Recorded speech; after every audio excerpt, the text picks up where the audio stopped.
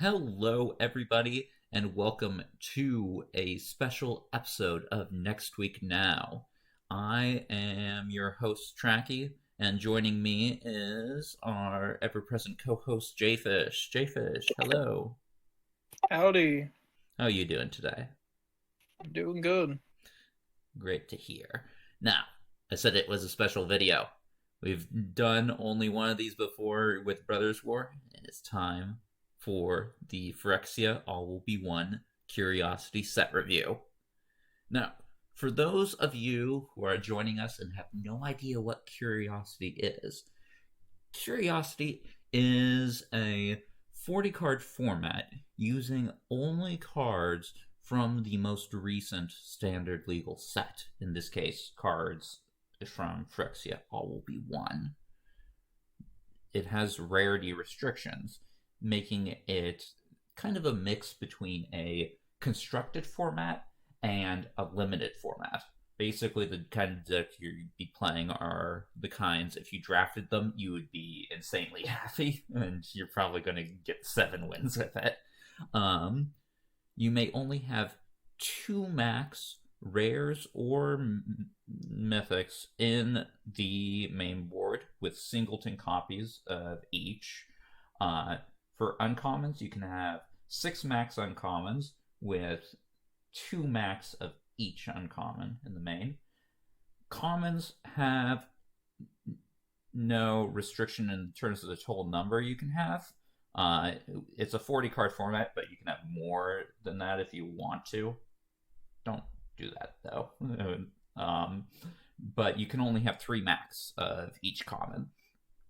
8 card sideboards. After sideboarding, you still have to meet the rarity restrictions. So uncommons get sided out for uncommons. Rares and mythics get sided out for rares and mythics. Commons get sided out for commons. So that's Curiosity. It's a very fun format. I absolutely love it. And we meet every Saturday at 11 a.m. Pacific time, 2 p.m. Eastern time. A lot of fun. You get gems for placing top 4. We have an 8-week season. You accumulate points. You can get into the final. If you win the finals, then you get a charitable donation in your name to the charity, to the animal shelter of your choice. And also, by participating in the season after the finals finish up, there's going to be like a raffle to get bundles from the next set. Which in this case will be a March of the Machines. So very cool, very fun. We will be starting that on the 25th. 25th will be the first week of Phyrexia All Will Be One Curiosity season. So come join us. Okay, there's that. Now, let us go over what the scores will mean in this review. So, we got a 1 to 5 scale, and there's no half points, nothing like that. It's just a 1 to 5 scale.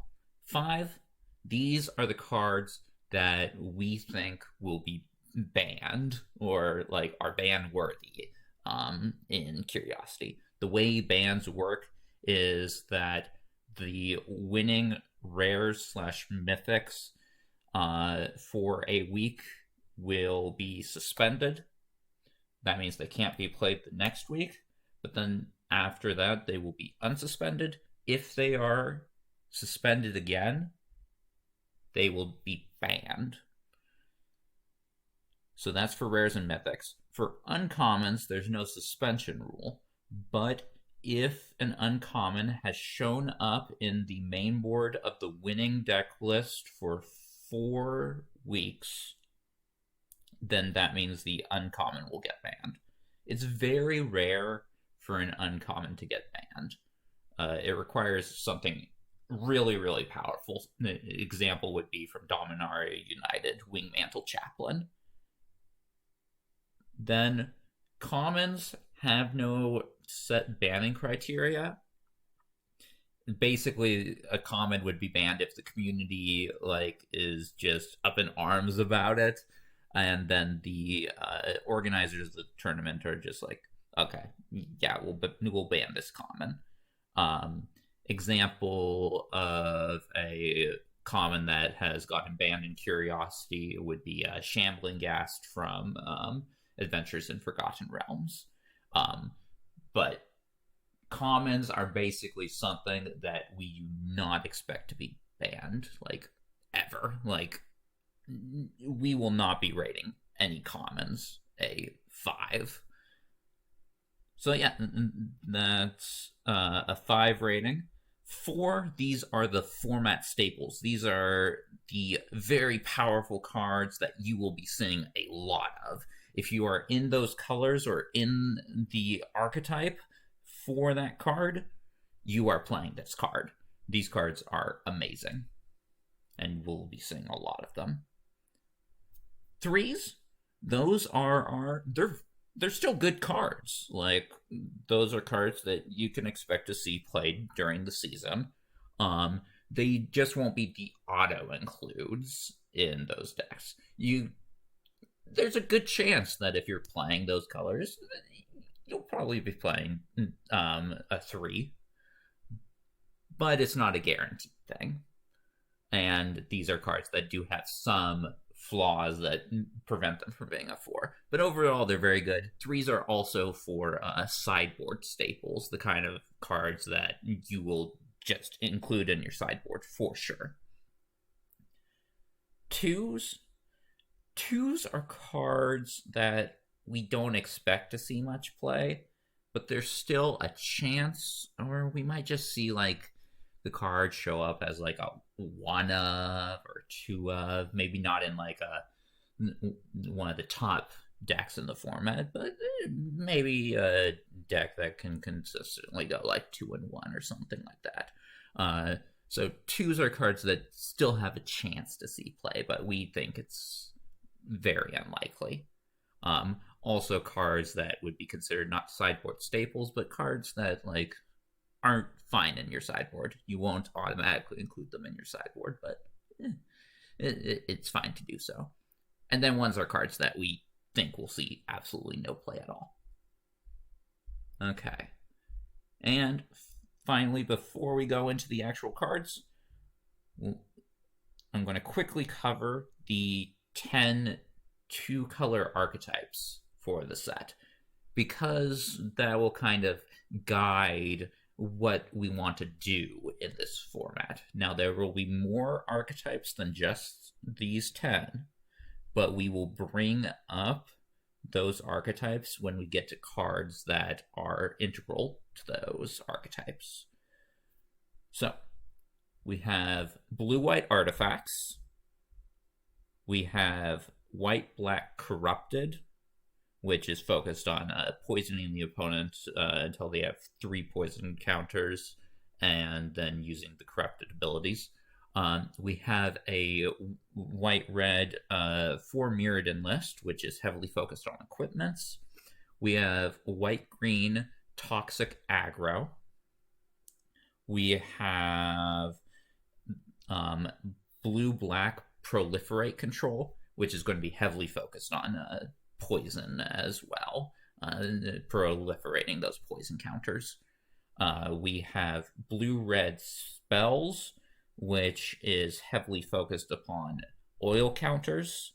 Your cards there will get oil counters when you cast non-creature spells. We have blue-green proliferate. This one's kind of similar to the blue-black one, although it's more of a mid-rangey rather than a control. Then you got a black-red sacrifice/death deck. That one is also focused on oil counters. When like your stuff goes into the graveyard, your cards get oil counters. We have a black-green toxic deck, and then finally we have red-green oil counters. So those are the 10 two-color archetypes. So our reviews will reflect like how well the cards can fit into those archetypes, or if they manage to be strong enough to create a completely separate archetype from those. Okay. Well, that's the preamble to this. Let's get into the meat of the video. That's right. We are doing the set review now, and we are starting off with Against All Odds. Yes, Against All Odds. It's one of my favorite cards in this set. I wish I rated this one a bit higher, to be honest. As mentioned, the red-white archetype is for Mirrodin, which is a keyword where whenever the equipment enters the battlefield, it creates a 2/2 rebel that it attaches itself to. And I think Against All Odds, we only really have like two blinker effects. We have Against All Odds, and we have a Planeswalker we'll see later on. So I think this is going to be an important spot filler in the blinker archetype. And it even has more benefit because you can get destroyed equipment out of your graveyard or creature.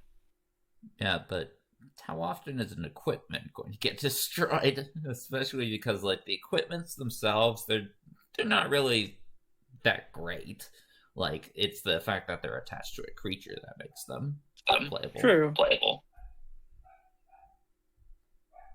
Yeah, I'm pretty low on this card. I think it's very rare when you can get both effects off and be happy about it.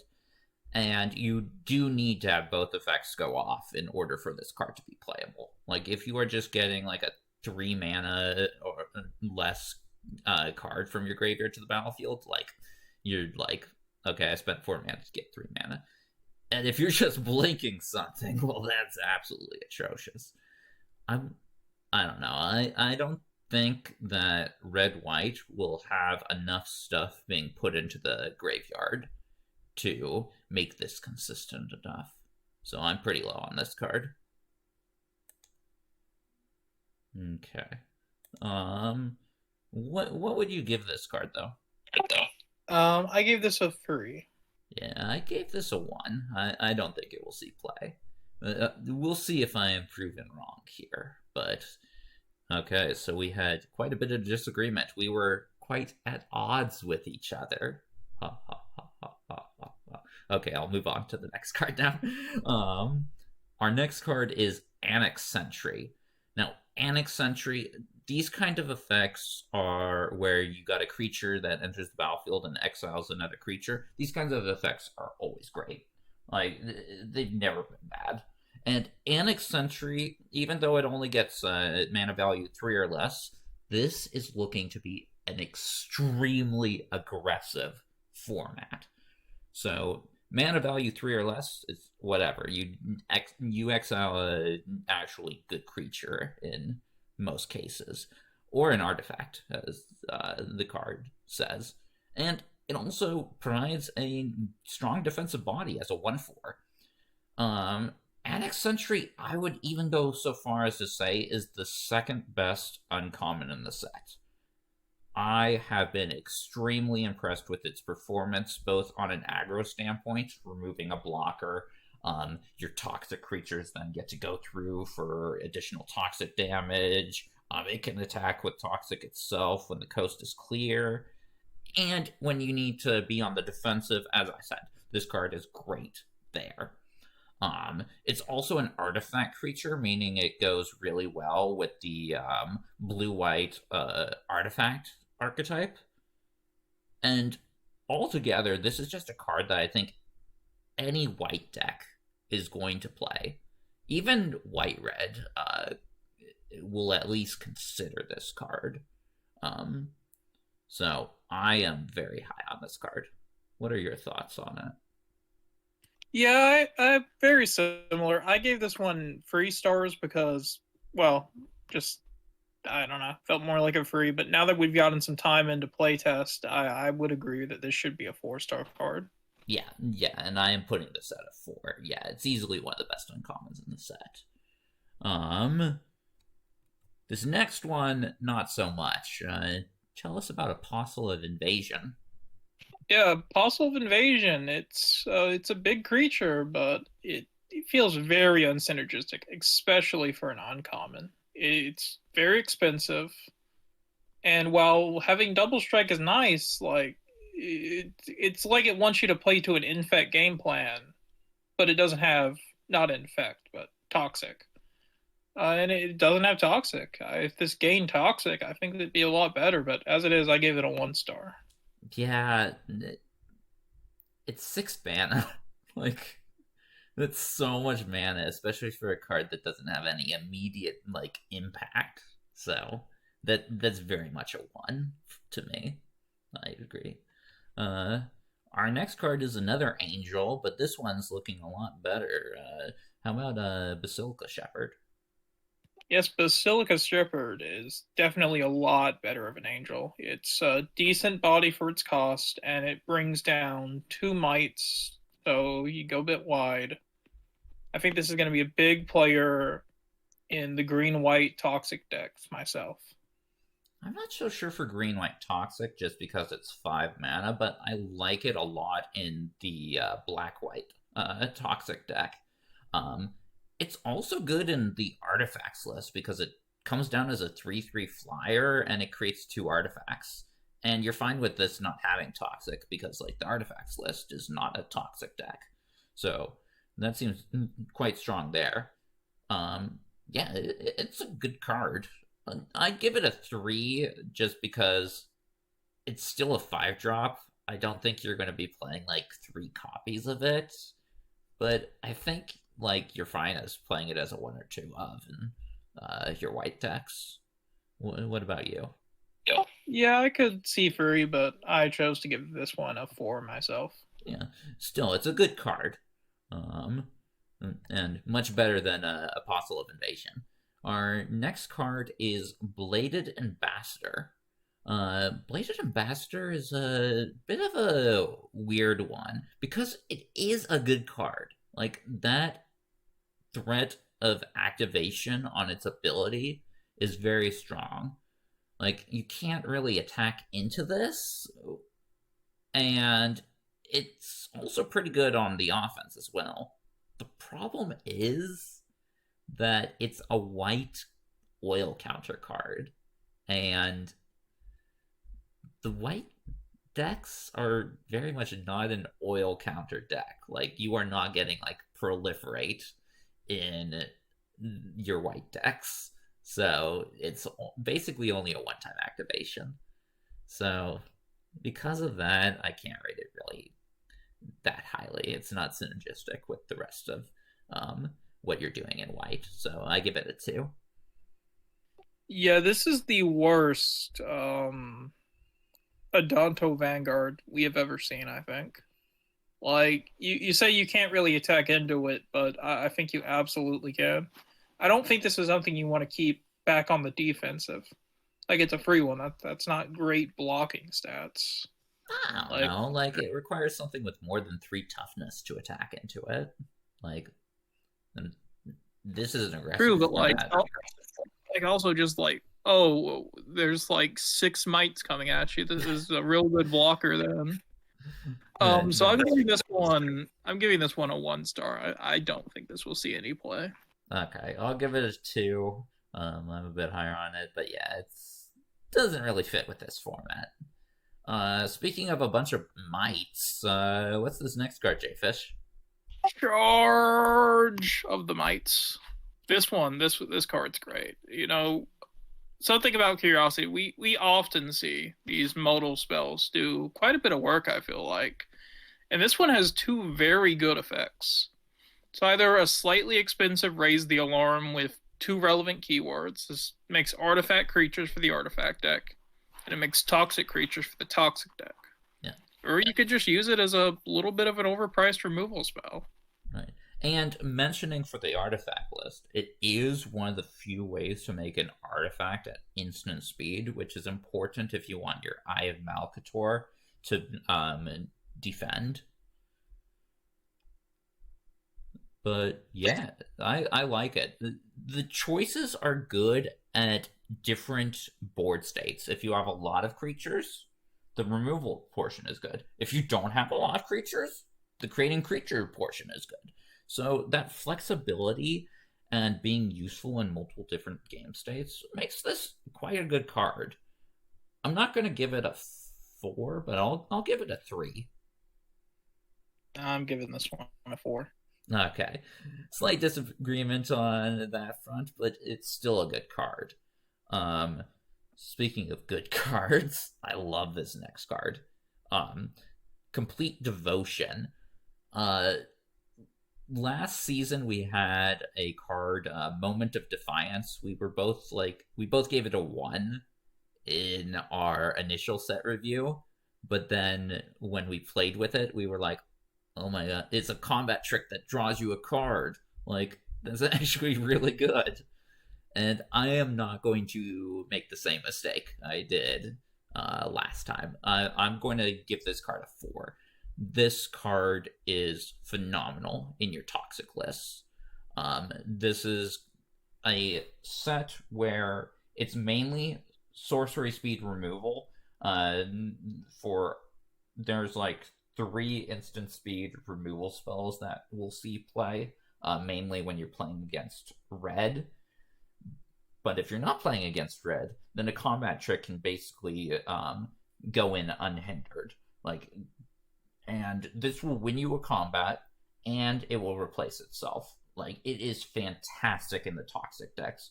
And that's not even like bringing into the fact that like you've got like keywords like First Strike on some of your toxic creatures and stuff. I love this card. I love this card. I'm giving it a 4. Quite a lot. As you mentioned, we both gave Moment of Defiance a very, very inaccurate 1-star rating last season. But I think it did a lot different than this card. Defiance saw play because it helped the blue-black counters deck gain back some life against aggro maps. All this really does is help you win a single combat. And like, the card is nice, yeah. But I don't like this card.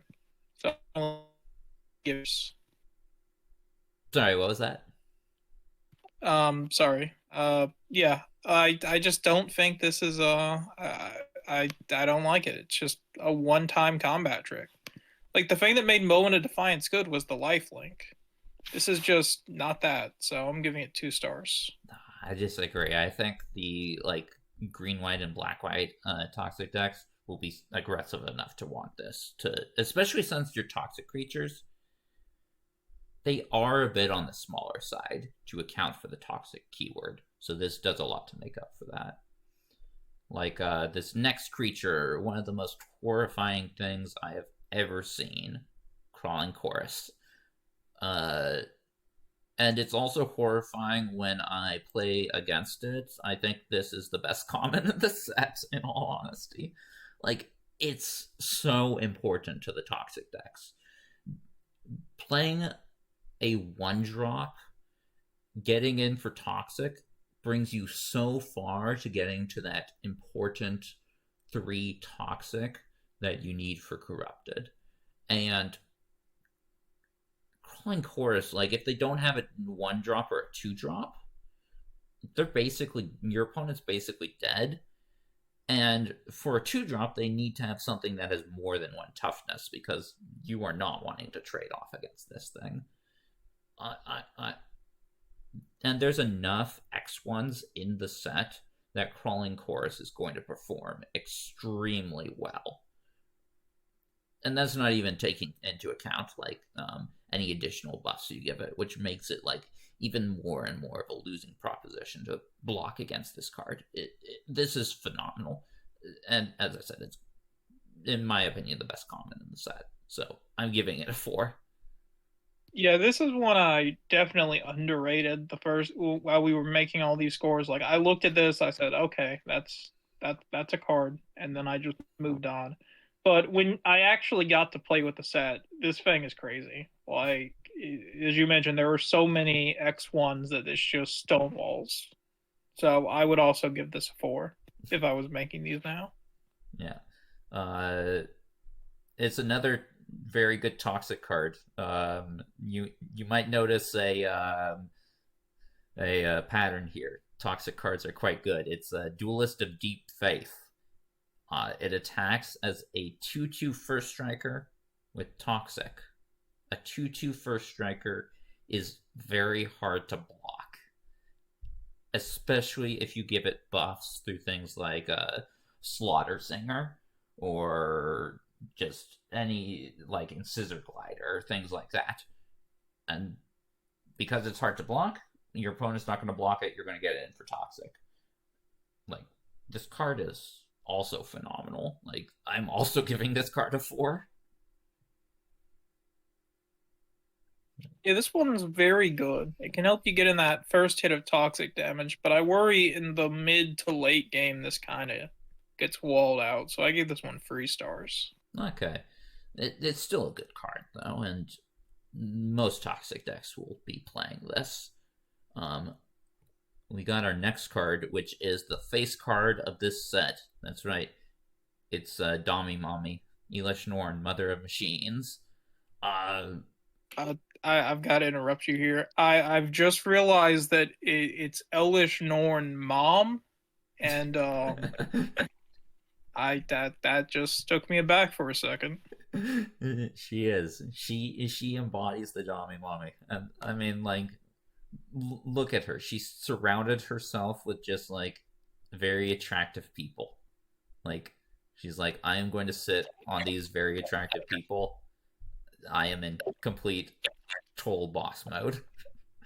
All I see is someone screaming at me because alternate art's always default. Fair enough. Yeah, you get the Junji Ito one, which is very strange looking, but that's Ito for you. Anyways, Elish Norn is quite a strong card. For one thing, she's a 4/7 with vigilance. Like that is quite a good set of stats. She's got a sizable butt. And her ability is not anything to sneeze at. There, you mentioned with the first card against all odds that there's a 4 Mirrodin archetype. Funnily enough, Elish Norn is really good in that archetype because she makes all of your equipments create 2/2s instead of just 1. And then, like, she's just randomly good with a bunch of other stuff. Like, the artifacts list has a lot of enter the battlefield abilities that takes good advantage of Elish Norn. You got things like Annex Sentry, getting to exile 2 things, Ossification, which we'll see later, has an enter the battlefield exile creature effect, and that can then do 2 things. So overall, Elish Norn does a lot on that doubling ability, and then because there are like the artifacts list and the 4 Mirrodin lists, her permanents entering the battlefield don't cause abilities or permanents your opponent's control to trigger part means that she's basically locking those decks out. Like if you're in red white and your opponent plays Elish Norn, you just lost. Like there's no way you can beat that. So yeah, this is like to make a Yu-Gi-Oh reference here. This is like skill drain, but it only affects one. It's not even that it only affects one player. It's that it benefits you. Like that's crazy for me to think about. Yeah, this card is very strong, and I will put it at a 4. I don't think it will be banned, but like it's very strong. You should be. Yeah, I had this one as a 3, but I also think this should definitely be a 4. Yeah, and now, speaking of something very similar, but I think even better, the Eternal Wanderer is probably the most pushed Planeswalker we've seen in a while, I think. Yeah, like what? Ugin would be considered like the only thing I could put on this level, and that was 8 mana. So we're talking about a 6 mana card that's on Ugin level. Yeah, this thing is crazy. Like, even if this is just a Wrath that leaves you with your best creature and your opponent with their worst creature, that's crazy. Yeah, and like it's good on every single board state. Like if you have the Eternal Wander, you're always happy to see it. It's like I'm ahead. Okay, I'll make 2/2s, or like +1 it and like get my 4 Mirrodin triggers. It's like, oh no, I'm slightly behind. I I'll use this card. It's Wrath then, or it's like, oh no, I'm dead next turn. Like this card is one of the few cards that can completely turn a game around in your favor. Like you could be losing horribly, you play Eternal Wander, you've won the game. This is so good. Yeah, this is crazy. And while we're talking about all the things this card can do, who else was completely surprised when they had a blocker blinked by this? Completely took me off guard. So I'm giving this 5 stars. Yeah. Oh, yeah. That's another thing you could do, which is great. Yeah, and it's an easy 5. Like this card is going to get banned for sure. It's like a Wormcoil level of obviousness. Our next card, hey, we're back to the toxic cards. It's a Flensing Raptor. Another fantastic card that will be included in every toxic deck. Like, imagine the curve: Crawling Chorus, Duelist of Deep Faith, Flensing Raptor. You've won the game. Like, this card is absurd. Like, it's a flying toxic creature, so it's hard to block already, so it's easily getting in for toxic damage. And then it gives another one of your thing, like flying for the turn to get in for toxic damage. This card basically it assures that your opponent is going to become corrupted. It's phenomenal. Yeah, this could pretty easily get corruption on, and like as soon as you get corruption on, that gives you so many more benefits. So I could definitely see this being. I give this a 3 star, but I could definitely see this being like a 4. Yeah, I'm just going to give it a 4. Like, I think the toxic decks are going to be one of the scariest decks in the format because of like that curve I mentioned before. And those are just commons. Like these cards are all commons. What the heck? Speaking of commons, this is a good transition for our next one. Gold Warden Helm. So I don't know about you, but for me, rating on the 4 Mirrodin cards was actually probably the most challenging thing in the set. I felt like because like this is a terrible equipment, but because it has 4 Mirrodin, I was like, and because this is not the cheapest. The cheapest is the 2-mana red one, but this is the cheapest white one that just get down the body and doesn't have a negative benefit to it. So I thought this was like a solid 3. Yeah. I mean, it's a 2/3 at its base, but 4 Mirrodin is inherently a 2-for-1 mechanic. And there's a lot of cards that make the higher costs and stuff a bit easier. You got Bladegraft Aspirant making things 1 less mana. You got the red-white uncommon gold card that makes your quick cost less. So there's a lot of things to make this a lot more palatable. So it's a solid card in the red-white equipment deck. So yeah, I agree with the 3. And another one for that list, we got Hexgold Hoverwings. It's a 3/2 flying for 4, which like it's not amazing, but you're fine with that. But giving all your equipped creatures +1/+0, that's a nice stat boost. Like you play Gold Warden's Helm on turn 3, you got a 2/3, which isn't great, right? But then Hexgold Hoverwings makes it a 3/3, and then you're like, hey, I'm happy with that. Like this does good work. So I think it's one of the cards, one of your uncommons that you'll put a lot of thought into including in your red-white deck. So I put it as a 3. Yeah, I put this as a 2 only because I think that there were so many good uncommons for the white red. But yeah, this might definitely be one of them. I could be wrong, Yeah. but Yeah, there are a lot of good commons, or sorry, uncommons in that, so it is pretty hard to decide. Um, our next one is our first corrupted card. We got Incisor Glider, which has the horrifying implication of it actually being able to eat stuff. Like, what? Anyways, I mentioned before, this is a rather aggressive format. A good way to deal with aggro is to play a 2-drop 1/3 flyer.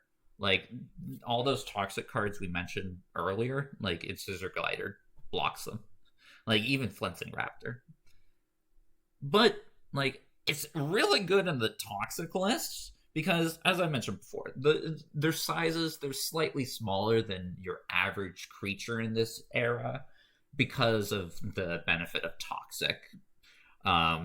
In Scissor Glider, giving that board wide +1/+1 on attacks definitely fixes that. And this card can get things out of control really, really fast.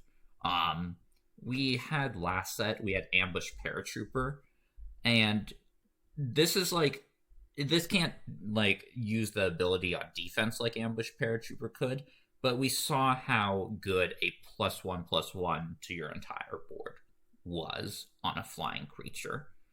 So I like Incisor Glider. What about you? Yeah, this is again probably one that I just overlooked during the set review, which is why I only gave it 2 stars. But when you actually start to play with it, you realize how crazy this is. Like it really feels like they might have maybe needed to make corrupt 5 poison. Yeah, 3 is way too easy to get. Yeah. So, what are you now, a 3 on it, or? Yeah, I'd say 3 probably. Yeah, I'd agree with a 3 rating on it.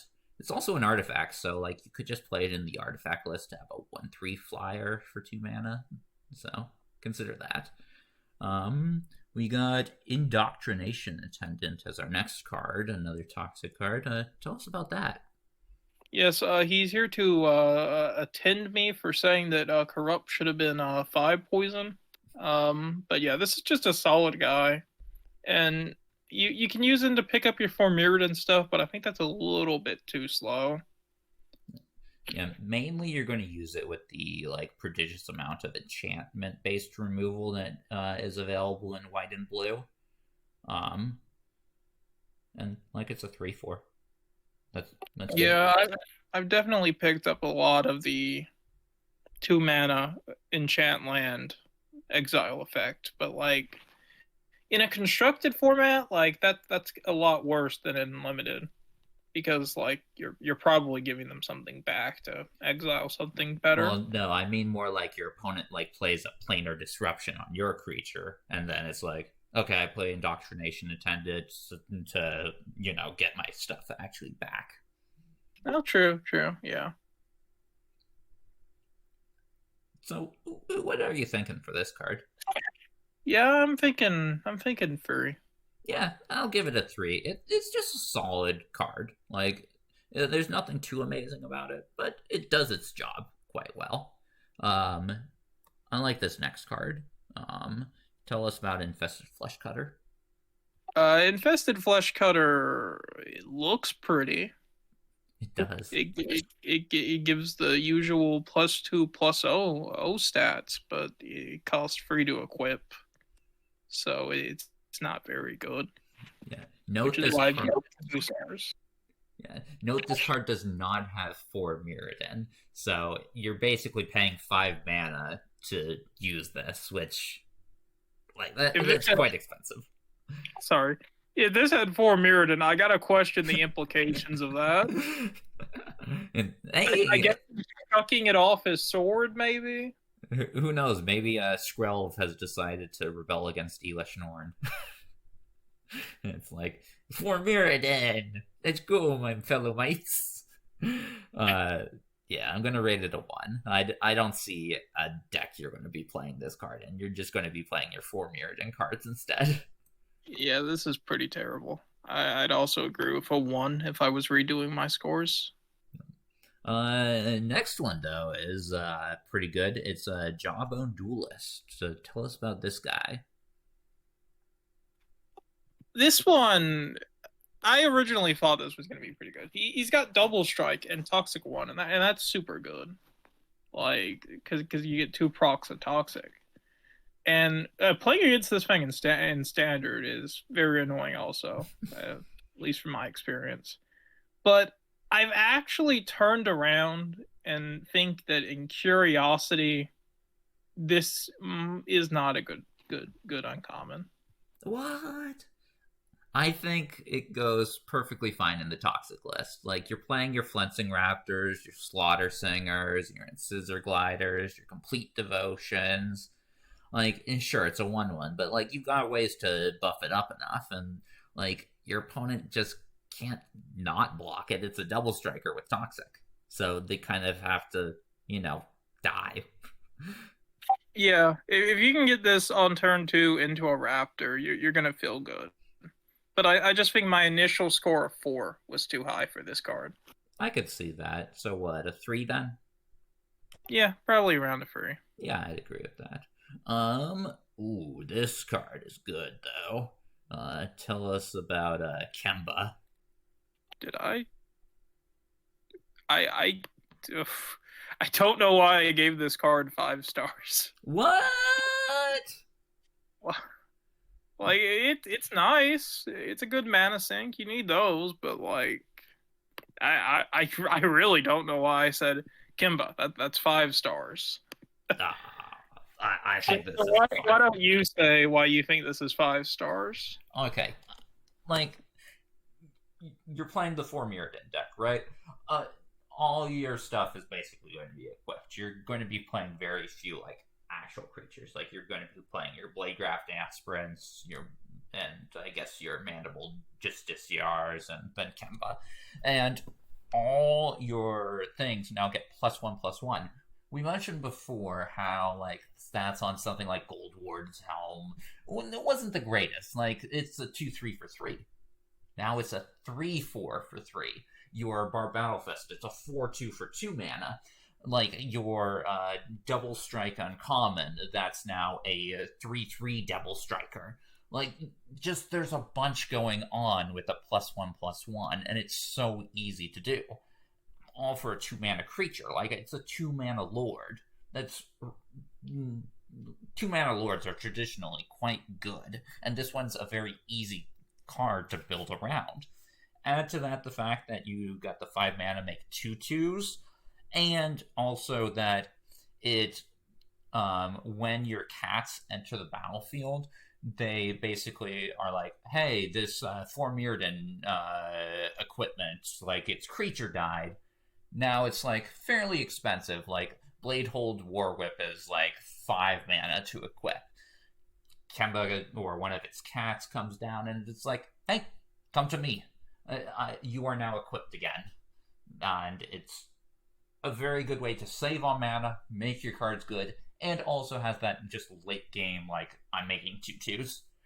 So all that stuff makes me think that this card is going to be really good in red-white, and I think red-white is a really strong archetype, so I'm giving this a 5.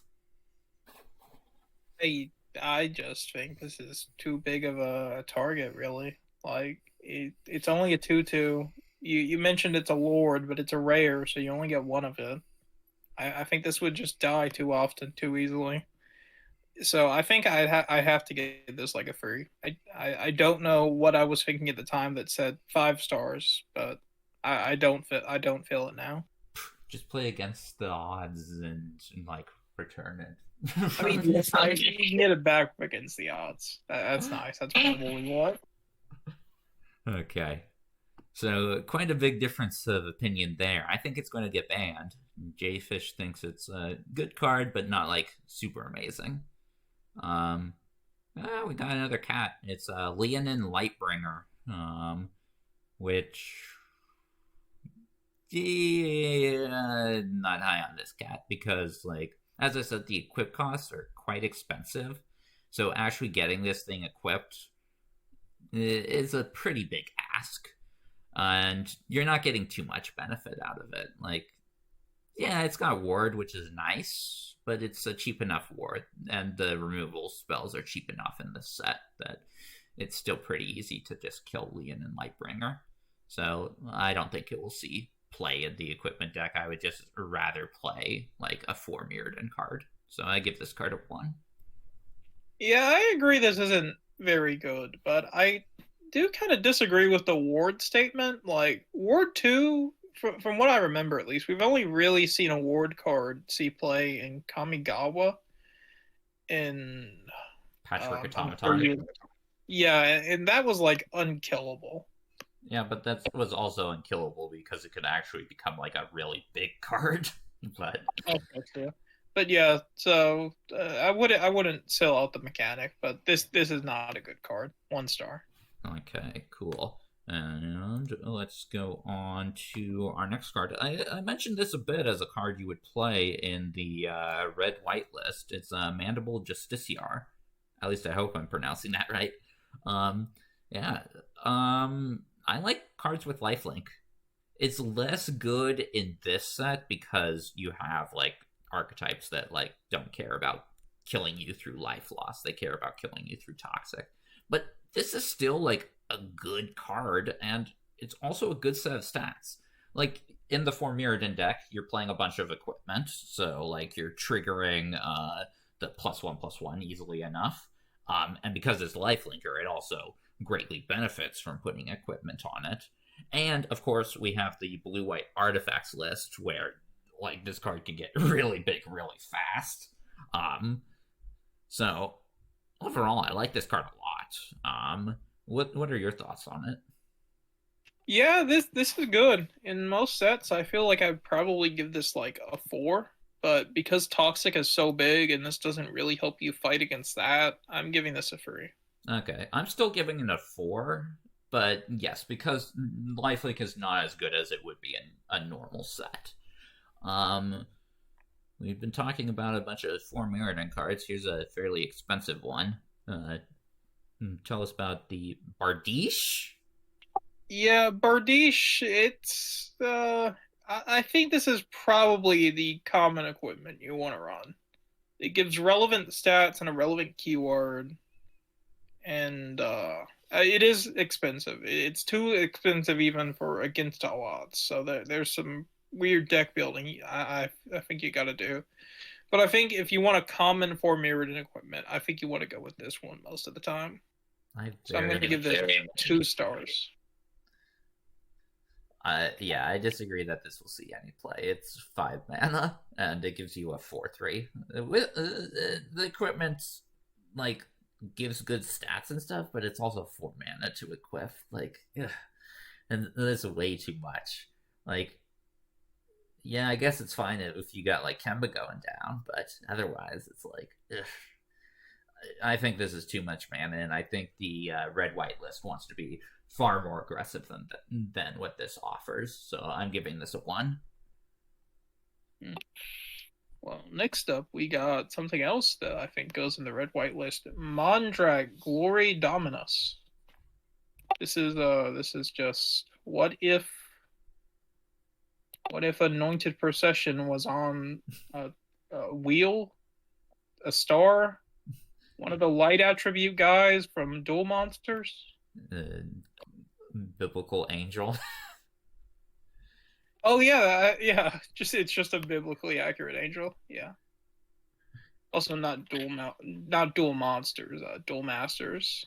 That's what I was thinking. This reminds me of the angel tribe in that, which I guess is just because biblical angels. Yeah, and should we praise this card? I think it's all right. Not too. I say this even though I gave this card a 5, but it dies to fangs. It dies to removal. Yeah, you might think you could put indestructible on it, and it's like pretty easy in the 4 Mirrodin list because like 2 artifacts and/or creatures. Well, that's just 1 4 Mirrodin card, but you got Planar Disruption, you got Memorizing Dose, you have Ossification, you have Rote Salvo, you have Drown and Ichor. You have Anoint with Affliction once you got Corrupted going. Like, there's actually a surprising amount of removal in this set that gets around Indestructible. I like it less than Elish Norn. Yeah, yeah. If I was redoing my score, I think I'd go with a 4. But as mentioned, I'm giving this one a 5. Okay, I'll give it a 3. I just say, like, play Elish Norn. Like, it does the token doubling thing as well, but it also, like, is a lot harder to kill because it's a 4/7 and is also immune to ossification. So, yeah, not high on Mondrak. Elish Norn was good, but is her Wellspring any good? This is again another one where I probably overrated this. This is a good source of resources, but taking up a rare slot for this effect is probably asking for too much. If I was redoing my score, I'd give this a 2. Yeah, as I mentioned with Bladed Ambassador, white is not the oil counter list. Like, you are not getting many sources of proliferation going on there. And this really needs, like, proliferation in order to be a consistent source of card draw. It's very slow. This is an aggressive format. As I mentioned, there's plenty of ways to, like, get rid of a creature without killing a creature. All in all, and as you said, it's a rare. So I put this as a 1. I don't see this ever seeing any play. Next up, we got the Orthodoxy Enforcer, and this one I was originally going to give this a 2 because I thought, oh, it's a decent vigilance body, and you're going to have a lot of things to block while you're wanting to get in for aggro. But looking at this again, this is clearly a draft card, not a constructed card. Yeah.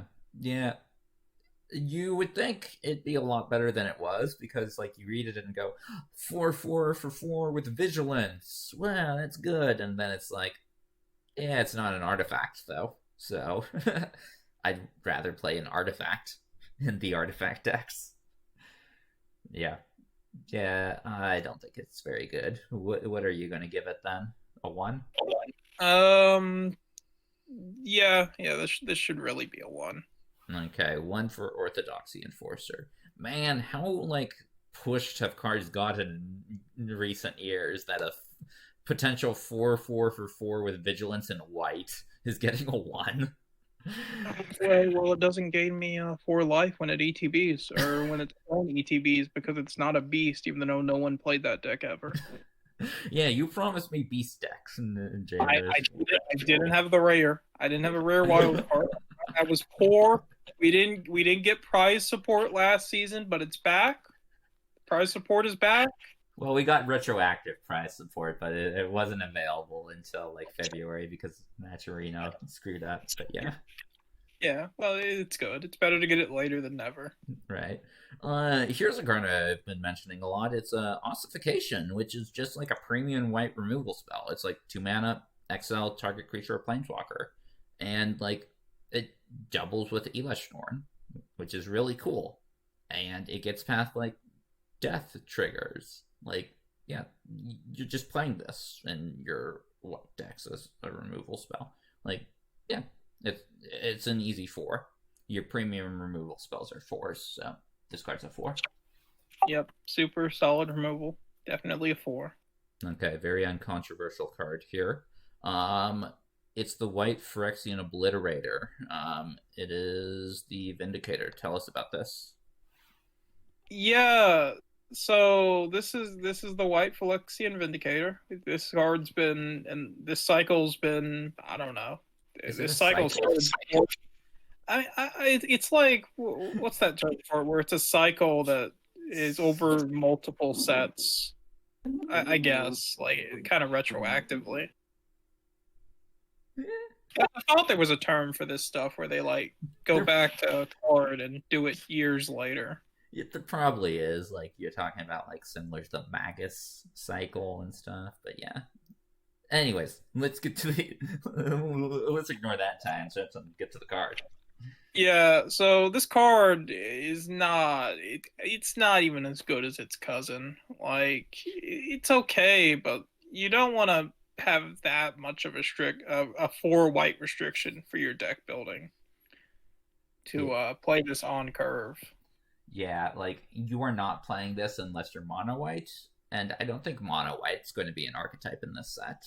So I'll give it a 2, just because if mono white is an archetype, then it's probably playing Phyrexian Vindicator, but I don't think it's going to be an archetype. So 2 is the most I can give it. Yeah, see, I'm also giving this a 2, but I'm giving this a 2 for if you manage to get this on board with the black one, it's gonna be a very good feels moment. When you somehow manage to get Phyrexian Vindicator and Phyrexian Obliterator by having 4 white mana and 4 black mana in a set without dual lands that you would play. I mean, I feel pretty good about it. Just watch out for those planar disruptions. Yep, which is our next card, Planar Disruption. Yeah, great removal spell. Like 2 mana for an arrest effect, but like it's even better than arrest because it also enchants artifacts. So your 4 Mirrodin cards, or like a Sword of Forge and Frontier, and also planeswalkers, and there are like 10 planeswalkers in the sets, and quite a few of them are like quite good. So, like, yeah, this is premium removal as well. Like, easy 4. Yeah, this is a easy 4. Like the number of times I've looked at all these words and thought, where is the restriction I'm missing?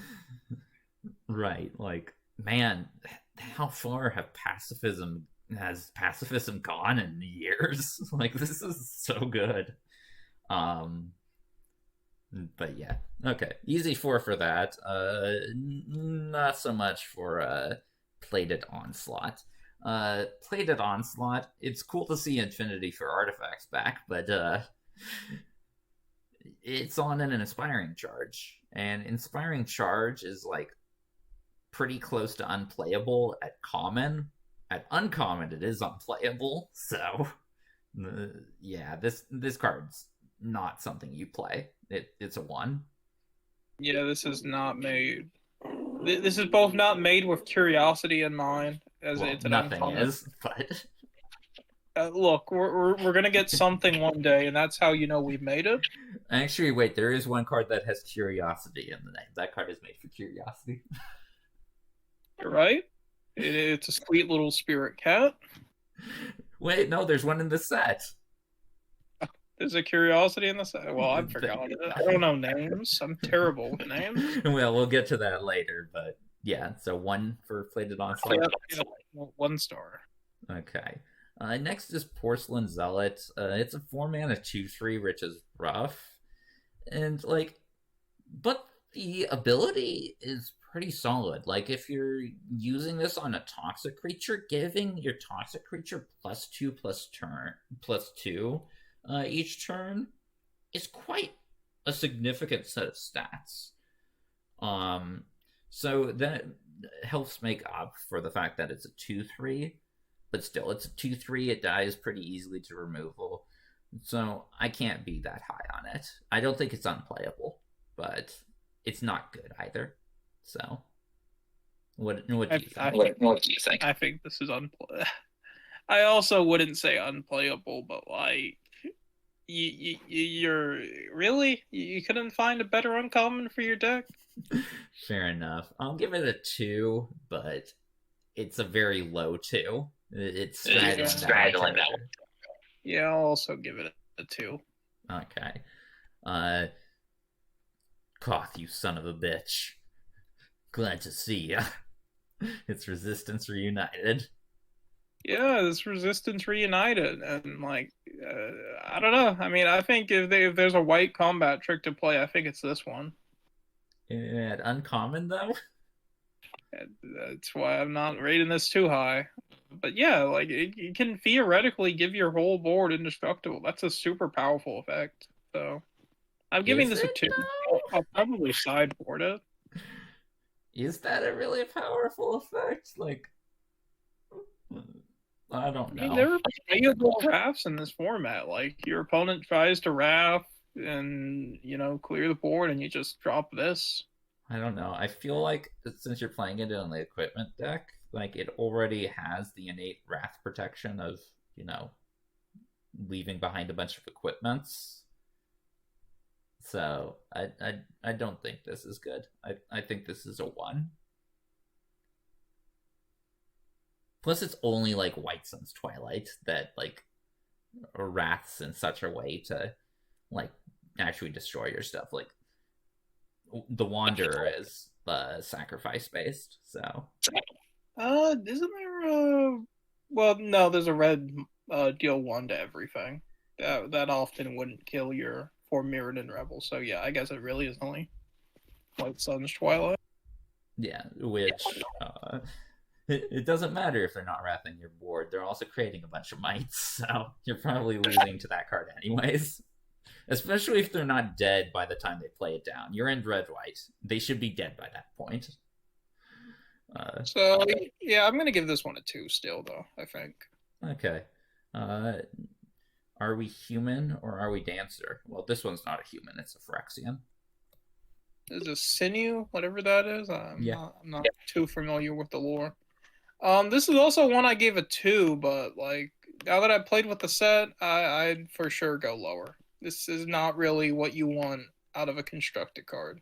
Yeah, when it's corrupted, like it is a Gideon's Lawkeeper, which tends to be pretty good, but like you have better corrupted payoffs, and when it's not corrupted, like this card is atrocious.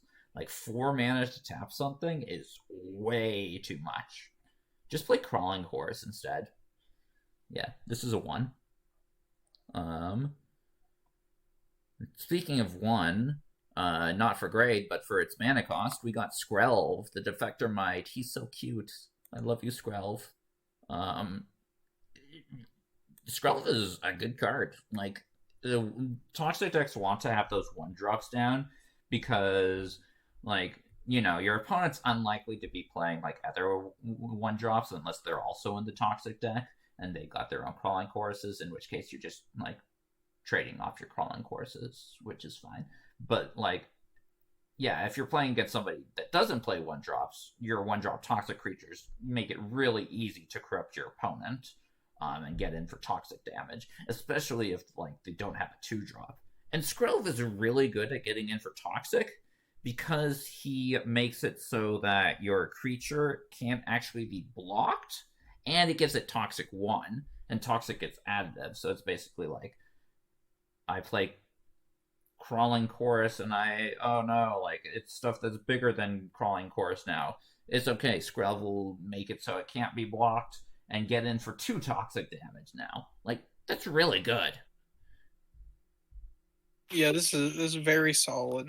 The only thing I'm worried about is that it's a rare, so it kind of restricts you on deck building.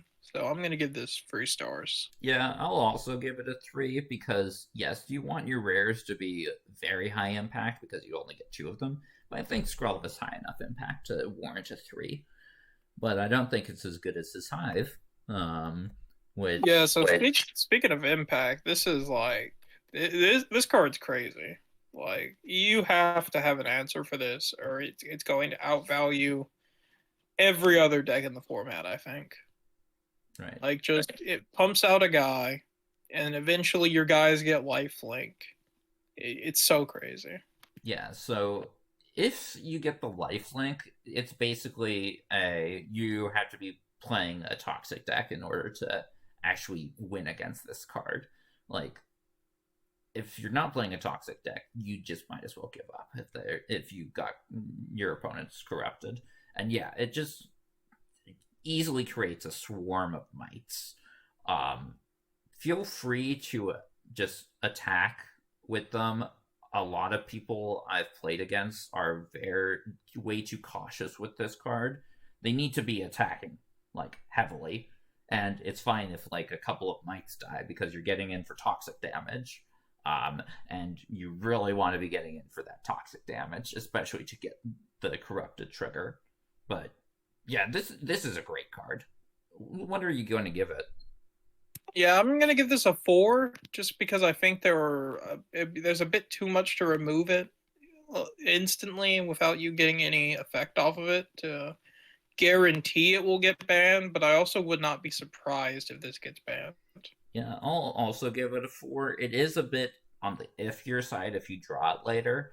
If you do draw it later, you probably get the life gain benefit, but it's still like a really good card. And if you're in Toxic, you're probably going to be playing this card. So I'll give it a 4. This next one though does not get a 4. In fact, it gets a 1. Like it's a 1 mana 1/2 vigilance, like flying vigilance. That's bad for uncommon. Yeah, we could just say 1 star and put the image on screen, and I think people would get it with this one. Yeah, this is not for curiosity. Vanish into Eternity. Tell us about this one. It's crazy. No. This card's so good. This is super premium removal. No. I could be slightly biased because when I started playing, one of my favorite cards was Scourge from Existence, the 7 generic mana exile target from my card. This explains so much. Look, I play a Niv Mizzet, alright. It was super good there. Yeah, this is good. Like, there's plenty of non-creature targets you want to hit early on, and then in the late game, you can just turn this into an exile-based kill spell for all the like Dominuses and such. For 6 mana. Yeah, for 6 mana. Mr. Oh, I think the green one's super good. Sorry, what was that? I couldn't hear. Nothing, not important. Okay. Yeah, 6 mana is decent for like an exile-based removal effect. No. At instant speed. No. Listen, I will consider playing like 1 or 2 copies in the sideboard of my whitelist. I'm never mainboarding this, and I'm unhappy to cite this in. Like,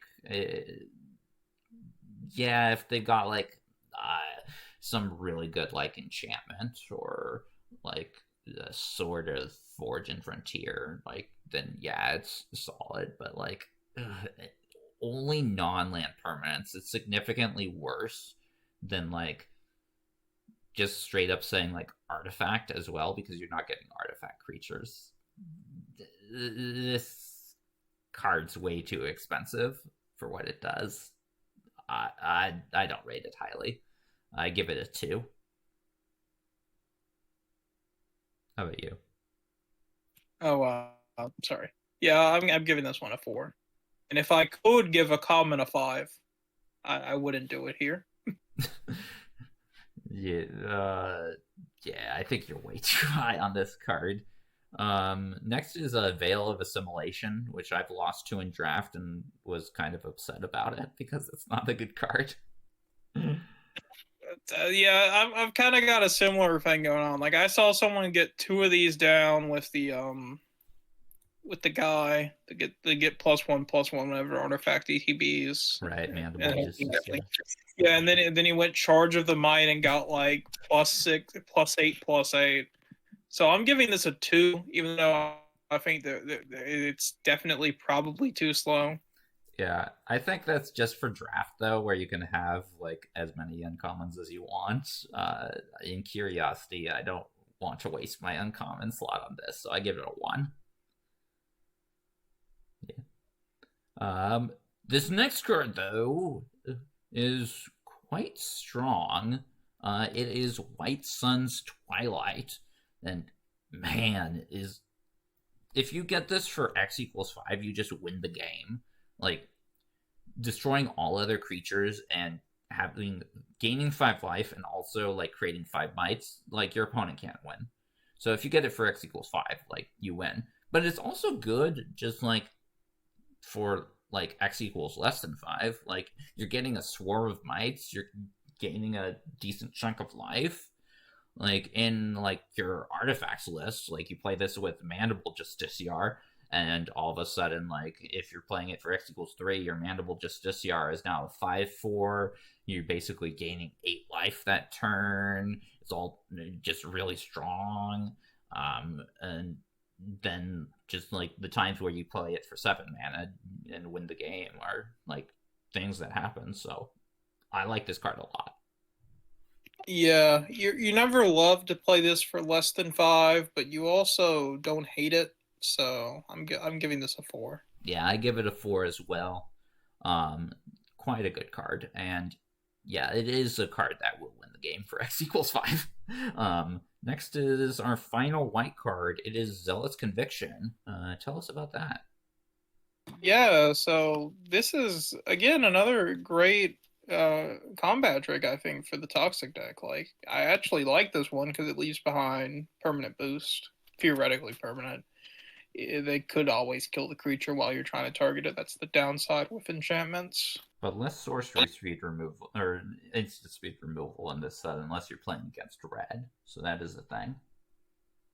But yeah, it gives you a decent stat boost, and if you're corrupted, you get even more in first strike. I think 1 mana for +1/+1 is such a significant like downside that I do not want to play this. I'm just going to play Complete Devotion, in all honesty. Like, I'm so high on Complete Devotion that I would never play Zealot's Conviction, so I give this a 1. I'm giving this a 2. Okay. So not the highest grade for it, mainly because Complete Devotion's completely good. But anyways, that was our last white card. Kind of underwhelming. Would have been better to end off on White Sun's Twilight, but whatever. Speaking of underwhelming, this one's far more underwhelming. It's Aspirant's Ascent, which is our first blue card. It gives something +1/+3. It gains flying and toxic 1 for 1 mana. +1/+3 and flying does not like go together at all. Like, I don't like combat tricks that get flying. They tend to kind of defeat the whole purpose of what a combat trick is, which is to, well, win a combat. So I don't like this. Yeah, I think somebody must have just like put flying down when they meant to put hexproof. Because this just doesn't taste right. Yeah, if it was hexproof, I would be like 4 on this, in all honesty. You know how I love my hexproof combat tricks. But yeah. What, a 1? Yeah, I'm giving this a 1. Okay, 1 for our first blue. Our next card is Atmosphere Surgeon. Tell us about this guy. Yeah, so this isn't the first oil counter card we saw. We saw the free one earlier. But this can turn oil counters into flying, which is a much more relevant effect than what is it? First strike for a single combat? Indestructible, but yes. Yeah, indestructible. But yeah, like, you actually like giving stuff flying some of the times, not all the times. And you gotta proliferate because it only has this gets a counter whenever you cast. Yeah, but that's decent. Yeah, you're in this thing. Sorry, you go ahead. Yeah, you're in blue, so like this is actually the color that can proliferate. So your oil counter stuff is better. Yeah, so I'm just not worried that there's a deck for it, but there could be, and I could just not be seeing it. So I'm gonna give this a 2-star. Yeah, I'll also give it a 2. I think the deck it would best fit in blue-red doesn't want it as much because it's already playing a bunch of flyers. So that's the main downside to it. It's just like, I give my flying creature flying. Doesn't really sound the greatest, and giving itself flying is a thing, but it's not like an uncommon worthy thing. So I'll give it a 2. Note that the flying is only sorcery speed, so you can't like ambush something. But that's not going to affect the grade too much. Next we have Blade of Shared Souls. Jfish, do we have shared souls? Based on our scores, kinda. They're pretty close. Yeah, they're only like what 0.06 off from each other or something on average. Yeah, so my thinking with this one is less so about it being a 4 mirrored equipment and more so being it's a free mana clone effect. Now, what you're going to be cloning, I'm not sure, but Yeah. I like me some clones. Yeah, it does leave behind the equipment when your first clone dies, meaning that your worst creature is now always your best creature. But again, like this is not so much like a player like big haymaker format, especially for like your creatures. This is more of a aggressive format. So I don't think Blade of Shared Souls is the greatest. And I've never been a fan of like clone for only your stuff. That tends to not perform as well because, sometimes you just don't have that good of a creature to clone. Yeah, for sure. So I'm giving this a 3 star. What about you?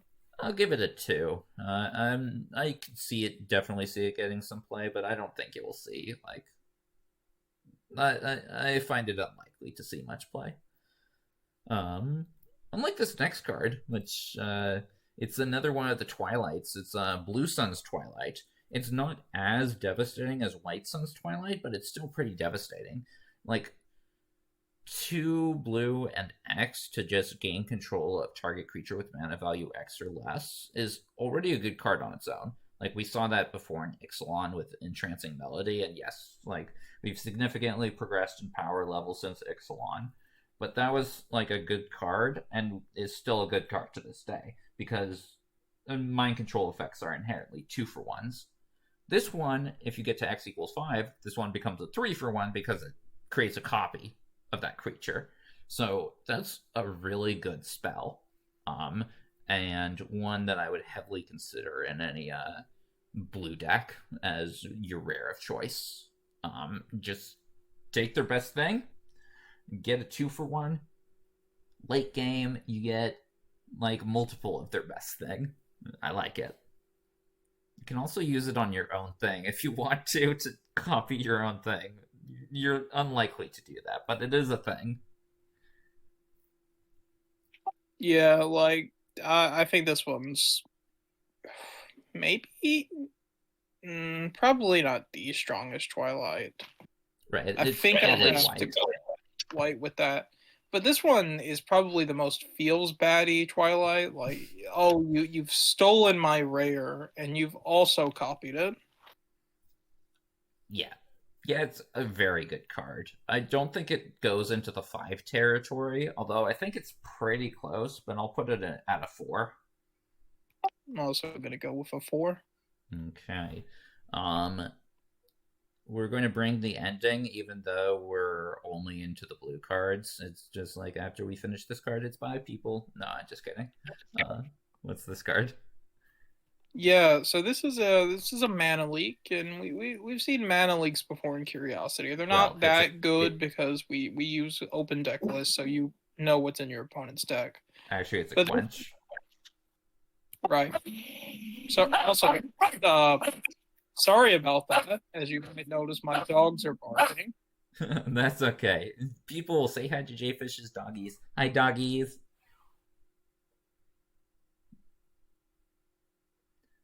Okay. I assume Jfish. Okay. Okay.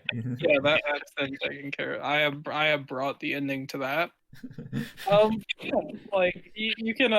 They are fine. Let me stress that they are fine. I just let them out to go bark at the door. As dogs are wont to do. No, don't worry. I have a dog. I understand. She's just like, if somebody is like somewhere in the vicinity of the outside, I will bark. Yeah. So bring the ending. It's a quelch, which isn't the best type of counter spell. Did you call it a quelch? I did this time. Isn't that what you call? Isn't that what you said? Quench. Quench. Sorry. I need to quelch my first. But it's so easy to turn this into just a straight up counterspell, I think. Right. Yeah. If you're in the blue proliferate decks, where they're proliferating your the poison counters you put on your opponent, yes, it is quite easy. So it's good in the early game. 2 mana counter is just a hard counter early on, and then in the late game, it's yeah, as you said, it's straight up counter spell. Yeah, it just never falls off like these effects usually do. So I'm giving this 4 stars. I'll give it a 3. This format is aggressive enough that like it's possible you don't want to take like your early turns off to leave up a counter spell. You'd rather have like a defensive creature or something, but it's still a really good card. And as I said, I love it for the blue-based proliferate decks like blue-black and blue-green. So I'll give it a 3, but I could see it being a 4. So good card. Speaking of leaving mana up, the next card we have, Chrome Prowler, has flash, so you don't mind leaving that mana up. Unfortunately, it's kind of a meh card. It's an alright stat line, and you maybe get to tap down something relevant, but if you tap something down, you can't use it as a surprise blocker because they see it coming. Yeah, it's best in situations where they attack, but they leave back a blocker. You flash it and tap their blocker, and then block one of their creatures, and then like it makes your attacks easier next turn. So it does have that going for it. So I'm giving this 3 stars because it's a kitty. Kitties are nice. Yeah, I like it in the artifacts list enough, especially because it is flash. So as I mentioned before, it's one of the few ways to make your Eye of Malcator actually be able to block. So that is definitely a thing to consider. Yeah, I'll give it 3. And it's a kitty. That's always good. Here's the Curiosity card I was telling you about, Jfish. It's Distorted Curiosity. Oh no, we've been distorted. Yeah. I don't know. I don't have a joke ready for that. Come up with something on the fly. I don't know. If we had a soundboard, we could probably distort ourselves. Viewers, just imagine we did that. It would, and that is quite funny. So laugh, please. If you're casting it for 3 mana, like it's a divination, so that's not good. But I think in the aforementioned blue proliferate decks, blue black and blue green, it's easy enough to get corrupted that this becomes 1 mana draw 2 cards, and 1 mana draw 2 cards I will like just play for sure. So I like this card a decent amount. I think it's actually a good card. Yeah, I was a bit worried that there would be too many good uncommons, but as I looked at the set more, I noticed that you can definitely find room for this. So I think I'd give this a 3. Yeah, I'll give it a 3 as well. Encroaching Mycosynth, it's a 1. There we go. And I don't think we need to debate anymore. It is not for like limited / curiosity, so 1. Yep. Play Historic Brawl or don't play it anywhere. Okay, next is Escaped Experiment. Hey, it's a beast. You could use it in your Thomas deck. You Curiosity block Dominaria +1. Who knows? Maybe eventually. Probably never. We're doing all day special, but probably not. Yeah. Yeah, it's a fine card for the artifact list, I guess. Like, yeah, like it's a 2 mana artifact, but it's also like a 2/1. That's like, even though the -X -0 thing makes it so that it's hard to like kill this thing, it's also just blocked by a 3 toughness creature. So I can't go too high on this. Yep, I feel pretty similarly. I'm giving it a 2 just because it feels a little bit playable. Yeah, it feels a little bit playable. in the artifacts list. Maybe like you play it as a one of potentially, but likely not. So yeah, it's a 2. This next card though is quite good. It's experimental augury. Tell us about this guy. This is your anticipate on steroids. Yeah. Like this is just it's so good. It's card neutral, and you get proliferate, which is super relevant in this set. Yeah, especially for blue. Blue black, yeah, especially blue in general, but blue black toxic. You love it. You love to see this there because you can get back the little bat guy. You love to see this in the. We haven't talked about it yet, but we'll see something coming out that really likes to find its combo pieces as soon as you can.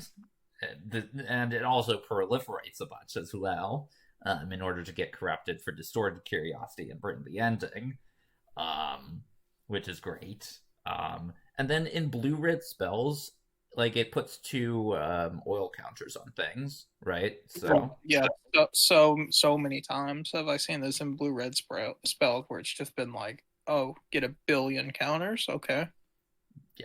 Yeah, this card's amazing. 4. Yep, definitely a 4. It's amazing. Like, all they needed to do was add proliferate to anticipate to turn like a card that you would rate a 1 up into a 4. Our next card is one I've mentioned a couple of times. It's Eye of Malcator. So Eye of Malcator is primarily an offensive card for your artifacts list. It comes down scries 2, which is, nice upside, and then makes it easy to make sure that you have artifacts for the upcoming turns to turn Eye of Malcator into a 4/4. And a 4/4 can attack pretty well, especially in this format, which is a bit more aggressive oriented. There's a 4/4 is going to be basically the biggest thing on the board. So it's pretty easy to attack with this. I think it's a good card for the artifacts list, and a very good aggressive card for it.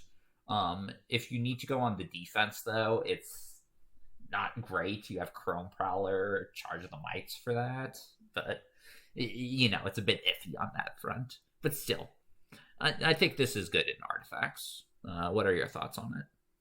I think I don't think you're going to be as aggressive enough that the infect decks wouldn't beat you in a race on average. And like you said, this can't really block. So I'm giving it 2 stars. Okay, I'm giving it 3, but I think you do raise a good point that Toxic could be faster. But I think Eye of Malcator is your best chance of outracing it. Font of Progress. What about this guy? I like this as a build around. Like we've talked about, there's a ton of proliferate. So if you can get this up to like 5 counters without your opponent interacting with it, you probably won the game. But if you can do anything without your opponent interacting for like 5 turns, you probably won the game. Yeah, I think you're dead to Toxic before you can get this thing to do anything. So I think this is unplayable. That's a 1 for me. It's a 2 for me. It's a little bit playable. Okay. I don't think you want to self-mill at all. No, there's no grave synergy in this deck. Yeah. I mean, there's a reanimation spell in a 7/7 lifelinker, so that's a synergy, right? Isn't it really? But you don't want to use your uncommon for that because you want to use your uncommons for 1, your reanimation spells, and 2 for like your big uncommon creatures / your removal spells. So I would not play this in Reanimator. And I would not play this next card either. Taxian Anonymous. Yeah, Taxian Anonymous. I don't think it's constructed good. I was thinking originally when I gave this a 2. Oh, it gives you a choice of do you want to proliferate or get a blocker, but like, I think that's not really a choice you'd ever want to make. Right. I'd rather have a blocker in this format, in which case this is a Wishcoin Crab, which this is not Guilds of Ravnica. Wishcoin Crab is not good. Yeah, just play Boar, man. Much better card. Right. Yeah, so what, are you now giving it a 1? Yeah, I'd give this a 1. Okay, 1 for the Anatomist. Better Gitaxian card is the Gitaxian Raptor. You don't have to make the choice for the blocker there. It's a 1/4 flying. That's a decent blocker. And it can actually go on the offensive as well with the oil counters. Like, you just swing in as like a 3-2 or a 4-1, like when like the coast is clear, and you're like, yeah, I got in a good amount of damage. Now let's hang back and block again. So against more aggressive decks, I can see like this card as a sideboard inclusion. Um, what are your thoughts on it?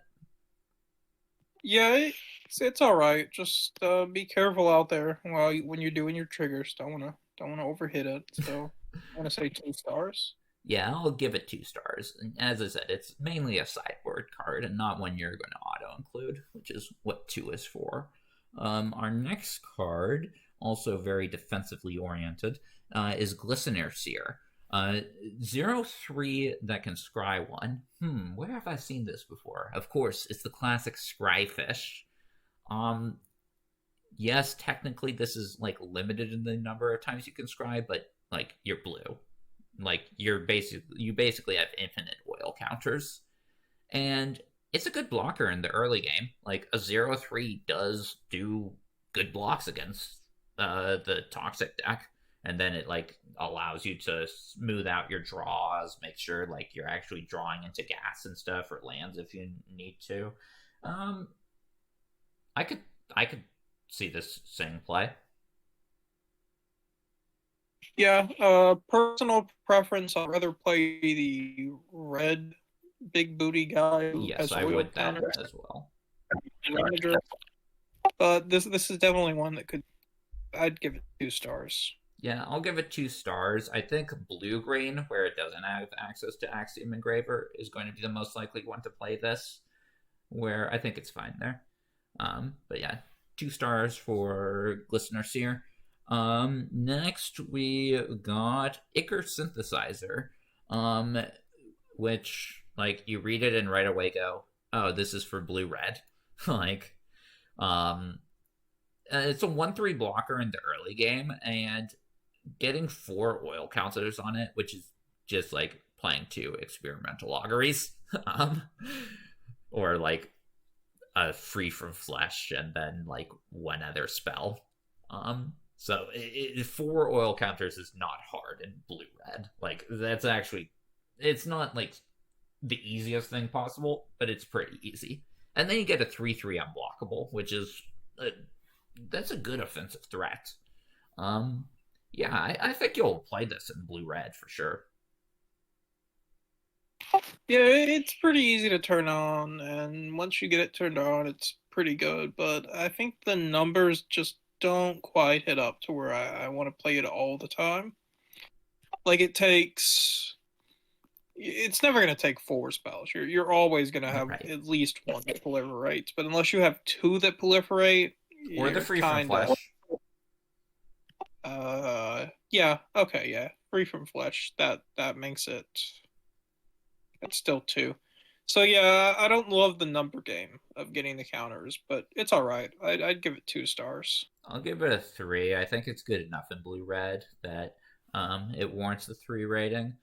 But yeah, it does require a tiny bit of work. Ichor Moon Gauntlet, it's it's a 1. Proliferate and do nothing else because you're never going to use that first line of text. Right, yeah, because like that just leaves, it's a mythic, so like since your planeswalkers are rares, it's slash mythics, that means you only have 1 of them. And like it's also a worse ability than what every planeswalker has, except for Tyvar. And you shouldn't be playing Tyvar, so Shots fired. shots fired at, who is it? Squid Kid who's high on Tyvar? I don't remember. Okay, Jace though. Jace. He mills 15 cards.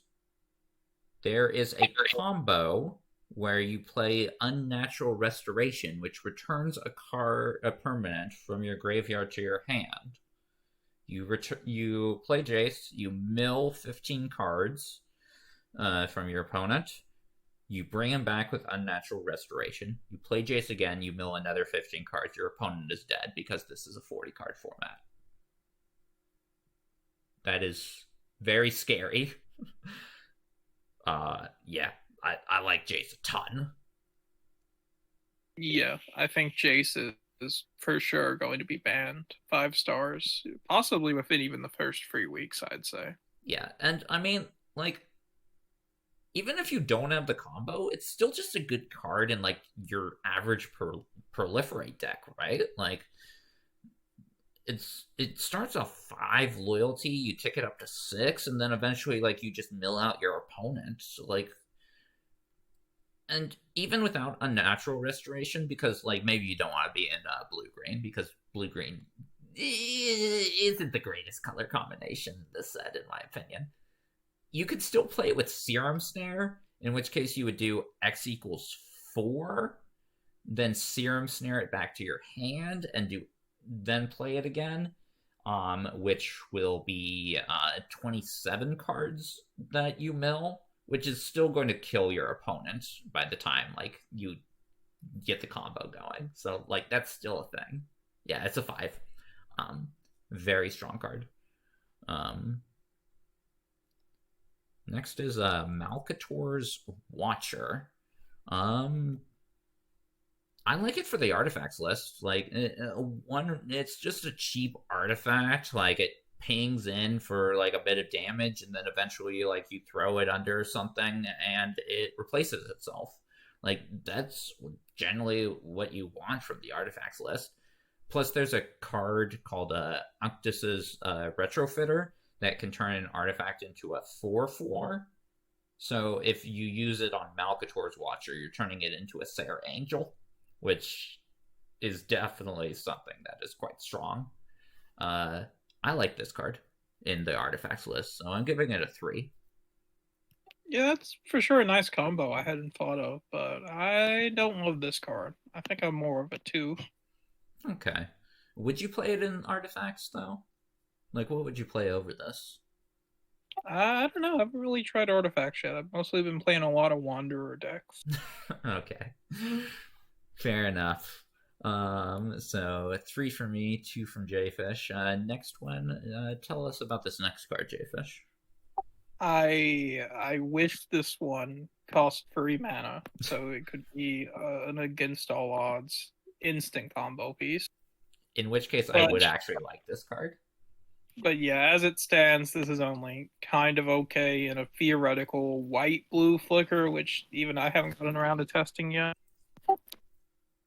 Yeah, I mean, it does have Malcator as a potential rare for that, but yeah, I don't think it's very good. Basically, the best thing you're putting on top is like, okay, I guess technically Blue Sun's Twilight, like one of the Twilights, but that's a rare, so you only have one of. Reliably, what you're putting on top is like, at best, a Volt Charge, which, you know, I'd rather draw into my rares.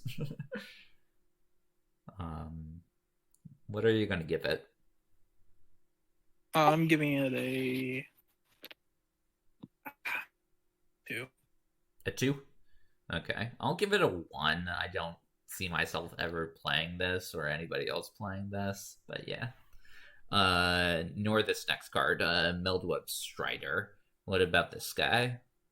I like this guy. As long as you manage to proliferate the counter on him, I think this is a pretty good card. It's 5 mana. It is 5 mana, so it's not a great card, but Vigilance. But on the other side, you need to prove it. Yeah. So while I like it, it's not great. I'm gonna give it a 2. I give it a 1. It's a 5 mana vehicle. Like, 5 mana. Like, 5 mana is basically my sticking point for commons, where it's like, they need to be quite good in order for me to be willing to play them. This does not meet my standards for playability. So 1 for me for Meltweb Strider. Next one is Mercurial Spelldancer. When it came out, I underrated this card, I think, but I think it's actually a solid card in the blue-red list because, like, it literally just needs 1 experimental augury or bolt charge in order for its copy ability to actually be a thing, and it's a 2/1 unblockable. Like, sure, it's vulnerable to basically all kinds of removal, but like the upside of it is enough that I am a fan of Mercurial Spelldancer in the blue-red deck. What are your thoughts on this? I like it where my rares don't die to being looked at, so I'm only giving it double stars. I like it as a 3. I'm especially liking what I'm seeing from it in older formats, which indicates that it might be a slept-on card. So I'll give it a 3 there. This next card, though, we mentioned like proliferate spells before. Mesmerizing Dose is a proliferate removal spell. It's basically claustrophobia, which is generally like you play it if you're in blue because it is like hard removal. And this one proliferates, and as we saw with Experimental Augury turning Anticipate from unplayable into a 4, like, Mesmerizing Dose is a great card to include. Like, you are going to be playing this in your blue-black decks, you're going to be playing it in blue-red, you're going to be playing it in blue-green. Like, just, it's removal plus proliferate. That is so good. So, I am very high on Mesmerizing Dose, and I'm going to give this a 4. I like to play with more instant speed myself when I'm doing the proliferate stuff, so I don't totally love this, but I think it's definitely worth at least a 3. Okay. I think sorcery speed is fine-ish, just because so much of the set, I think, acts at sorcery speed. It's not like it's Brothers War, where we had a lot of instant speed play going on. But yeah, still, it's a card that you should definitely be playing.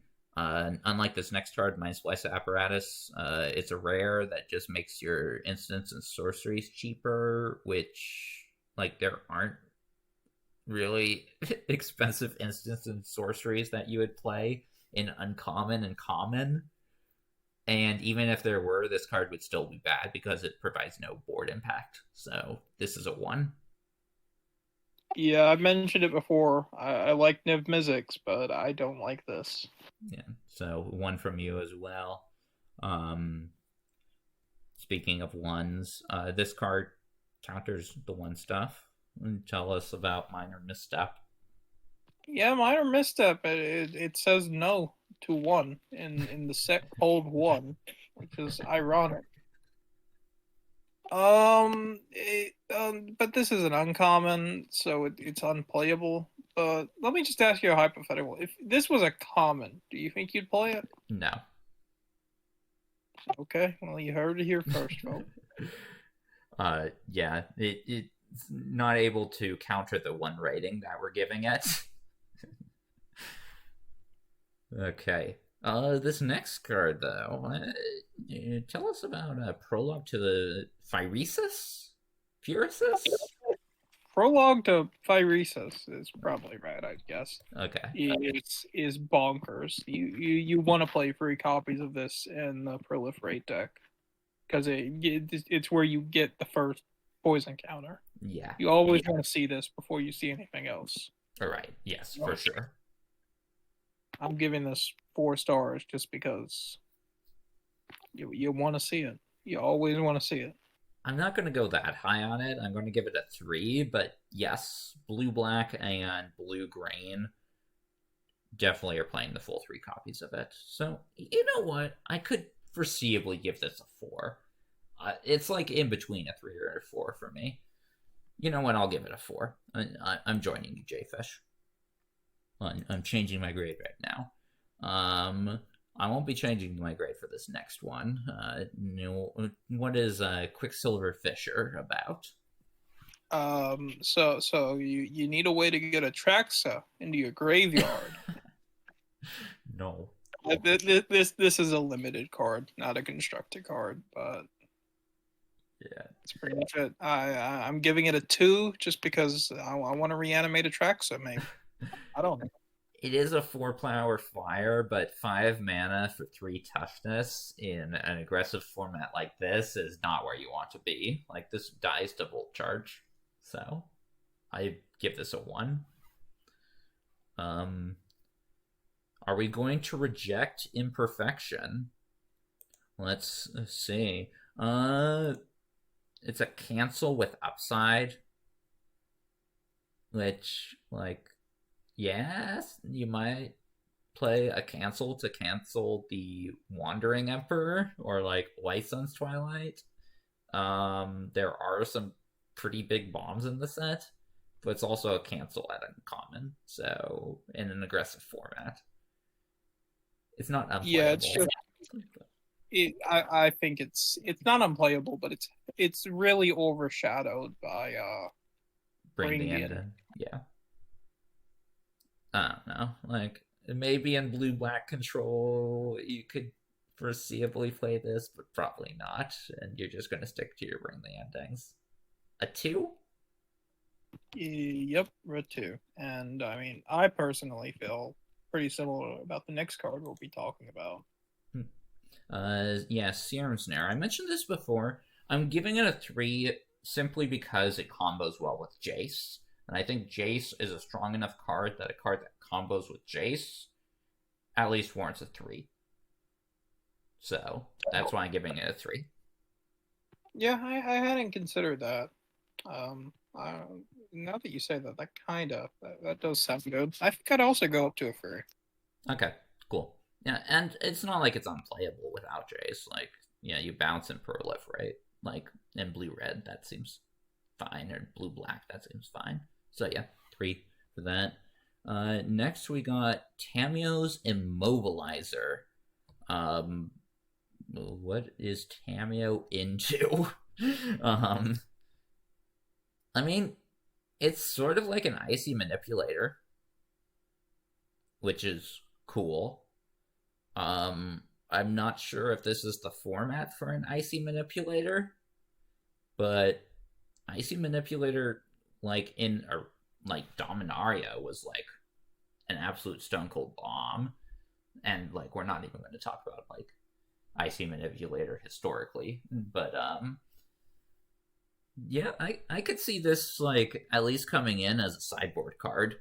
Like, if your opponent's not focused on the aggro plan, they're more focused on, like, bigger creatures. Like, you can use Tamiyo's Immobilizer pretty effectively against that. So, I don't know. I could see it seeing some play, maybe. What I think this is kind of, not really because there's too many tokens, but in most formats, this would be an absolute bomb in limited. You are correct, yes. But it would not and is not be good and constructed. So I'm only going to give this a 2-star. Yeah, I'll give it a 2 stars here. I don't think 1 is quite the format for Tamiyo's Immobilizer. Is her logbook any better? I like her logbook. I haven't got to play with it yet because, like I said, I haven't tried out the artifact deck, but it seems good to me. I don't know. That requires a lot of mana investment or like a lot of artifacts. Oh, if you can get to the point where you're paying, if you get to the point where you're playing a blue, I think you absolutely love this card. Yeah, but that's if you get so to the point where you're playing 2 mana, even I think this is really good. I mean, again, I'm not usually the one who looks at, oh, here's the breakpoints of where what happens. That's you. That's your job. Right. If the audience wants that, go with your score. If they want the optimistic outlook, I'm your guy. Okay.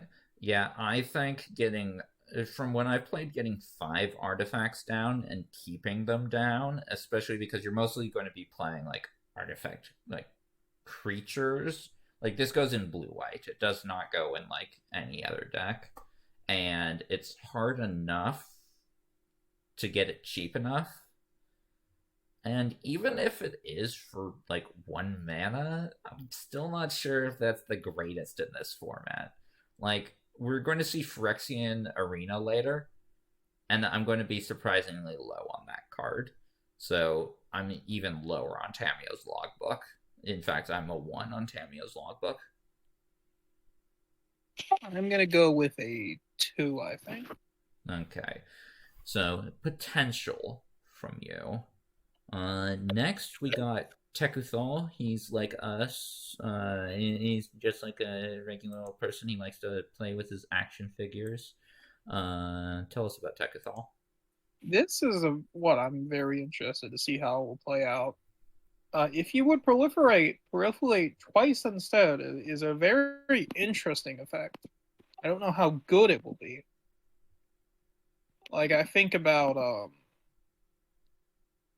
like all usually whenever we see these, if something would happen, it happens twice. They're always very fun decks to play around. Right, that is for sure. But with proliferation, I don't know, because it's not like you're not getting an effect. You're not getting a trigger twice. You're well, that's not true. That's not the right way to put it. You're basically putting an extra poison on something and like maybe an extra oil counter. Yeah, it definitely feels like the closest to not doing something that you can do while doing something, if that makes sense. Right. But I'm gonna give it. Sorry, go ahead. No, you go ahead. I'm gonna say I'm gonna give it a 4 because, like I said, it's always fun to do something twice. Yeah, it is a 4 mana 3/5 flyer. That is a good set of stats. So it does not need much. So even though the double proliferate isn't huge, it's a 3/5 flyer. Like, you don't need much. I'm not going to go too high on it, mainly because the type of decks that I think it would be really good in, like blue-black and blue-green, those decks tend not to be as creature heavy, meaning that your opponent will have like their like grip of removal just waiting to go. And then Tekuthal comes down and they're like, finally, they played a creature, remove it.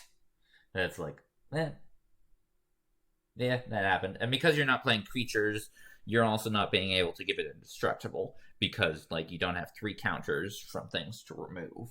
Now in the blue-red list, it's a possibility because you are doing a lot of proliferate and you do actually have counters to remove from something like an Icar synthesizer.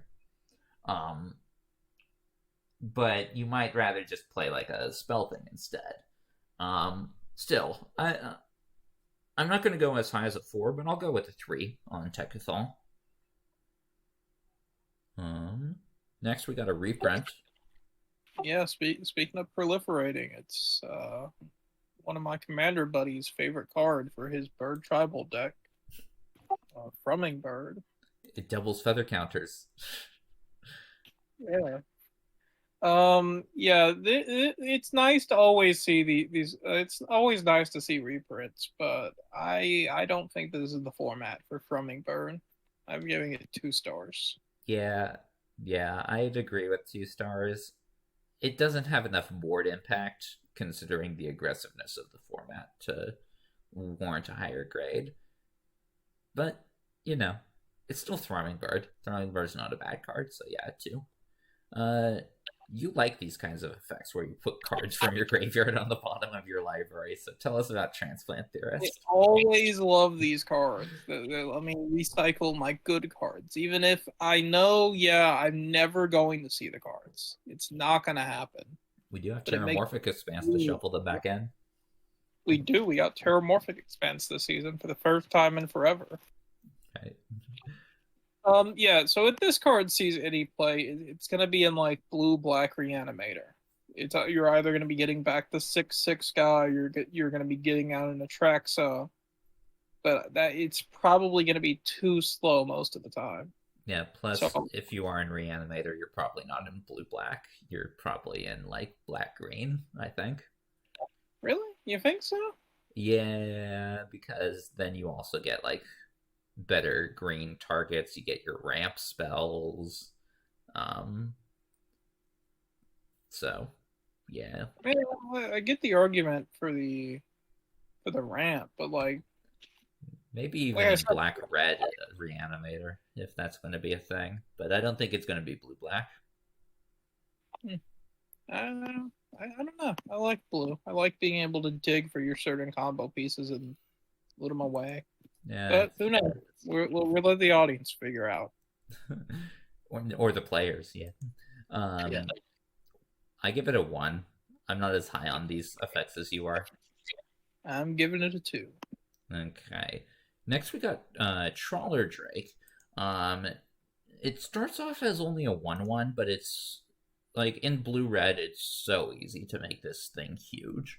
Like a single proliferate spell, mesmerizing ghost, volt charge, experimental augury turns this into a 3/3 flyer for 3, which is a good set of stats, and then it just keeps on growing and growing and growing, and eventually like it's a 3 mana 6/6 flyer.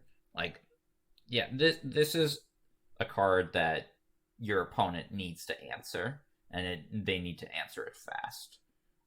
Otherwise, it will just fly over and hit your opponent for like 7 damage at some point. So I like it a lot. Yeah, if it's not answered, it wins you the game. But I'm a bit too worried that it's too easy to answer when it comes down.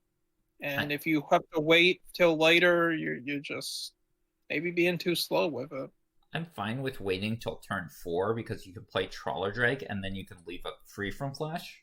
And Free From Flesh puts 2 oil counters on a thing.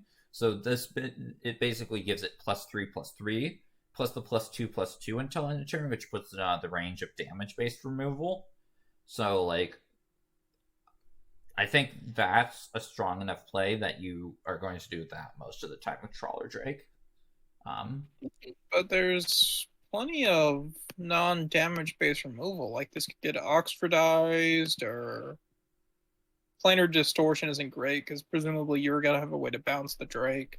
Right. But there's also the black sacrifice a creature or artifact spell, the exile target creature with CMC 3 or less. Right. I'm not in love with Drake, but it could be good. I'm going to put it as a 3 because, as you said, yes, if they remove it, then they remove it. But it's 3 mana, and a 3 mana card that can win you the game, I think warrants a 3. What are you going to give it? I'm going to give it a 2. Okay. So, not so high on Trawler Drake for you. Next we got Unctus, Grand Metatect. This is the guy who was on Steady Progress saying, more of this strange oil. It's probably nothing. This is the guy doing infinite combos in Commander. Right. And look at him now. He's got like little like eye stalk thingies coming out of his body. He's a good card in artifacts though. He's a lord. Like he's a 2/4 lord, which is it's decently strong. That gets you past like all red removal, except for like the all red common removal, I should say. And like, yeah, give on all your artifact creatures, which you are just playing all artifact creatures in blue white. Just giving them all +1/+1 is quite good. And then like your blue ones, also when they become tapped, you get to loot. And you can also like turn them blue if they're like white or something for like a mana if you have like excess mana. But that's not the important part. The important part is the fact that it's a lord and the fact that it gives you looting. So, yeah, like you said, it's a lord in a decent enough deck. It loots for your deck for your good cards. Not that this isn't one of your good cards, but yeah. Is there a cycle of lords that I haven't noticed? Like, is there one for each color? No. No, Not so just this and Kimba.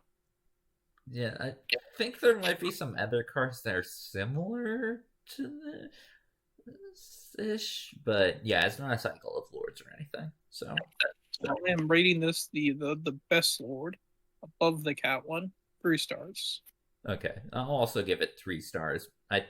I disagree with it being better than Kemba, but it's still 3 stars.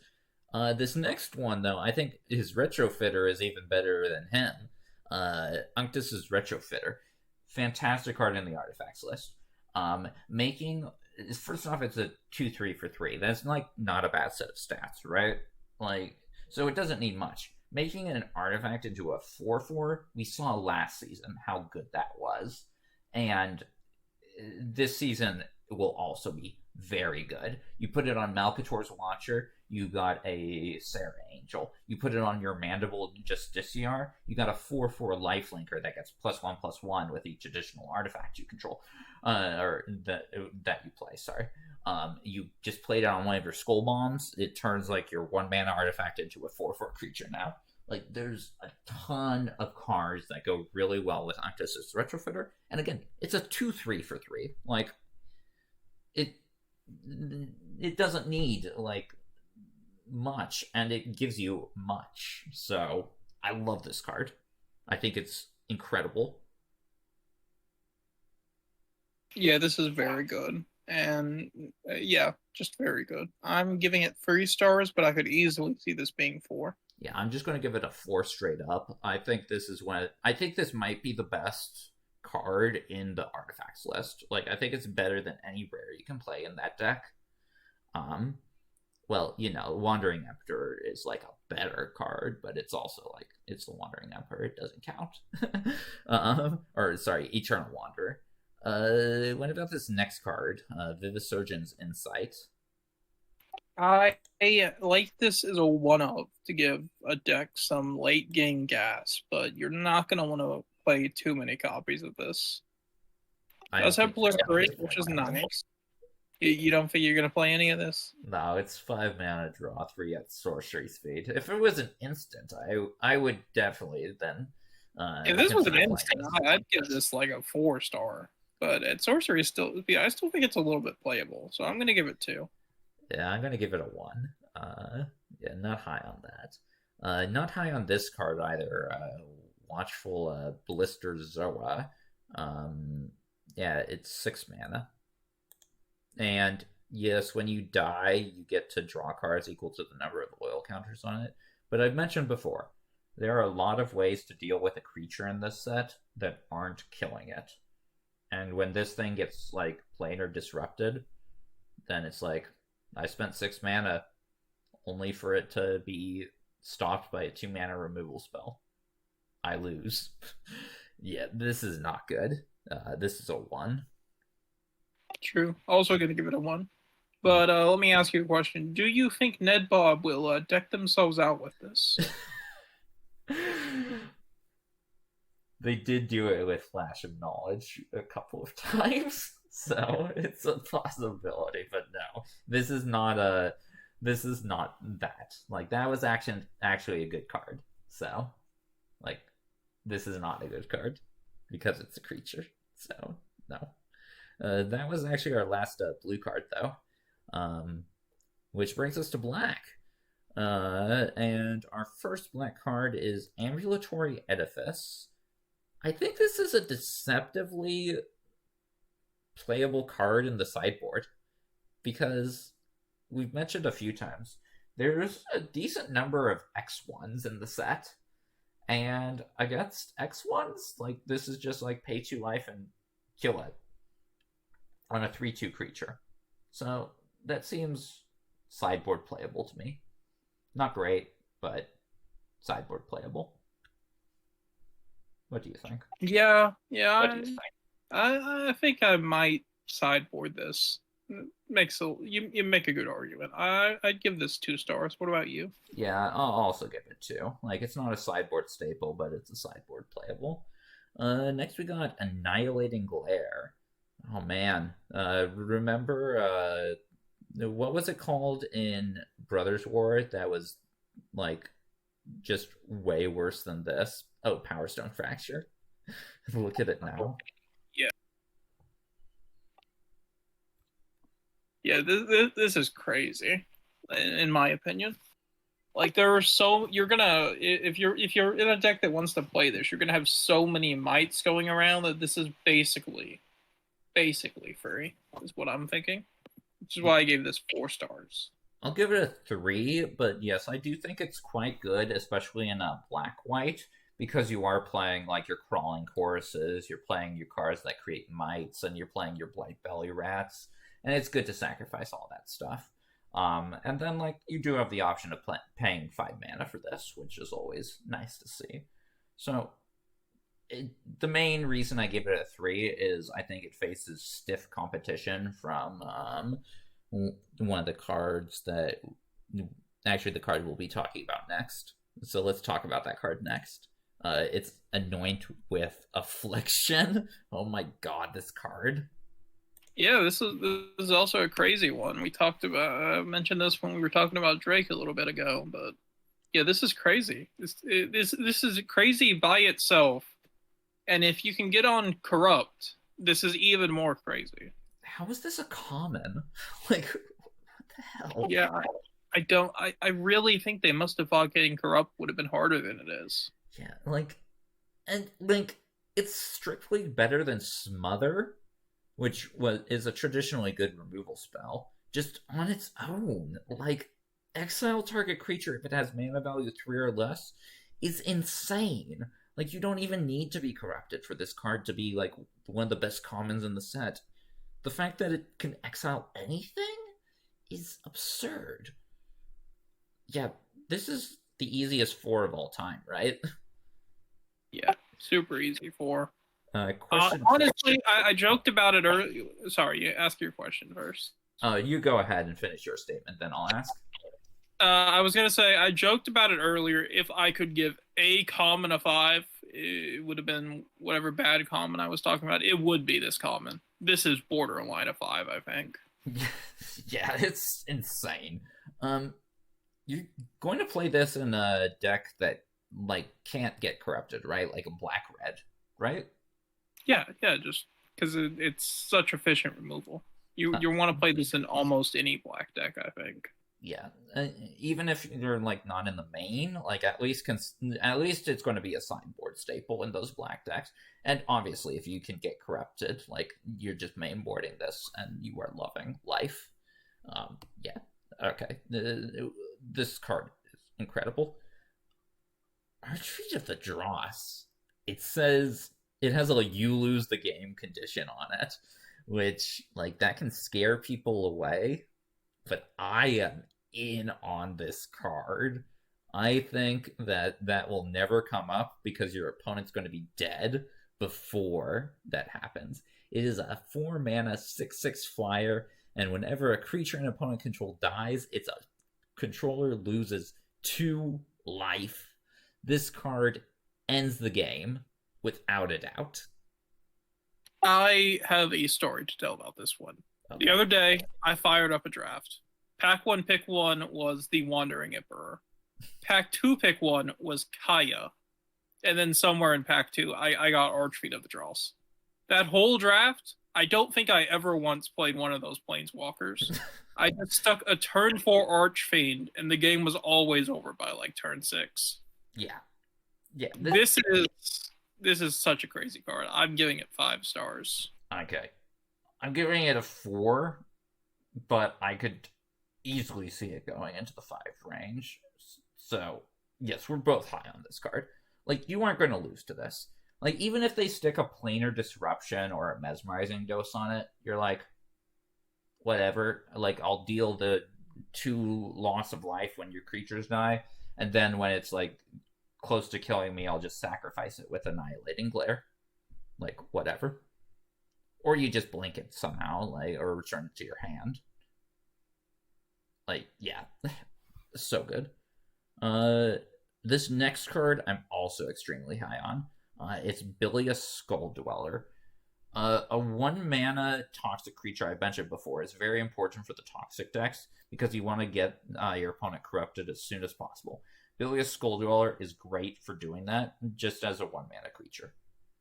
And it has Death Touch, meaning it is good at every single point in the game. A 1 mana Death Toucher is never bad.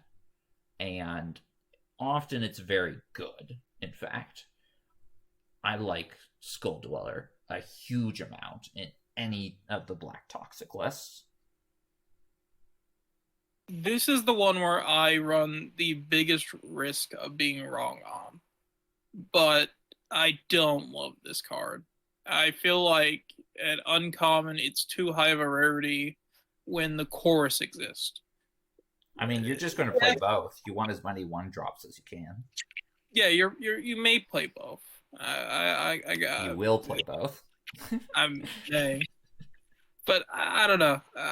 Like Death Touch is nice, but I don't see like this is a you must play. I'm gonna give it 2 stars. I'm gonna give it 4. I think it is a must play, and I have never been unhappy to see this card. Next card is another one of the Twilights, and it's not as good as its cousins, but like Black Sun's Twilight is still a completely fine card. It's a modal, like it's a very flexible removal spell. Like it's going to kill something at any point in the game. It's instant speed -X/-X, which means it's great in combat. And then like if it's 5 or more, like you also get one of your creatures back. Oh, now it's my dog barking. Oh no. Oh well. Anyways, Black Sun's Twilight. Yeah, it's not as good as Blue Suns or White Suns, but it's still a solid card. Yeah, this is solid, but this is also the easiest to fizzle of them all, I think. It's like if they have a way to protect their creature, you also I guess the same could be said for blue, now that I've started saying it. But I remember one of the first things I saw about this card was it was fizzling because somebody protected their creature so you didn't get the creature back. So I don't totally love this card. I'm going to give it 2 stars. Yeah, I'll give it 3. Like, I think it's fine enough that it warrants a 3 rating, and when it's good, it's good. So, 3 from me. Next we got a rat. It is Blight Belly Rat. I mentioned this card a bit earlier as a thing you can sacrifice easily enough. It's a 2-mana 2/2 with Toxic 1. Like, yes, give me that for sure. And when it dies, Proliferate is great. Like, this is the kind of card you'll just play in pretty much any black deck. White, black, and green, black obviously want it because, like, it's toxic creature that proliferates. Blue, black is probably the least likely to play it just because it doesn't play creatures, but it's still the proliferate deck, so, like, it's still solid enough in that. And then black red will play this because like it has a bunch of loyal counters that you like to proliferate, and it's a good thing to like sacrifice to your sacrifice effects. So I am really high on Blight Belly Rat. I think it performs enough of just that curve filling support role and is good in that role enough to warrant a 4-star rating. Yeah, this guy's crazy. Easy 4-star. Now, let me hit you with this hypothetical Christmas land scenario, all right? Okay. You go turn 2 rat. You go turn 3, the card we're talking about in a little while, Chittering Skitterling. Or you go turn 4, blue Dominus. You go turn 5, black Dominus. You sacrifice the rat. You get 4 triggers? Is that how that works? When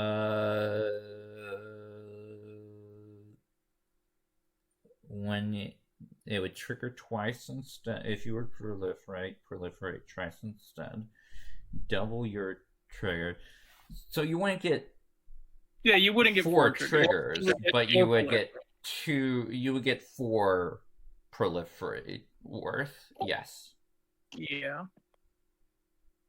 I do think that's a bit magical Christmas land, especially since you don't want to play the Black Dominus. But this is super Christmas land. I'm finding Christmas presents. But yeah, it's a great card. So 4 for Blight Belly Rat. Next we got Bone Picker Scourge. It's not a terrible card. Like when it's corrupted, like Death Touch, Lifelink, and Flying is like good keywords. It's just like not amazing because it doesn't have Toxic itself. I don't even think it's so much because it doesn't have toxic. Like the clear card you think of when you think of this is Vampire Nighthawk, and Yeah, it's crazy to think how much. Well, also being corrupted, getting corruption is a little bit hard, but like that one toughness difference is super relevant. yeah. This basically trades rather than being able to like completely destroy aggro like Vampire Nighthawk does. So I'm going with 1 star for Bone Picker. I give it a 2 star just because I do like those keywords, but yeah, yeah, I can also see going down to 1 for it. You mentioned this card. It is a Chitterling Skitterling, best name in the set. Um, I'm not high on it just because, like, when you're triggering when you've enabled your corrupted, you do want a better effect than like this, I think. Yeah, that's what I have to say on this. Yeah, it's not great, but there are some payoffs for being a rat deck. So I'm going to give this. No, no, There is a payoff. All right. no. I will go into that when we get to that, but We need a rat common tutor effect. Okay. So what are you giving this? Sorry, I kept on interrupting you. I'm giving it 1 star. Okay, yes, I will also give it a 1 star. Next we got Cruel Grimnark. Tell us about this guy. This is like I think probably your go-to common reanimator target. If you don't want to be splashing in the Traxa, you can always get this guy. Yeah. But yeah, he's not nearly as impactful. It's just a force a card out of your opponent's hand scenario, which Yeah. is good. If it always gained 4 life, you would be higher on this card, right? Yeah, I think I'd rather care about this giving me some life back than getting rid of an opponent's card, which is kind of crazy to say. Like usually it's the opposite. But it's 6 mana, so if they have a card in hand, and your opponent's going to know that you have this card in your deck, right? Because it's open deck list. So they'll just say, "Oh, I should make sure to leave a basic land in my hand." And yeah, and so it's just going to be a 5/5 that makes them discard a basic land, which for 6 mana is not good. What are you thinking? I'm gonna give this a 2, I think, just because it has a big role filler as the common reanimation target.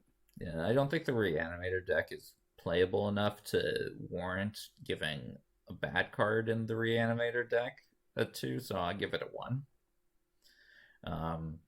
Speaking of low grades. Low grade. This Cutthroat Centurion. Really good artwork though. Yeah. Yeah, this is that's some good artwork. We tore off that guy's hand. Oh, that is a hand. Okay. I thought it was just an axe. But yeah, this is not. Usually this would be like subpar, but with Infect being such a big deal, this is even worse. So I'm giving this 1 star. Yeah, it's a 1 star for me. Like, it's just not great at all. Yeah. You mentioned Drivnod earlier, the Black Dominus. Tell us about this guy. Yeah, he's not the best. You mentioned this is probably the worst Dominus, but I like that he's the one who can turn on his immortality effect for just life. Really, I mean, yeah, there's another resource you need, but no mana. Yeah, and like that resource is decently easy to do. That said, like I can't give this too high of a grade. I'm giving it 2 just because there's some fun things you can do with it, but that's about all. Yeah, I don't think there are enough dying triggers to warrant playing this card ever. Like Blightbelly Red is kind of like the best death trigger from what I recall. So the rest are like, hey, instead of getting one oil counter when your creature dies, you get two oil counters. Yay. Yeah, I'm going to give this a 1. Um, yeah. This next card, though. Speaking of dominances, the Dominus Killer, Drown and Ichor. I think this card's going to see a lot of play. Oh, definitely. It's good, and as mentioned, there's a cycle of rares that care about being indestructible, and this gets around the vast majority of them. Yeah, it doesn't get around the green one, but like, or the blue one for that matter. But still, like, it makes the white one pretty close to unplayable, or not unplayable, but less playable than it would normally be. Yeah. And also this has proliferate, so I think this is going to be an uncommon in most of your black decks. So I'm giving it 4 stars. I think it's in every black deck. Like, I think this might be the best uncommon in the set.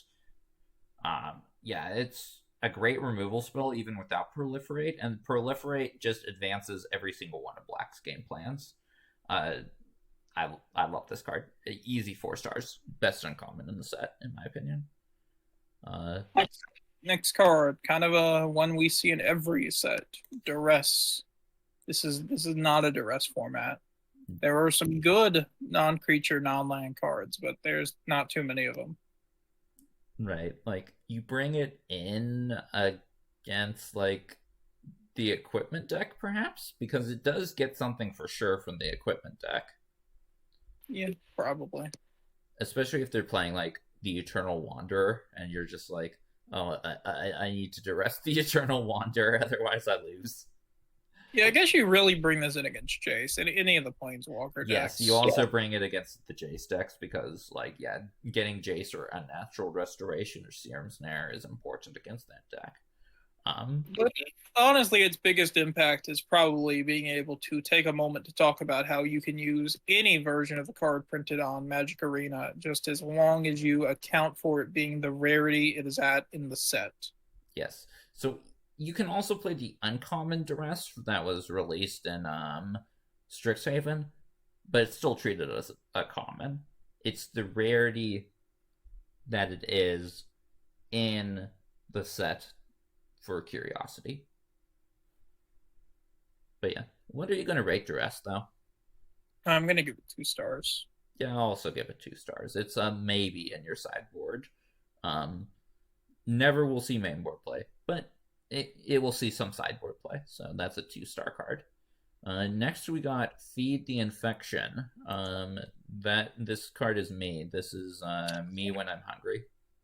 Feed me the gas. This is so much gas for such a not no life, but you're more worried about the mana you're spending on this than the life. Right. Yes, I don't care about the life loss. I care about the mana.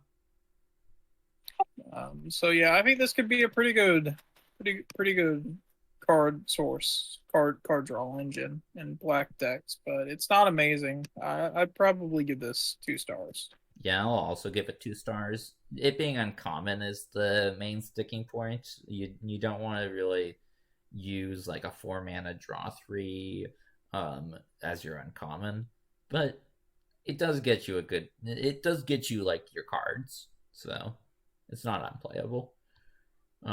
Next we got a Fleshless Gladiator. Tell us about this guy. I like Gladiator. He's not amazing. I'd like it if he had a more relevant thing he could do, but he's pretty easy to come back all the time. So there's going to be like an aristocrat deck. I think he's going to see a lot of play. I don't think there's really going to be that deck, but if there is, he'll be there. I don't think there's going to be one that also like enables corruption, because the Bane sacrifice deck is black-red, which is not focused on toxic. We'll see, because I mean, with Blightbelly, you can get there pretty easily. I'd say.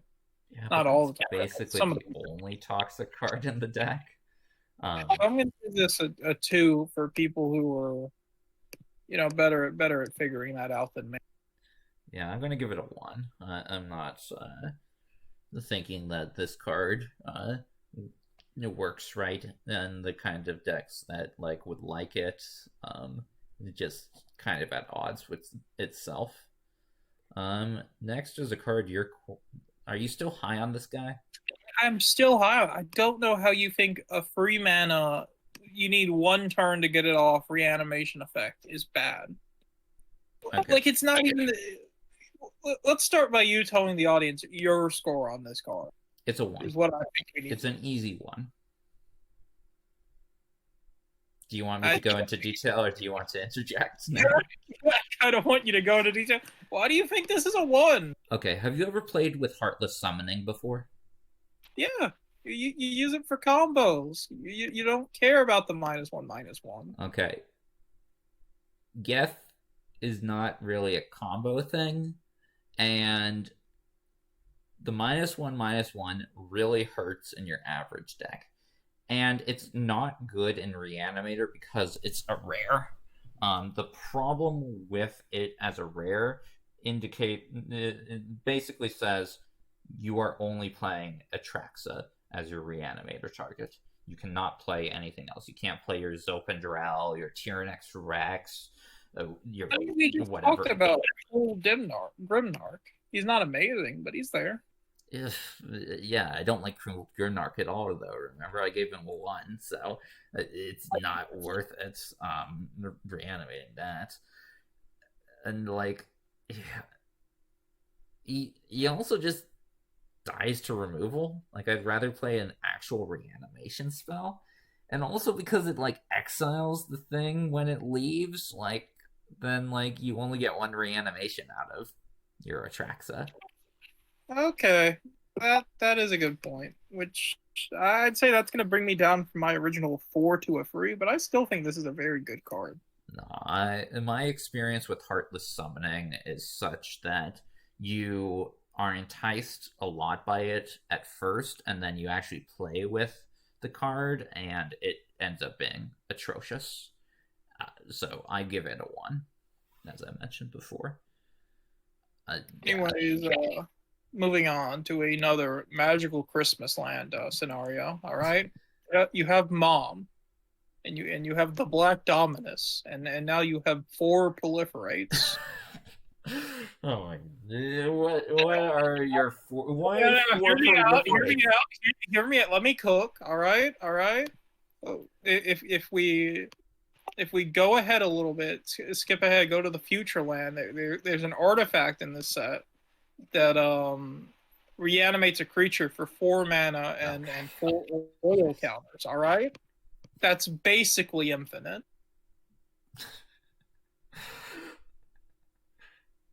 So I'm wait, giving. You exiled your creatures in your graveyard to make Black Dominus indestructible, so you can't actually reanimate anything. Yeah, all right. So yeah, the gulping Scrap Trap is not gulping. Gulping Scrap Trap is not amazing, but I think it's funny. I'm giving it 2 stars. Okay, I'll give it a 1. I don't. You are far more optimistic than me. With these ratings, as viewers might have realized. Yeah. Thank you, Jfish, for bringing the spice to these videos. Next we got Infectious Inquiry. 3 mana draw 2 at sorcery speed. Like, it's not like the greatest. It's okay. The main thing is that it gives your opponent a poison counter, which could be important in like a blue-black proliferate deck. Like you mentioned before, like Prologue to Phyresis is needed in order to get the actual like poison started to proliferate from, and this card kind of has a similar thing going on with it. It's just that there are better options, I think. So I could see it maybe being playable, but not very likely. Yeah, not having the usual Scry 2 on this hurts the card, and which is kind of surprising that this doesn't have the Scry, since this set added you and your opponent both Scry is like a theme going on. You think they could have incorporated that somehow? Is it a theme? I guess there are 2 cards that have it. Yeah. So I don't love it. I'm giving this a 2 because you are gonna need some way to get resources. Yeah, I agree with a 2 on it. Uh, this is the card I was saying no to. Look, just put in the world of we are the rats video right here. That's all we need to say. This card's amazing. Moving on. There are 5 rats in the set, and 2 of them we gave and 2 of the rats that sorry, not 5 rats in the set. You can play at max 5 rats in your deck, and 2 of those rats are cards we gave a 1 rating. Wow, 3 mana draw 5. All my creatures have toxic 1. That's crazy. My blight belly rats have toxic 1 twice. That's crazy. Are you playing only 6 creatures in your deck? All your creatures have toxic 1. Jayfish, tell the viewers what you gave this. This isn't that bad. This is at least a 2. No. This is a 1. Jayfish. This is just digging for blight belly rats. This is at least a 2. It's a rare. No. I don't know. What are you talking about? Okay, on to the next card. I can't with this. Necrogen Communion. Yeah, Necrogen Communion. Enchant creature you control. Give it toxic 2, and when it dies, come back.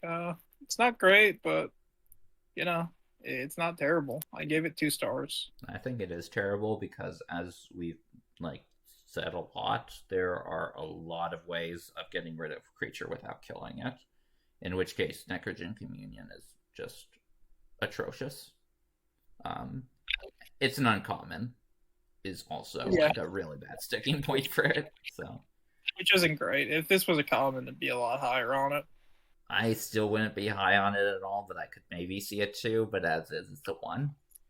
Well, wasn't well, this was a very different card, but there was that black equipment from War, black enchantment from War. I think Kaya's something. Yeah, but then also allowed things that were exiled to come back, which means that there was a lot more removal. And even then, that wasn't a good card in limited / curiosity, because we did play one bit of War Curiosity, and it wasn't a good card in that. That was more for when Luris was a thing, because it made Luris unkillable. I might need to go brew some War Curiosity, because I feel like that'd be a pretty good effect. Yeah, it was not great. Anyways, next we got Necrosquito. Are we gonna slap this card down? I did just ignore it. It's not even worth it. That's the bad thing. Yeah, it's 4 mana 1/1. It's 2/2. 2/2. Oh, it's a 2/2. That's a little bit. That's still too tiny, but that's a little bit better. Yeah, it takes way too long to make it big, and it's dead before then. So let's just move on to something more relevant. Okay. Laser Paladin. That is more relevant. Yeah, I really like this guy. Obviously, you wish this comes straight back onto the battlefield, but that's probably a little bit too good. Like Hero of the Dunes was. When Blinker's a main theme in the set. Blink is not a main theme in the set. It has the strongest card in the set. It's a main theme of the set. When there's a rare and an uncommon that can blink. Okay. I'm gonna fit this in somehow with the Dominus Mommy Loop engine somehow. All right. But yeah, this is a very solid card. I'm giving it 3 stars. Maybe. Oh, yeah. It's a 3-star card, I think. 5 mana is a bit more than I tend to want to pay, but it gets you something back, and it's a 4/4. There's nothing bad about this card. It's just not blowing my socks off, so I give it a 3. Next up, Offer Immortality, and I'm surprised you put this one as low as you did. You usually like indestructible combat tricks. You like hexproofs a bit more, but I still feel like you like indestructible. Yeah, but remember what I've been saying about this set. There's a lot of ways to get around indestructible and stuff. This is basically solely for combat, I like my hexproof because it gets around removal and combat. Um, Sure. and this card, we actually saw it in Dominaria United. This is basically a functional reprint of Battle Rage Blessing, which I was not a fan of when I played with it, so I'm not a fan of this card either. I'm giving it a 2. Yeah, I'll But give yeah, it a 1. Yeah. Like, if you could put it on, like, a menace creature, it gets okay, but yeah, it's still a 1 for me. Next, we got basically, like, Harden on Infect with Pestilent Siphoner. Just, it's a 2-mana toxic flyer. Like, that will get in for a good amount of toxic damage. Basically, this card can be viewed as if it was like just a 2-1 flyer pretty much for the toxic decks. And like, it gets to stack with your Necrogen Rot Priest and your Plague Nurses and stuff like that. So yeah, I'm a fan of this card for heavy toxic decks, particularly the black-green toxic deck. Yeah, this is all right, but I mean, it's at some point you've gotta start cutting these toxic cards. Like you've mentioned that you think so many of them are playable. You can't play them all. You Like, can actually. like 80 cards to play around Jace. Yeah. Do that. Play 80 cards to play around Jace. That's a good strategy. No, but like this is one of those toxic cards. I wouldn't play it in white black. I think there are better options between the Duelist and White Belly Rat, but I think you're playing it in black green alongside White Belly Rat. I think this one's a 3. Yeah, I'm giving this a 3 as well. Okay. Next is a card I mentioned being surprisingly down on. Yeah, I don't think you're that down on this too much. This is Phyrexian Arena, a former All Star, but I was originally gonna give this a 4, but I just can't. This is way too slow for a rare. Yeah. Like, you don't even care about losing life this format really, because toxic is so relevant. It's just too big of a tempo loss. Yeah, the toxic decks kill you because you spent your turn 3 playing this card is the problem. So yeah, I'm gonna change my 4 to a 2.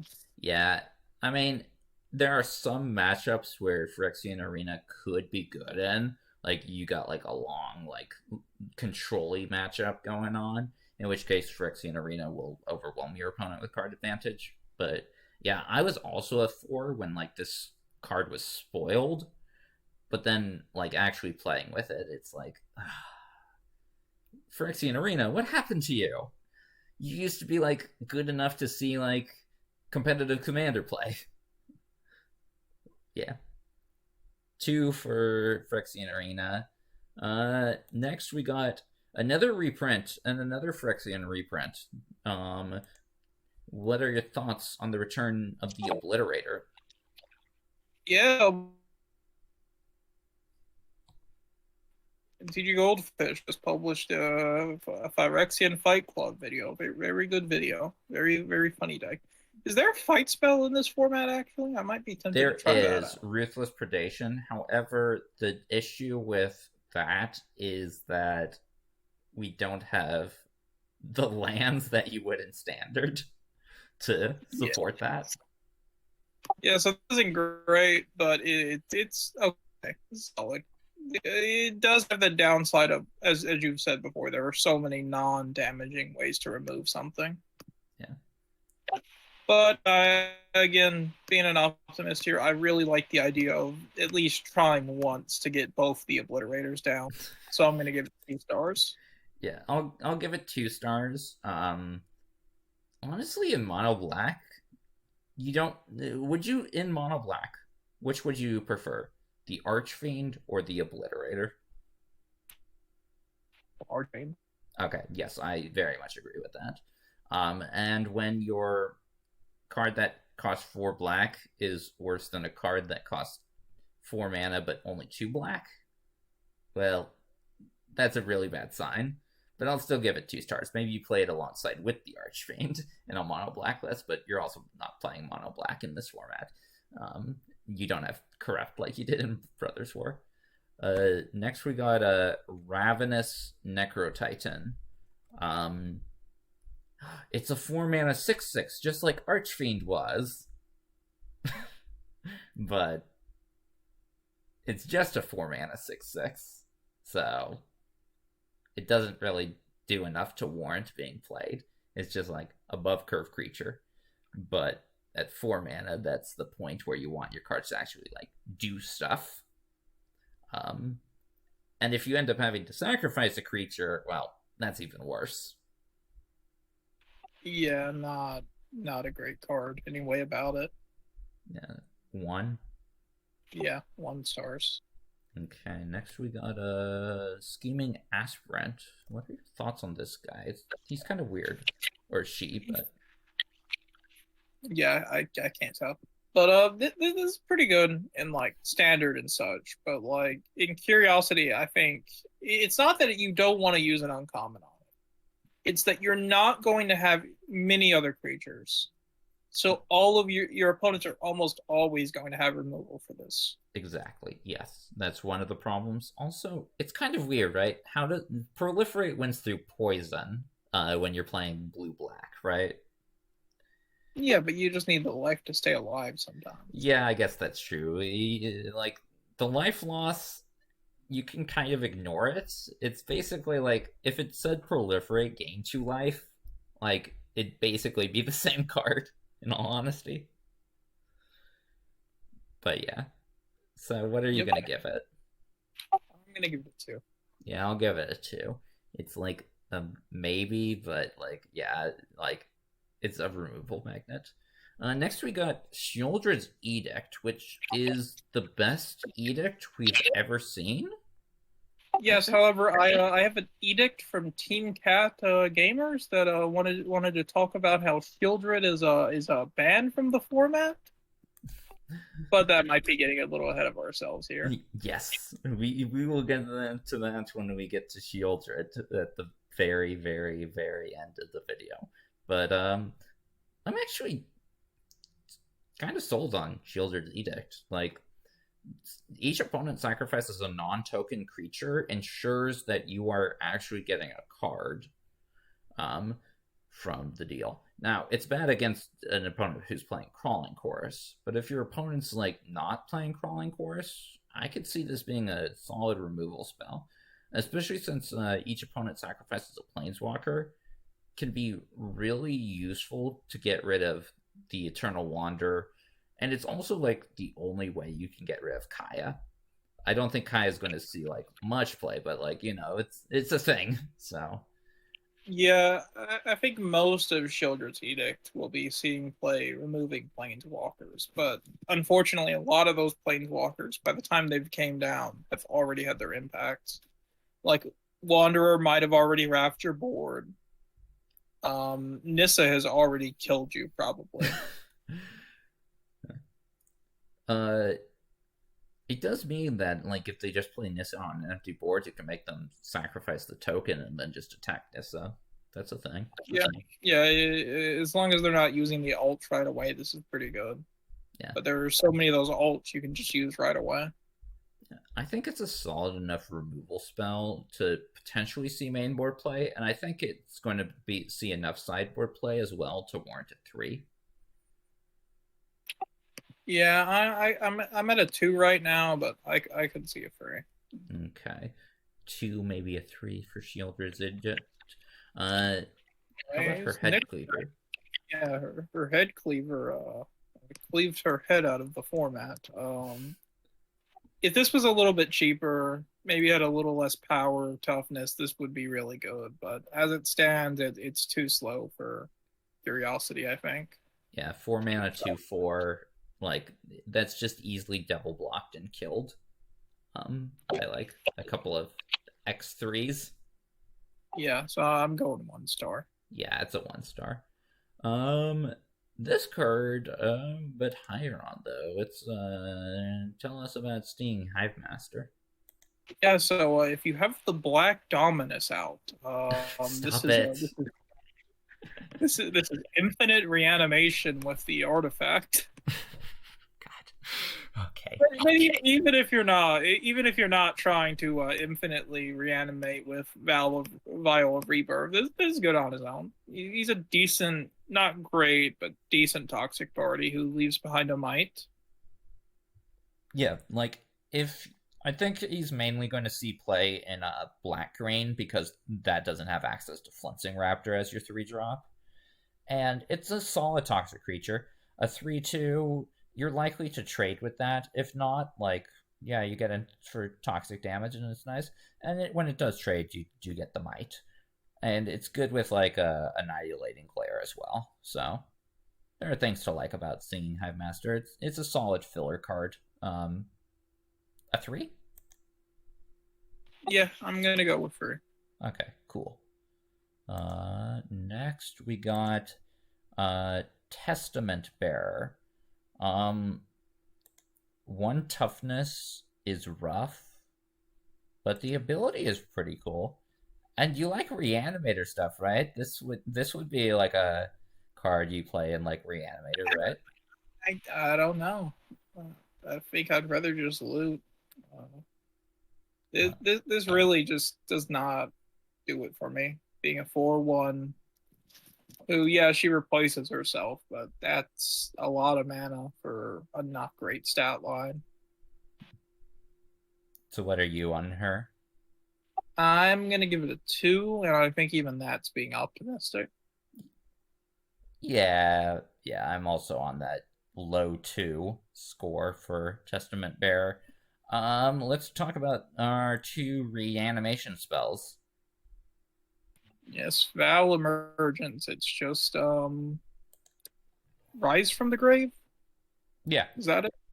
Yeah, it's just Rise from the Grave, but we proliferate. But this is probably the worst. We just put proliferate on a card there is. Right? Yeah. You care about the actual effect. Like you don't care about the proliferate. Yeah, so I'm giving this a 3, but I don't love it. Yeah, I'm not high on the reanimator archetype, but I will like give it enough consideration to give it a 2. Um, that's what I can say about that. Next, we got. Yeah, now the one I like a whole lot more, Vat of Rebirth, which I've mentioned several million ways to get even on the counters that you put on this card. Yeah, this is good. I think this card's pretty good. You draw it on turn 6. It's not good then, but I mean, you're probably already dead from to mites anyways. How'd we get to turn 6? I don't know. Fair enough. Yeah, if you hit this on 1, it's great, not amazing, great. But if you hit it later than that, it's questionable at best. So I went with 3, but I could see 2 stars. Yeah, I'm going to give it a 2 based solely on the fact that if you don't drop it within the first like 2 turns, then it gets rough. Next we got Ran Executioner Thane. Like that, I know why they had that only triggers once per turn thing, because otherwise this card would be like absurd. But it does limit him a significant amount. I don't think he's wholly unplayable because he's okay in like a sacrifice deck, but he's only okay. So it's like a 2. I think it's wholly unplayable. I'm at a 1. If it said non-token and triggered every time, I think that would have been a lot better. Okay. Yeah. Yeah, not a good rare though. You're probably not going to play this. You're not going to play. No one's going to play this unless they are trying to prove me wrong right here. No one's going to play this card. Okay, you're going to play this card though. Yes, this card. I'm trying to think. I think I use this as my my sleeve for the bro finale or something. Well, great card. Yeah, Vraska is a phenomenal card. there's also like a you win the game combo with her and Vorinclex, but like I'm kind of adoring that for the grade. Moving along here, just play 7 mana, put Nissa on the battlefield. um, but yeah, Vraska is quite good. Just she's reminds me a lot of Obnixilus Reignited, actually. But draw a card, proliferate is a good ability to have. She's got plenty of removal, and then she does have like an ult that will win the game. With Vorinclex. So, but yeah, I like Vraska a lot in the proliferate decks. Like she is great top end. Because she's a planeswalker, she goes really well with the rest of your proliferate cards. Like they just put like loyalty counters on Vraska, so she becomes really really hard to kill. And she could just keep on removing your opponent's stuff and then proliferating herself when your opponent doesn't have anything. Yeah, I like her a lot in like blue black and also black green, and white black as well. I think will like Vraska quite a bit. So yeah, I'm rather high on Vraska. Not high enough to say she's going to be banned, but I think she's a high 4. Yeah, I'm not quite that high. The 0 and the minus are fine, but the ultimate is just you don't even need it, really. So But I'm gonna give it, just play Nissa. No. Like, come on, just overrun. Okay. You've been hit with 7 creatures with +7/+7. Okay. Well, that's if you're mono green. Yeah. But Vraska's... I'll save my Nissa discussion for Nissa. Let's move on. Next we got Vraska's Fall, which I actually like for the blue-black deck. It's an instant. The deck is primarily playing at instant speed. You have the flexibility of counter, draw spell, removal spell. So giving a poison counter at instant speed and also like causing them to sacrifice a creature is pretty good, because like you're going to be using your removal, some of your removal spells to clear out some of their smaller stuff, your counters to clear out the things that can make multiple creatures, and then when they play like a bigger creature, you can just use Vraska's Fall to force them to sacrifice it. So I think it does enough in the blue-black proliferate deck to warrant a 3 grade. The way I see it is you have to choose between this or the sleep effect. You can't run them both. The what effect? Sorry.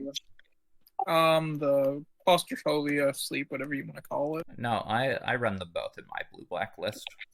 I would not run them both. I'd opt to run the sleep one myself, but yeah, they're both fine. But I prefer the other one, so I'm going to give this 2 stars. Yeah, I give it a 3. I play only 3 creatures in my blue-black list, so I have a lot of room for spells. And I play last up for black, and a pretty good card, I think. Definitely will see a lot of sideboard play, I think. Or at least cause people to not play a lot of cards, because it might be in sideboards. Whispers of the Dross. Just a simple -1/-1. And proliferation stacked onto it. Yeah. Yeah, I don't think it's like a guaranteed sideboard card, but I think it will see an okay amount of sideboard play. Which is like a 2 rating, right? I am, yeah, just a 2. Okay, so 2 for Whisper of the Dross. Okay, cool. That finishes up with black for us, and now we shall be moving on to red. Okay, so let's go down to our first red card, which will be Superman 4, The Quest for Peace. Go ahead. Yes, this is the big one. The super moment. All will be one. This is a fun card. It's not very like, what's the word? Spiky. Like you're not going to win often with it. But I think when you do play it and it doesn't immediately get killed, you're going to have fun playing it. which is again why I've given it this kind of 2 that I usually do. Okay. Yeah, I'm only giving it a 1. I agree that it does seem like a fun card, but like it's not a good fun card, so only a 1 from me. Uh Come on, I expected more from like the title of the set. Anyways, our next card is Awaken the Sleeper. Uh Please do not do this. I like sleeping. Don't wake me up. Um it's an uncommon act of treason, uh, which at 4 mana, which is not the greatest, but like there are free sack outlets, so you can get your opponent. That's for sure. Still Yeah, not great. I've I've been burned on this when I was playing Red White Flicker, but it's not a great card. Yeah, like I'll put it at a 2, but I'm going with a 1. okay. You want your act of treasons at common, I think. Yeah, that's for sure. Um, Next, we got quite a good card. We talked about it a bit earlier with a Glistener Seer, but here we have Axiom Engraver. Uh, Usually for these repeatable rummage effects, that's at 3 mana. Being 2 mana, being a good 1/3 defensive body, like this does a lot in the early game to smooth out your draws, and like in the late game as well. Like you drop it down, you start you're like turning your lands into actual cards. Yeah, I like Axiom Engraver a lot. I think it's quite a good common. Yep, super solid. You can. I use it personally to dump 4 Mirrodin equipments into the grave to get back with against all odds, but you could also just use it to smooth out your draws and like the green red oil counters deck, or you can use it to reanimate stuff. It's got a lot of versatility. I think this is an easy free. Yep, yeah, 3 for Axiom Engraver. Very rare to give high grade to a Rummager, but it does a lot of work. Now we get on to a really good 4 Mirrodin equipment. We got Barbed Batterfist. The fact that it's 2 mana is the main thing that's enticing about it. You really need like those early drops in the deck to make it work. And Barbed Batterfist, it gives you a 3/1. And then, like, the equipment isn't the greatest on its own, but it does pair nicely with things like Double Strike or the Menace on your Bladegraft Aspirants. So, Barbed Batterfist is a very strong card in the equipment deck, and I also like it in a deck like Black Red, where, like, it provides easy sacrifice fodder. Um, and also in blue red because it's a non-creature spell, so it provides a creature while also triggering your non-creature spell abilities. So overall, Barbed Batterfist is a really strong performer in this format. Yeah, it also has a very good message to it. You should always use protection when punching Phyrexians. I've had it as a 3 myself, but I could easily see this being a 4. Yeah, I'm just going to put it as a 4. I like Barbed Batterfist a lot. And I also like this next card that I mentioned before, Bladegraft Aspirant. Equipment spells you cast cost 1 less to cast is really strong. Like, yes, Barbed Batterfist is good at 2 mana, but what if it was a 1 mana 3/1? Or what if your like Helm was a 2/3 for 2? Or you got a 2/2 Double Striker for 2? Or you got a 4/4 flying hasty little dragon thingy for 4 mana. Like, all that makes it really good. Making your activated ability of equipment you control cost less when it targets Bladegraft Aspirant makes Bladegraft Aspirant a good target for the equipment, especially if you have the Bladehold War Whip out. That means your equipments are costing 2 less when they're targeting Bladegraft Aspirant, adding up a good deal, making them actually cheap. And then it's like a 2/3 Menace, which, like, Menace is the kind of thing that you like to stack equipment boost on. So I like Bladegraft Aspirant a huge amount. In fact, I'm going to give it a 4. I am not a big fan of this. You mentioned a lot of equipments that it can reduce the cost of, and while that is true, this usually is going to come down later than all those equipments. So Well, I pretty much ignore that first line of text myself. The personally, second I'm line a is fan of like double spelling, so yeah, yeah. I mean, there are times where saving a mana is going to be useful for sure, but I'm just not too big of a fan of it. I'm at 3. okay. So me really high on it. He not as big a fan. Next we got Blazing Crescendo. Tell us about this. Yeah, this is it's Titan's growth, right? That's +3, +1. Titan Strength, yeah. Yeah, yeah. So it's an effect we've seen. Well, actually, that was 1 mana, wasn't it? Yeah, that was, but it also scried instead of like actually got you a card. Yeah, this one you can actually net some value off of, but I'm not in love with it. It's I like thematically the exile to draw that red usually has, but in practice it's always sort of weak. So I'm Yeah. giving this 2 stars. Yeah, I also give it a 2 rating. I think the main thing that separates my interest, like in complete devotion, which like nets you a card, and I put it at 4 versus this, which puts it at 2, is that I think that as a combat trick, it competes heavily with Free from Flesh, which we'll get to later, and I like Free from Flesh a huge amount. So, Blazing Crescendo, I'll also put at a 2.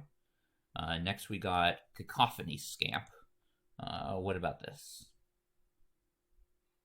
This is not a bad card, but I don't think this is the red 1-drop uncommon creature you want to play. And the fact that I had to specify so much, like it's a red 1-drop and uncommon, and it's not even the best one of those, means that I don't think this will see a whole lot of play. I'm giving it 2 stars. I give it a 1. If it was a common, I would be a lot higher on this because I like Yeah, me a Goblet Arsonist. sorry to interrupt you. I read off the wrong score. I'm also at 1 star. Okay. Yeah. Yeah, as an uncommon, this is not high impact enough to warrant play in Curiosity. So, yeah. 1 for Cacophony Scamp. Next, we got one of the red mythics. It's a Capricious Hellraiser.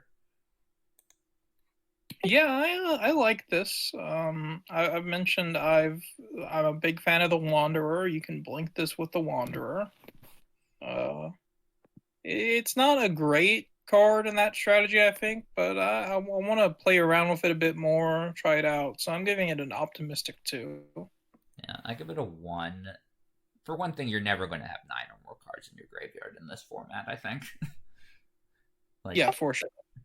which means it's a 6 mana 4 for flyer, and when you use its ability, like, you're not guaranteed to actually get a card from it, which is rough, especially since you are going to, in all likelihood, be putting like Terramorphic Expanses or like the sack lands into your graveyard. So you have those that kind of fill things up, and you'll also like have like probably creatures in your graveyard and stuff, which is like a miss from that. And maybe even the spell that you get is just not high impact enough. Like oh, it's a 2 mana spell I got from it. Whoopee. So yeah, I don't like Capricious Hellraiser. I'm going to give it a 1. Okay. Next, we got Chimney Rabble, which I am in on this. Traditionally, the 4 mana 3/3s that create a 1/1 have played pretty well. I mean, it's just 2 bodies spread out. It's a strong defensive play usually, since a 3/3 can block pretty well, and then the 1/1 is good at either chump blocking or like stopping like X1s and stuff. It's good like when you have sacrifice effects, like this card's strong in black red. You use it along with like annihilating glare and stuff. Sacrifice the 1/1, leave the 3/3 behind. The fact that it has haste also allows it to Have decent offense as well, like just swinging in with a 3/3 haste before they've built up their board enough is quite solid. Like I like this card on enough board states that I'm going to give this card a 3. Yeah, I don't like this card too much. It might have a place in Red Black Sacrifice, but I don't know how well that deck's going to be. So the highest I can give this is 2. Okay, so not as high as me on Chimney Ramble. Next, we got a Churning Reservoir. The main use of the card is that it can like just keeps on putting an oil counter on your stuff over time, building up that, and then when your oil stuff does die, like you can like make a 1/1 from it, or just simply if you like you activate an ability of an oil thing, like you use Axiom Engraver, then like with 2 mana you create a 1/1. Still though, it's not like a high impact card, but I could maybe see a deck that builds around it. You like use it with like the Filigree Silex or something, maybe. But I'm not super high on this. I give it a 2 though, as a maybe you build around it. Yeah, I'll talk about a combo later on that puts all the Vorinclex plus Veraska players to shamble, but this is kind of an awkward card to fit. But there are some strategies where you just need those oil counters, so I'm going to give it a 2. Okay. Next, we got a Dragon Wing Glider. Tell us about this one, Jfish. This is a good equipment. Even if this didn't have 4 Mirrodin, I think this might see some play. Okay, no, it would not because of its mana cost. But yeah, the equip cost is a bit too much. So and the 5 mana up front. But like, if it was like the fact that it has 4 Mirrodin means that this is just a solid 5 mana 4 for a flyer with haste, and then you get to factor in all the 4 Mirrodin synergies. It makes me, just love the card. But I can't give it a 5 because there were just too many rares I think that deck wants to play beside it, so I'm at a 4. Yeah, I'm at a 3 on it because of there being so many rares the deck can play, but it's a good one in that list, so I could see bumping it up to a 4. So I'm in that 3 to 4 range. So at the very least, it's a high 3. But yeah, it's a solid card. Next we got Exuberant Fuseling. This one, it starts off as a 1/1, but it's pretty trivially easy to get it up to like a 2/1, and then like it's like 1 mana 2/1 trample. But even more than that, like getting it up to like I find it's kind of easy to get it up to like a 4/1 or a 5/1. Especially with like your Volt Charges, your Drowned Ichors and stuff. So in like the black-red aggro sacrifice list, Exuberant Fuseling can do a lot of work for 1 mana. It's like build your own ball lightning. So I'm actually kind of in on Exuberant Fuseling. I can just never get behind these cards that just die to being looked at. I'm giving it a 2. Yeah, I'm giving it a 3. It does die to being looked at, but it's going to take something down with it and trample over for some damage in the meantime. Which, for 1 mana, that's enough for me. Next, we got Forge Hammer Centurion. What about this one? It's got the same put an oil counter when stuff enters your graveyard thing that Fuseling does. Yeah, so pretty old card at this point. On Crop Crasher kind of does a similar thing, and that card was really good. And that was an uncommon. This is only but that had haste and was more reliable with when you could tap. Oh yeah, that did have haste. So yeah, I was gonna say this is just kind of a slightly weaker down to common version, but that is a pretty big difference. I'd give this somewhere between a 2, maybe a 1, but I still think it's all right. Yeah, I'm going to give it a 1 just because I think it's like it doesn't seem aggressive enough to me. Like waiting till you get 2 oil counters down, and then like having to wait till you get 2 more, and like this isn't as easy to put on as just simply like you're casting spells and you get oil counters. It's like something actually needs to die to get an oil counter on this thing. So yeah, I'm going to put it as a 1. This next card, though, I love this card for any oil deck. It's Free from Flesh. Just, it's a 1 mana combat trick. +2/+2 tends to be enough to win most combats. And putting 2 oil counters on something is fantastic in a lot of the red decks, especially in blue-red, because that basic things like the Serum Core Chimera, Trawler Drake, Ichor Synthesizer, they just, you're basically putting 3 oil counters on the things, that automatically means you can activate Serum Core Chimera. Trawler Drake gets like a huge buff, and Ichor Synthesizer is just 1 away from being unblockable. It's great in red-green.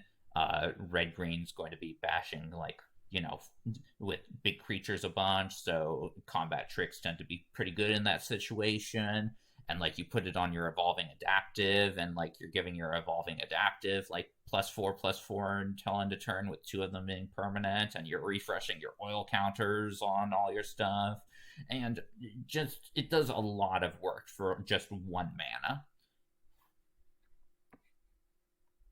Yeah, this is going to be crazy in oil decks. I'm just not too big of a fan of oil decks, so I'm giving it a 3. Yeah, I give it a 3. I'm a fan of the oil decks. I think red-green is going to be very strong in this format. I've been quite impressed with it in Limited, so I think it's going to carry over into Curiosity. Next, anyways, Curiosity, card that was really, again, they're not made for Curiosity, but this card is like, the ability will never work in Curiosity. Nah, hold on, all right? Let me cook, all right? Turn 1, Mountain. I don't care. Turn 2, Mountain. Look, as long as you're on the draw, this can maybe get 1 ping off ever. I mean, on the play. If you're on the play, this card has a slight use. Listen, if they're playing one that sacrifice to draw card lands, maybe it gets in for 2 damage. But yeah, this is. I mean, it's an okay stat wise, but you can do better. So yeah. I'm giving it 1 star. Yeah, it's a 1 star. It's just not meant for this format. So yeah. Next we got Furnace Strider. Furnace Strider, it's a 5 mana card, but giving itself haste and then 1 more thing haste is a pretty solid ability, all things considered. Like a hasty 4/5 is kind of a threat, and giving the next thing you play haste is also a threat. So it's not an atrocious 5-drop at all, but it's still a 5-drop, so I can't rate it too highly. Yep, pretty much the same, I feel. I'm giving it a 2, but... Yep, 2 from me. Yeah, definitely not as bad as you would think, though, I think. But it's a... We gotta do a combined season. This is a beast. There's been actually a lot of beasts in this set, and birds as well. So Thanos, he was born too soon, thousands of years too soon, for that matter. Next we got a Gleeful Demolition. What about this? Yes, it exists. If we had Ichor Wellspring, this might be no. This won't see any play. I don't think. Yeah, like, yeah.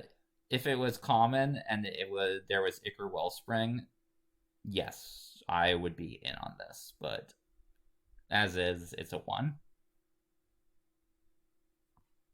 Yeah, I'm also giving it a... Okay, Sorry, 1 for... Gleeful Demolition. Next, we got Hazardous Blast. Now, this is actually a functional reprint of a card from Guilds of Ravnica. I believe...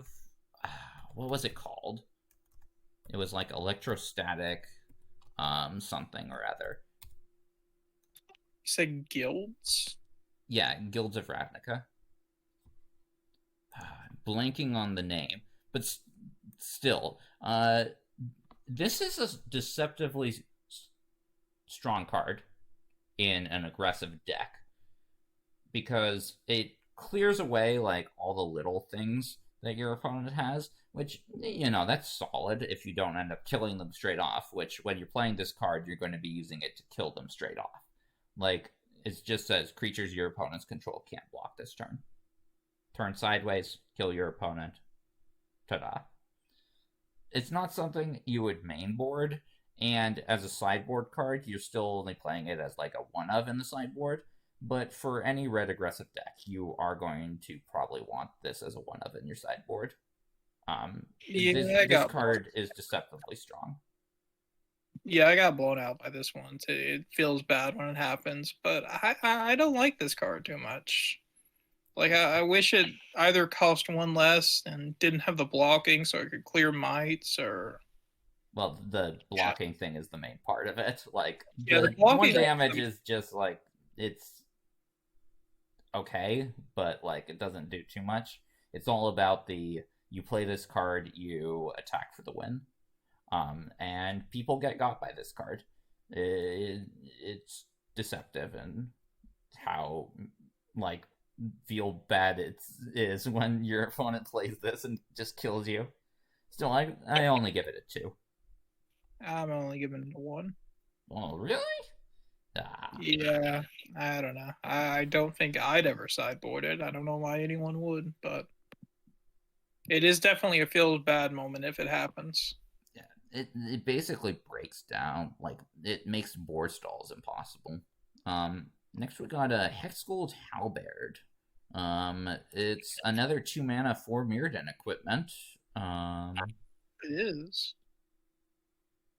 But I think it's just a bit worse than the common one.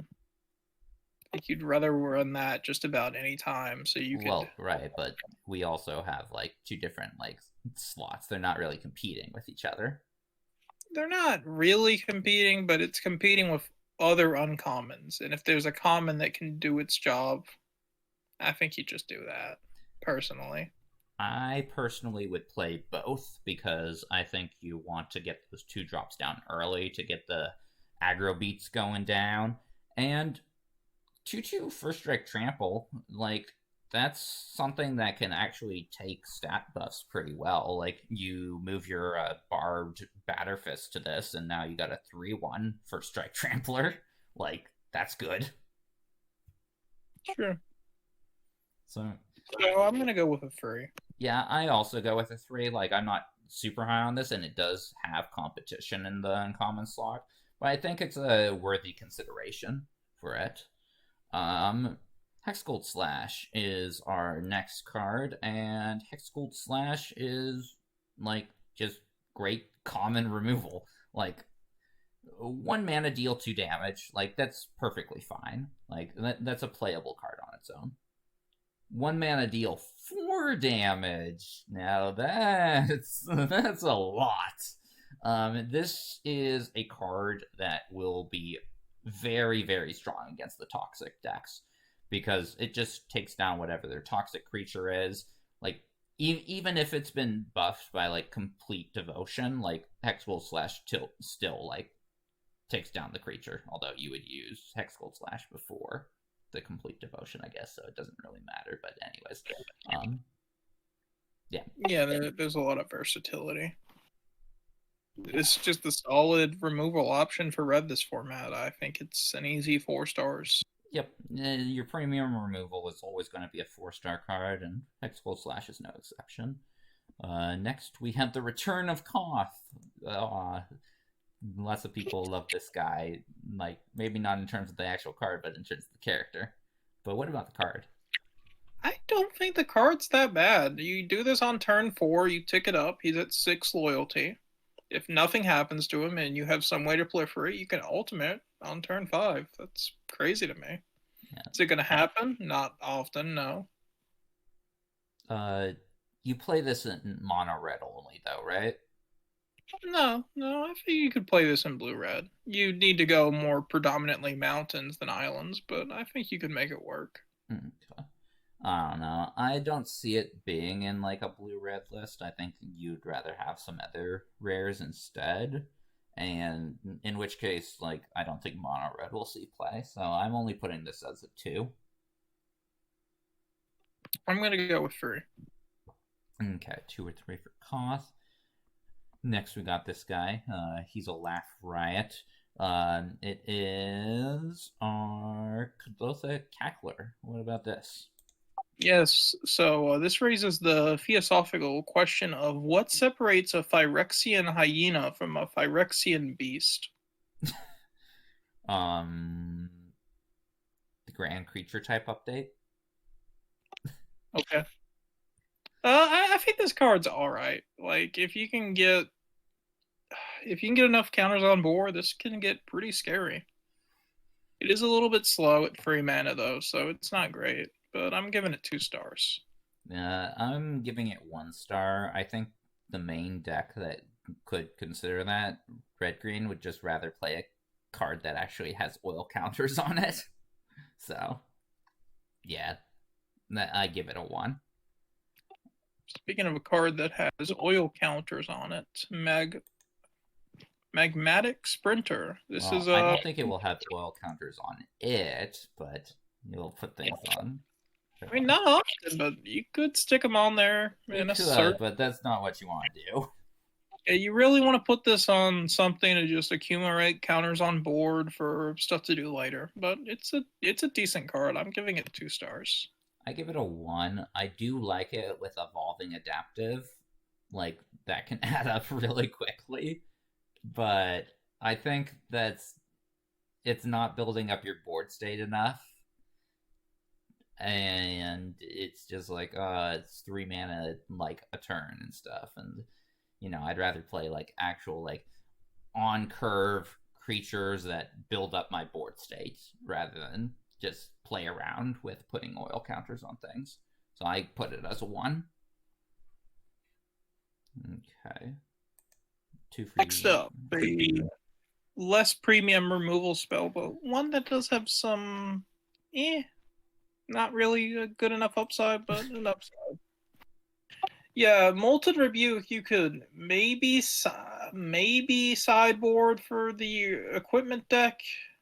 I don't think you'd love it, but I mean, it is a theoretical value. I'd rather play Shrapnel Slinger for that. But yeah, 5 mana, deal 5 damage has historically been quite bad. We've seen this effect quite a few times, and it's just always unplayable. So I'm going to say a 1. Was that true? I thought there was one format where the 5 mana... Well, I think it was like an instant. No, last season we had Unleashed Shell, which wasn't good, and that was instant 5 damage too. I guess in Innistrad Midnight Hunt, it had the extra benefit of exiling, which exile was important enough that it was somewhat decent, although I still don't think it saw any curiosity play. It definitely did not see any play in Streets of New Capenna, and also wasn't good in like original Dominaria either. And I think there's been a few more throughout. Yeah, this is one that they put in basically like every other set. So maybe I'll try to remember what I'm thinking of for the next time we see one of these effects. But I think you're thinking of the one from Midnight Hunt, which was Burn the Cursed. That was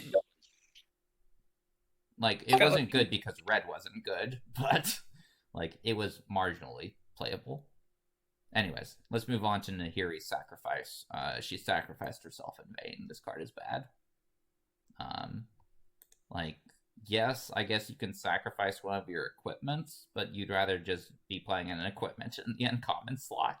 So, yeah, I don't like this. This is not a very good card. What are you giving it? If we had prototype, though, I would maybe play this. We don't have prototype, though, so but prototype changes the mana value to the prototype cost, so that wouldn't work. Then yeah, then this card's just terrible. Okay, 1 for Nahiri's sacrifice then. Yep. Okay, next we got Oxida Finisher.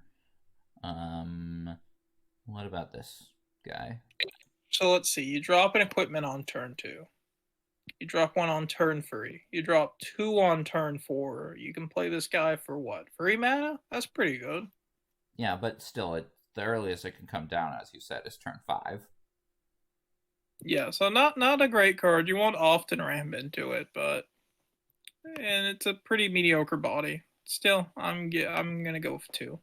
I mean, the body's good. It's just that it doesn't have any board impact for a turn 5 play, which means like your opponent just uses a removal spell on it and it does nothing. But still, like, yeah, you can get it cheap enough that I'll give it a 2. Okay. Yeah, speaking of removal spell on it. Speaking of a removal spell on it, we'll be talking about one of the best removal spells in the set. The best red uncommon, right? Sure. I can't think of a better one off the top of my head. Yeah, Rebel Salvo. Like, okay, you play this in decks that don't play equipment, right? You at least sideboard it to hit Dominuses, I think. Yeah, and I think you would mainboard it in like a blue-red deck, like 3 mana, 5 damage. Yeah, sure. I mean, that deck might also be playing like a couple of Barbed Battlefist as well to make it cheaper, but still, 3 mana for 5 damage and making a thing lose indestructible, which is good against like some of the combat tricks and stuff, and yeah, the Dominuses. Like that is a 4 on its own. The fact that you can cast it for like 1 or 2 mana in the equipment deck is like, okay, it doesn't raise it to a 5, but like it raises it to like a very high 4. Like, yeah, this card is fantastic. The best red uncommon, in my opinion. What do you think, Jfish? Oh, sorry. Yeah, I'm gonna give it a 4. Okay, easy 4 for Rebel Salvo. Next, we got the Red Twilight. Yeah, so this is... It seems like this would be one of the weaker ones, but I think this is a pretty good sideboard slot against artifacts, equipment, and such. Like, this could present a lot of damage that they don't see coming. Yeah, and like, even if you're not casting it for X equals 5, like, you know, you're still destroying like 3 or 4 artifacts. Like, that's good against blue-white or red-white. It's a rare, so I don't think it goes up to the 3 rating, but I put it as a 2. Yeah, same for me. I'm going to give it a 2. Okay. Yeah, all the Twilights have been pretty good so far. I hope the green one's really good. I hope the green one doesn't destroy standard. Okay, yes, the green one is it good in standard? I don't know, but I don't want to think about dying on turn 3. This isn't Hearthstone. Okay. Next we got... Yeah, I don't play standard, so I don't know. Next we got Resistance Skywarden. It's... Lordwood. Card meh. Yeah. Yeah, 5 mana for no immediate impact. That's a 1. You're saying it doesn't impact your heart? When the Volshock taught him the word for home, he knew it was what he had been fighting for. Okay. Good for you, Resistance Skywarden. Maybe you should fight by being a better creature. And do we add the lore, the flavor text rating to our scores? Does Ancient Grudge then get like a 5 out of 5, or does it get a 0 out of 5? I don't remember the flavor text to that one. It was the one about Avacyn's collar, the symbol of her church, which a werewolf hates. it's the it's the worst flavor text, but it's so bad it becomes good again. Hmm. Anyways, next we have Sawlight Scamp, which, okay, I'm going to be like Charlie Brown with the football, but I see a 1-mana hasty red creature, and I'm like, I'm in. Give me it. I mean, in the spells list, like, it can be a pretty, like, you just need to put one oil counter on it, and then it can, like, start going off. Like, you're basically every turn being able to do the ping. So, I like it, actually. But Yeah, I don't. This is the worst Firmo Alchemist ever. yeah, but it's common. It is common. Firmo Alchemist is common. Okay, it was common when the set first came out but then became uncommon, and like its most recent outing. 1 damage per turn, like you could build up, but like when you also have to cast a non-creature spell to do it, that feels like But that's easy enough. And like you played on turn 1, like you basically had a non-creature spell since you easily get to swing in for 1. And then like, you know, you just play your experimental auguries and your volt charges along with like all your other non-creature stuff. Like it's for blue-red, but it's easy enough to get oils on it. yeah, like you said, the best thing about this is it can come down on turn 1 with haste, but I don't love that. I'm giving this 1 star, but I should give it 2. I'm giving it 3-star, even though I should give it 2. So let's just say it's a 2. Okay. Next we got Shrapnel Slinger, which I like a lot in the sideboard. Like I think this is a common enough red sideboard card that you're just going to play like 2 copies of it and bring it in against like just your artifacts deck, the equipments deck, and especially any deck that is playing Sword of Forge and Frontier. Like you have to kind of play Shrapnel Slinger in red green because otherwise you just lose the sword. So yeah, it's pretty good out of the sideboard. I'm playing 1 in my red white equipment deck myself. It's a solid card. I'd give it 3 stars. Yeah, I'll give it 3 stars. It's like a sideboard staple. It's the return of Slowbad. Moving on.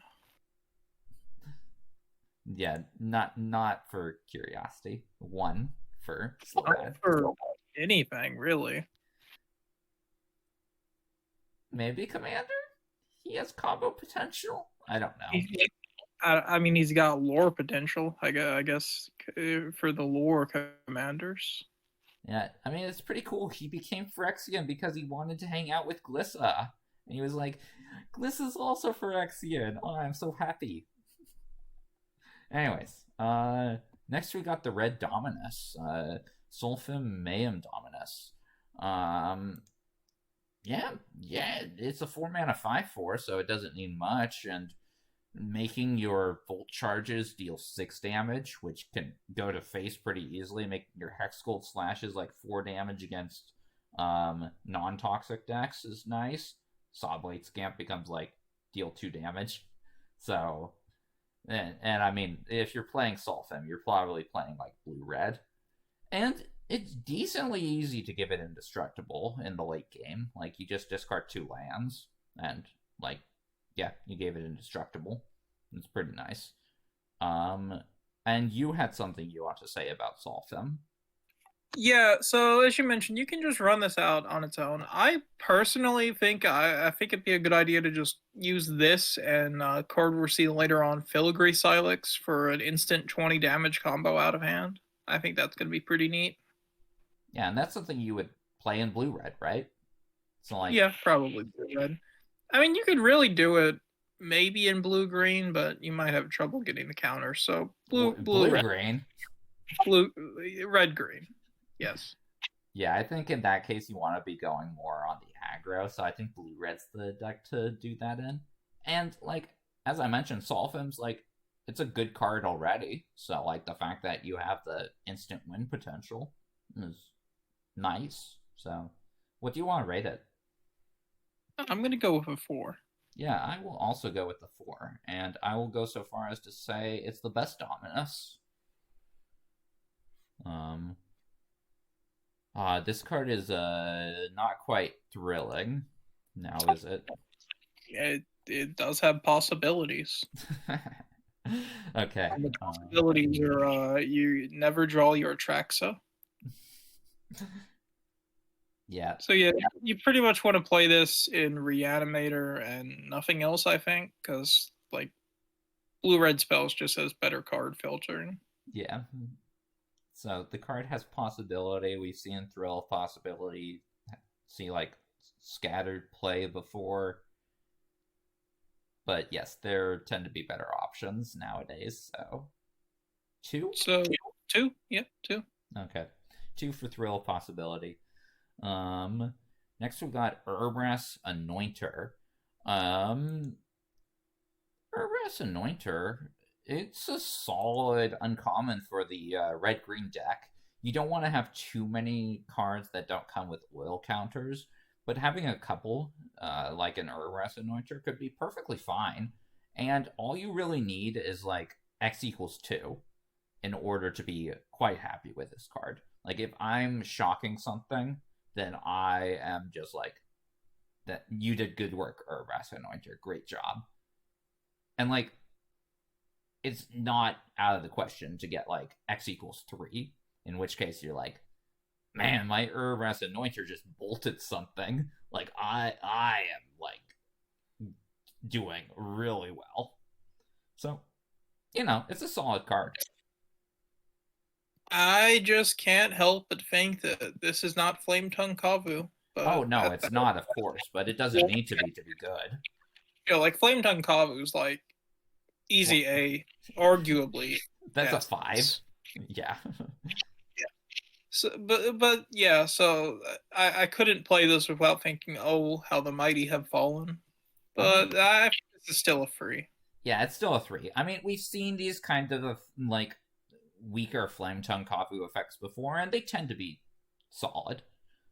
So I think a 3. Next we got Urbrass Forge, which I like a lot in an aggressive oil deck, like in black-red. Blue-red, I think, likes it a lot, and red-green, I think, also is good with this. Like, just this is... Oh, sorry. Sorry. You go ahead.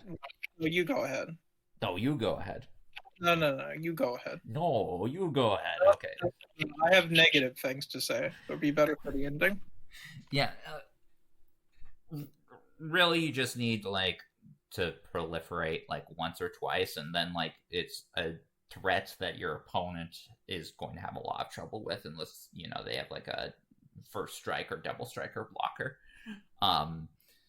Yeah.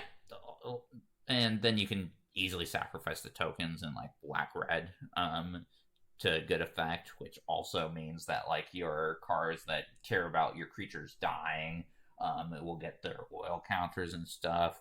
Like it's a good aggressive card, Urbrass Forge, and it's aggressive enough and is able to end the game quickly enough that I think it warrants a high grade.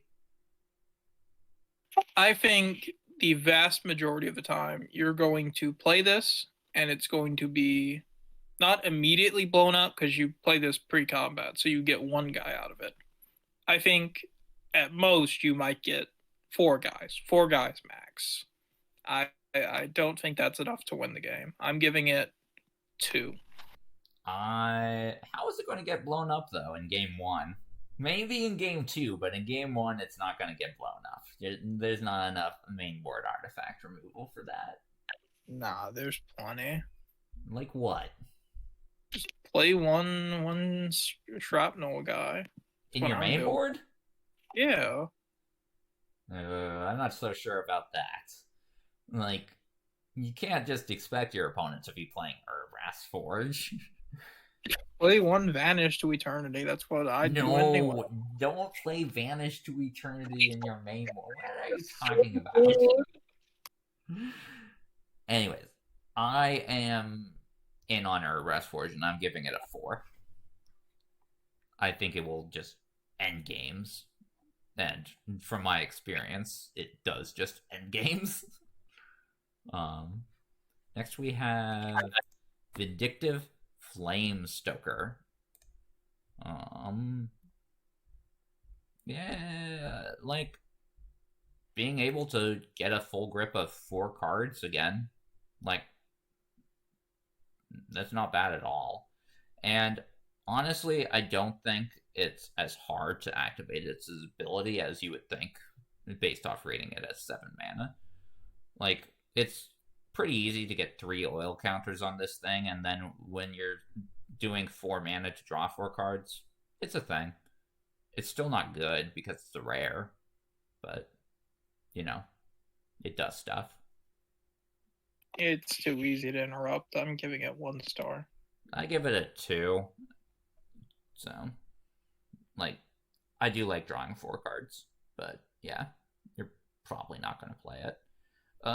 Premium removal. We got a reprint of Volt Charge. Tell us about that.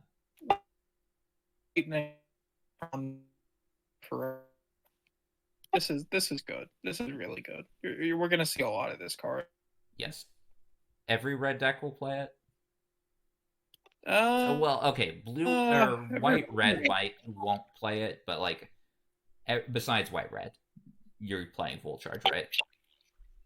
Yeah, red, green definitely will. Red, black.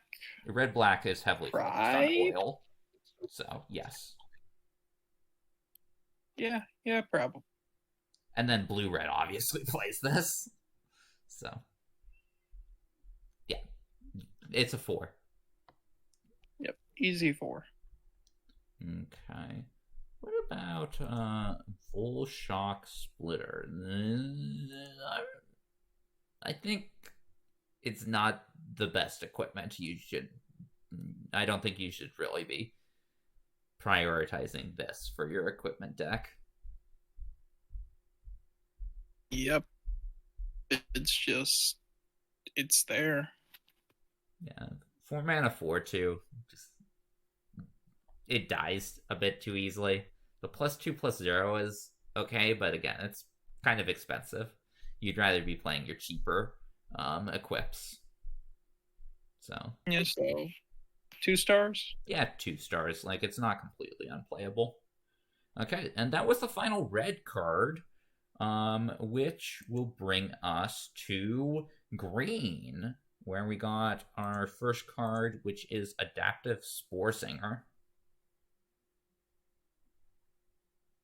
Yeah, so this is something we're going to see a lot with green cards. Just creatures who proliferate. Yep. They're everywhere. But is this one a good one?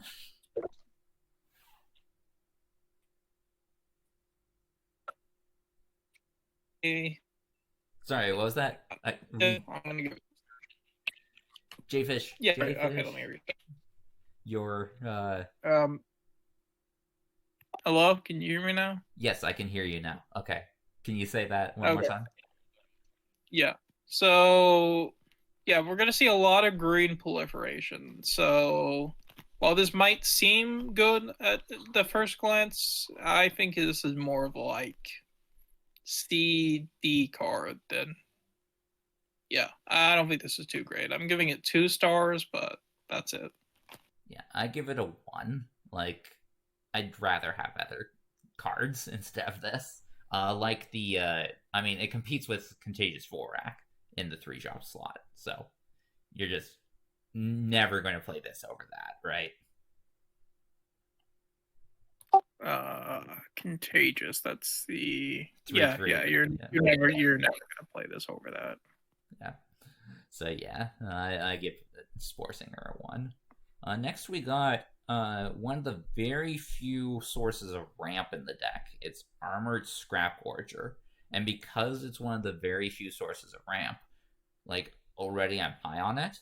But like it also does a lot of stuff, anyways. Like, sure, this isn't a graveyard-oriented set, so, like, the exiling something from the graveyard isn't going to be as impactful as it was, like, in a set like Brothers War. Although it does kind of screw over any Atraxa players. But eventually it gets into a 3-3. And, like, having your 2 mana mana dork eventually become a 3-3, like, that's good. And, like, it does put oil counters on itself, so it does help out the oil counter deck. And, as I said, it's a mana dork. 2 mana dorks, especially a 0-3, which can block decently well in the early game. Like, yeah, it's a good card. In fact, it's a great card. Yep, it's a beast that ramps you into Thanos. Easy 4 stars. Okay, yes, it's an easy 4-star. Okay, fine. You can say you told me so on this card. I'd like to say I'm a bigger man, but I'm not a bigger man. Why did you think this was a 1-star card? This guy's crazy. I was wrong. Above average body. Relevant keywords. This card's insane. Yes, it is. I don't think it's a 5, but, like... Easy 5. Nah, I'd put it as a 4. But it is very good. Your toxic decks will heavily consider it. Your proliferate decks will also play it. So, yeah, it's a very strong green rare. I put it as a 4. Jfish thinks it's going to get banned. We'll see. But, yes, I was wrong in my initial assumption way back when it first came out. Like, way, way wrong. Okay. You know what, Jfish? You may have a point about me and Toxic because I'm also giving Branch Blight Stalker a 3. I don't think I've given many toxic creatures less than a 3. So I might be playing like 80 card decks at this point. But, you know, I see Toxic and I'm just like, I will play this card. Yeah, I'm only giving the Stalker a 1-star. I've just seen this get walled so many times. Like, if you ever got in with it, it'd be pretty good. I don't think you're going to, though. I think you're playing enough, like, removal in your deck. Like, Curiosity decks are more focused than draft decks. We tend to have like 8 to 9 removal spells available to us. So. True. You could also since we're constructed more, you could go turn 2 this into turn 3 the bird. Yeah, Flincing Raptor. Yeah, no, which can end up hurting your opponent a lot. So yeah, I'm down with it as a 3. You still a 1 though? Yeah, I'm still a 1. Okay. Maybe a 2. Next we got a Cankerbloom. Tell us about that. A lot of versatility in this card. Reminds you of a Threshing Brontodon, but a little bit smaller body. Yeah. Yeah, I don't like a 3-2 for 2 as much as a 3-4 for 3, but... Yeah, still though, I think a very solid card. I have it as a 4 right now, but maybe that should be a 3. I think it's going to be a 3. It's a card that you could mainboard, but I think is more likely to come out of the sideboard. But, like, it's still, like, a sideboard card that you could mainboard, which is quite good. Oh my god. Do you hear my dog barking? If so, I'm sorry. Yeah. Maggie. Anyways. Yeah, Cankerbloom, I like as a 3. We got another one of those artifact enchantment destruction cards though. We got Carnivorous Canopy. Yeah, and this time it's got Proliferate stacked onto it. Have you got tired of seeing Proliferate yet? Don't be, because we've got like 8 more to go. This is a fine card, but yeah.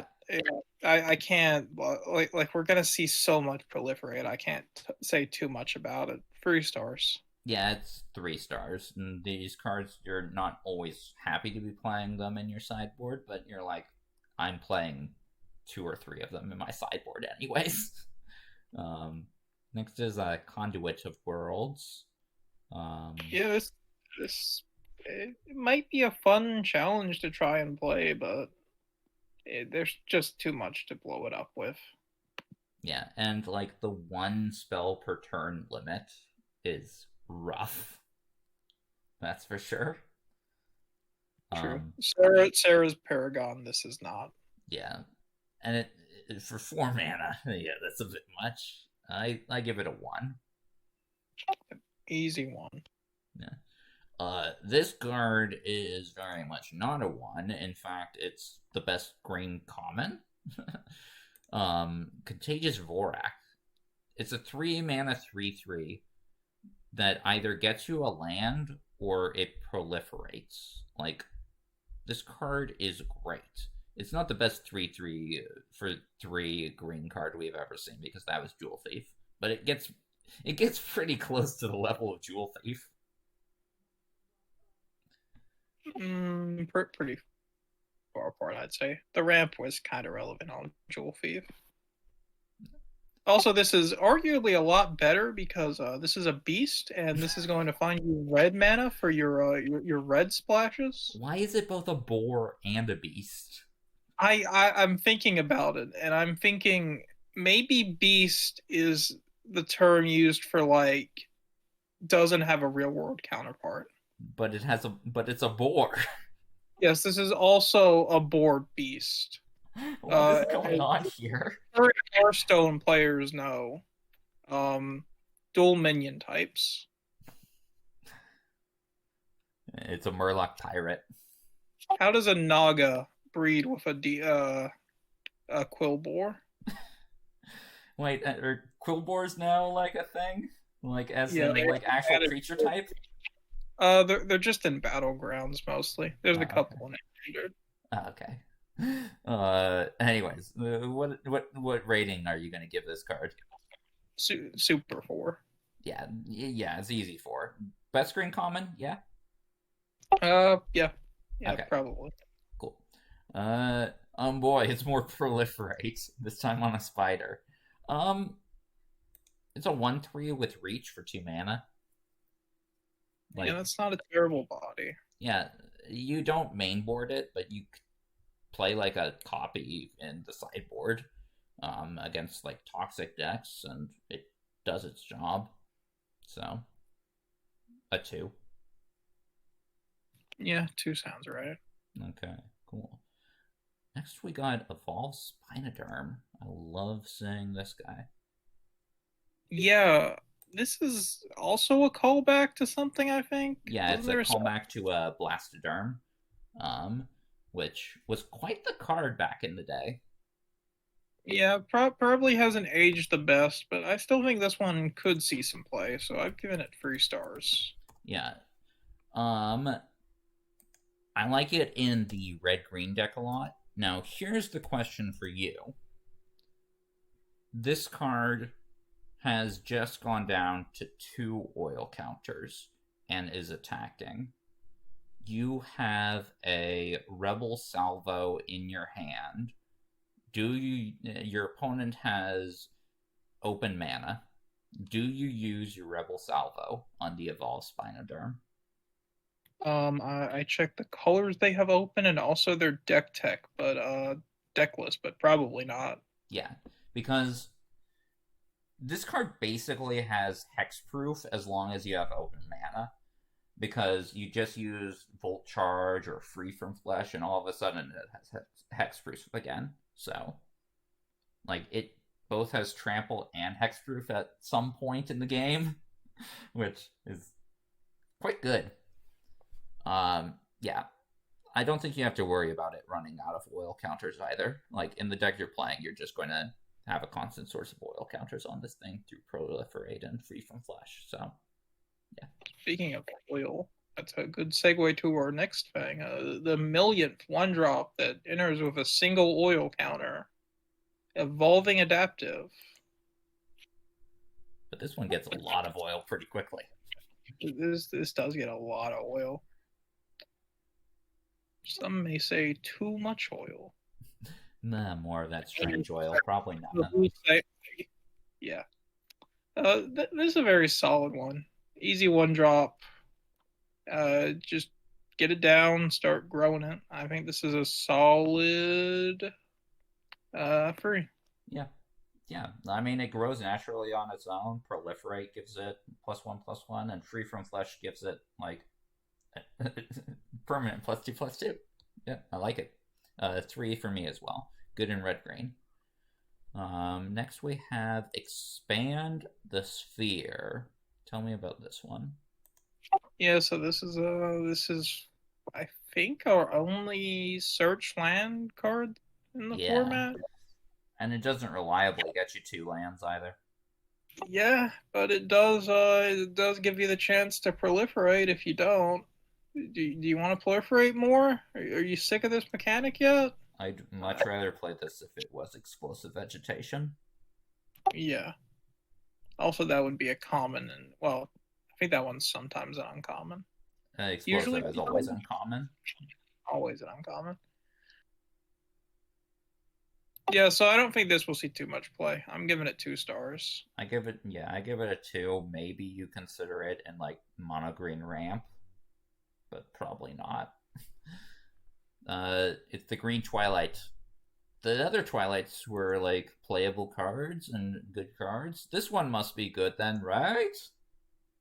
I see you're looking at my cards. How would you like 50 poison counters? Yeah, this is just not. Again, nothing's made for curiosity, but this does not have a home in curiosity. This is not welcome here. Yeah, unplayable. It's a 1. Easy 1. Okay, which brings us to Ickerspit Basilisk. Cool name. 3 mana, 1/3 Death Touch with Toxic. I like me a Giant Scorpion. Those cards are good on defense because they basically say if you are an aggro player, you cannot attack into this. And eventually, like when you do get a card that can attack into us, I just trade it and I get an advantage out of that. But this one can actually attack because it has Toxic 1. So that is nice to see. I could definitely see this in the main board of a Toxic deck. I see it much more likely to be a common sideboard occlusion in the Toxic deck. So I like this card. Yeah, this is a pretty solid role filler. I'm gonna give it a 3. I agree with the 3. Next, we got Incubation Sac. I am actually a fan of this. It just gives you a 3/3 constantly. Like in the kind of deck that plays it, like putting more oil counters on it is going to be trivially easy, and then you're just like, okay, a late game, I'm just steady stream of 3/3s. Let's go. So I'm surprisingly high on this card. I like it's not so much an early game play. It says it's 1 mana. You're fine playing it on like turn 5, and then just making your stream of golems. So I'm decently high on this. I'm at a 3 on this. This will often be removed before you make a single golem, much less the second one. As I said, you're playing this on 5, so you're going to make at least 1 golem. And be tapped out for when they kill it. Okay. You still made the golem, though. And also, you're not going to kill it in, like, game 1. Nobody's going to mainboard artifact removal. Eternity. No, you overrate Vanish into Eternity so much. Just play this other card that comes down on turn 5 and has a much more relevant impact we'll be talking about in 4 cards. 1, 2, 3, 4. And listen, that's a mythic. That doesn't count. Anyways, what are you rating Incubation Sac, though? Yeah, 1 star. Okay. I disagree with that, but I think you rate Vanish too highly. Next is Infectious Bite. One-sided fight spell. Those are always good, even in uncommon. And also just get a poison counter for some reason. Yeah, but they're like a usually at common we rate those cards like a 3, right? So at uncommon, what, that's like a 2. Yeah, pretty much 2. Yeah, you tend to want to play your like other colors uncommon removal instead. Your ossifications, your drown and ichors, your rebel salvos, things like that. So yeah, 2 for that.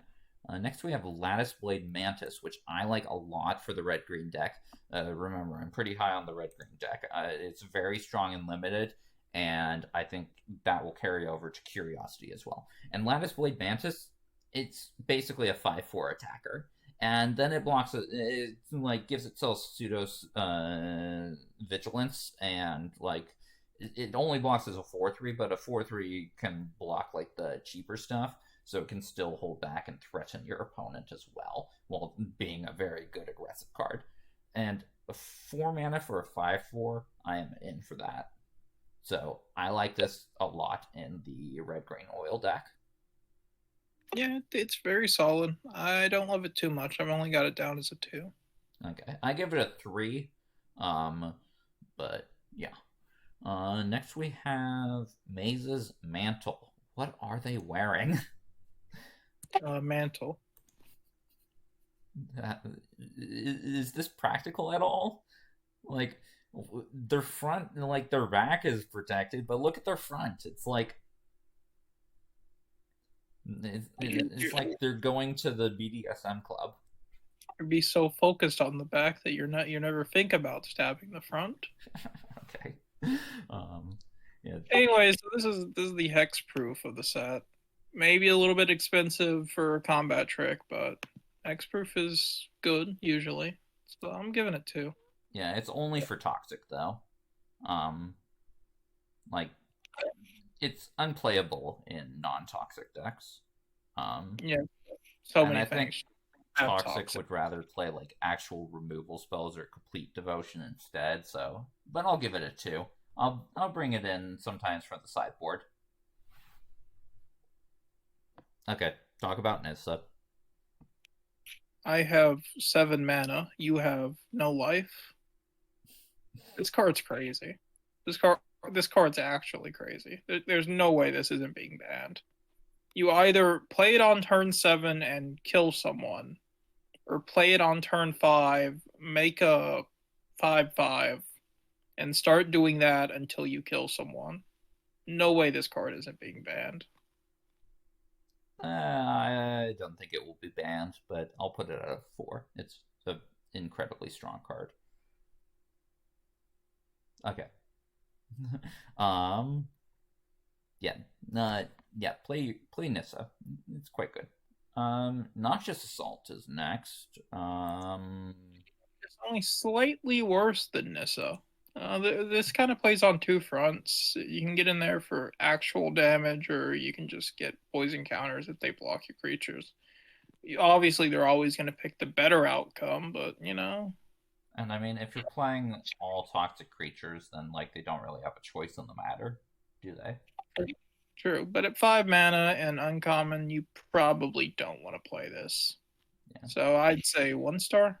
Yeah, I agree with 1 star. It's basically like it's win more, in my opinion. Next we have Oil Gorger Troll, another card for the oil deck. Tell us about this. I like this guy. Obviously, you want to have oil, and I think it's very easy to get the oil. But even without the oil, I think this is a solid card. Not great, but solid. So I've given it 4 stars. I give it 3 stars just because it is 5 mana. You know my aversion to 5 mana. But yeah, it's a solid card for the oil deck. 3 life isn't as good as it is in most formats because of the toxic thing. But like, you know, it's still nice to have, and you draw a card. So yeah, I'm in at 3. Next we have the Paladin of Predation. It is 7 mana and doesn't do anything when it comes down. This is a 1. Yep, no arguments here. Yeah, you don't even want to reanimate this. Like, don't. Okay, next we have Plague Nurse. Yeah, Plague Nurse is a bit on the expensive side, but giving all your toxic creatures another instance of toxic it seems like a pretty good way to close out games to me. Yeah. You play this primarily in more evasive toxic decks, like when you have your pestilence siphoners and stuff. It is expensive though, especially at 4 mana to start off with, and then 3 more for each. So yeah, so I'm thinking 2 to 3 star range. I'll give it a 2. You're right. I need to start giving toxic cards 2, eventually, and this is the one I choose to start with, just because it's higher mana cost. Okay. Next we got a Predation Steward. It's a bear that comes with oil counters and has marginal-ish upside. So it could see play in the red-green oil deck, but I think for my 2-drop I'd rather play Axiom Engraver. I think this is just a bear. I don't think it's ever going to do anything else except for maybe count for 2 oil counters. So I'm giving it 1 star. Okay. I'm giving it a 2-star. I could see it in red green, but it's unlikely to see much play in that. Okay. Which brings us to our next page. And we got Rustvine Cultivator. Yeah, so this is on the slower end of mana dorks, but I think getting... You became quiet. Sorry. Am I okay now? No, you're still a bit quiet. Okay, how about now? You're good now. Okay, so yeah, this is on the slower end of mana dorks, but I think getting to the early game ramp is super important in this format. So I've given this 4 star, but I think 3 might be a bit more realistic. Yeah, I like it as 3, especially in red green. It blocks Crawling Cores quite well, which I like about it. And really, I think you only need to put 1 oil counter on it, and from there, your Proliferate can do the rest. So, 3 for Rustvine Cultivator. Next, we got the Fight Spell for green. Fight Spell, we got Ruthless Predation, which is, we literally saw this card in Brothers War with Epic Confrontation. This is a functional reprint of that. These, as we mentioned before with the uncommon version, the green Fight Spell at common is a 3, and this is no exception. I rate this as a 3. Yeah, it's okay. 3 stars. You need removal somewhere in green. I will say, though, it is literally one of the only ways that you can remove Thrun in the lower rarities. So. Okay, yes, at the lower rarities. That is true. So, it might have a purpose in your green decks there. Who knows? Because Thrun's scary. Anyways. Let's talk about the Sky Scythe and Golfer. What do you have to say about this? This do have a lot of words on it, but this is not like a constructed card. This is meant for limited play. That's all. Is it though? I'm not playing it in limited. In a different format where you're not dead on turn 5. Okay, so, in a format where a Colossal Dreadmaw is good, then sure. So yeah, I'm giving him 1 stars. Yeah, it's 6 mana. It's a 1-star card. And because it doesn't have immediate impact. Unlike this next 6 mana card, which is the Battle Chair. Tell us about the Battle Chair. Yeah, so this is the best for Mirrodin equipment, probably. Well, besides the Dragonwing Glider, you mean? Oh, yeah. And the red-white uncommon, obviously. But you're just talking about the equipment itself, right? I'd argue this is at least on par with the red-white one. In terms of like the actual equipment itself, not in terms of how good the actual card is, right? Yeah. Okay. Unfortunately, the actual card gets dragged down quite a bit by not being red or white, which is the real color you want to be in. So I'm giving this one an optimistic 3, but probably should be a 2. Yeah, I'll give it a 2. It is a strong equipment to move around because it turns anything into a game-ending threat. But it's also 6 mana, and then 7 to equip, which is a lot. So, yeah. 2 for me. Next we got Thirsting Roots. Interesting card. Talk about this one for us. Yeah, so this is just your mana fixing. Well, this is more so a limited card meant to fix your mana or give you a payoff. I think it has a place in Curiosity, but you don't want to run too many of it. Yeah. I'm going to say for players who play green and traditionally run 17 lands, cut one of your lands and play Thirsting Roots instead. Like, that's just better. But yeah, definitely don't want to play too many of these. But playing it as a one of, when you would normally play just another land instead, yeah, do that. What would you rate it? I'm giving it a 3. Yeah, I'll also give it a 3. Oh my god, some of the cards in this set are just like, you can't kill this. Thrun, Breaker of Silence, he's unkillable. I give him a 5. Yeah, this is super solid, easy 5. Yeah. Does the Wanderer get around this?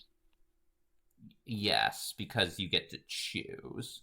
So if your opponent has another creature, the Wanderer gets to do that. It can take rid of it. There are a couple of ways of doing this.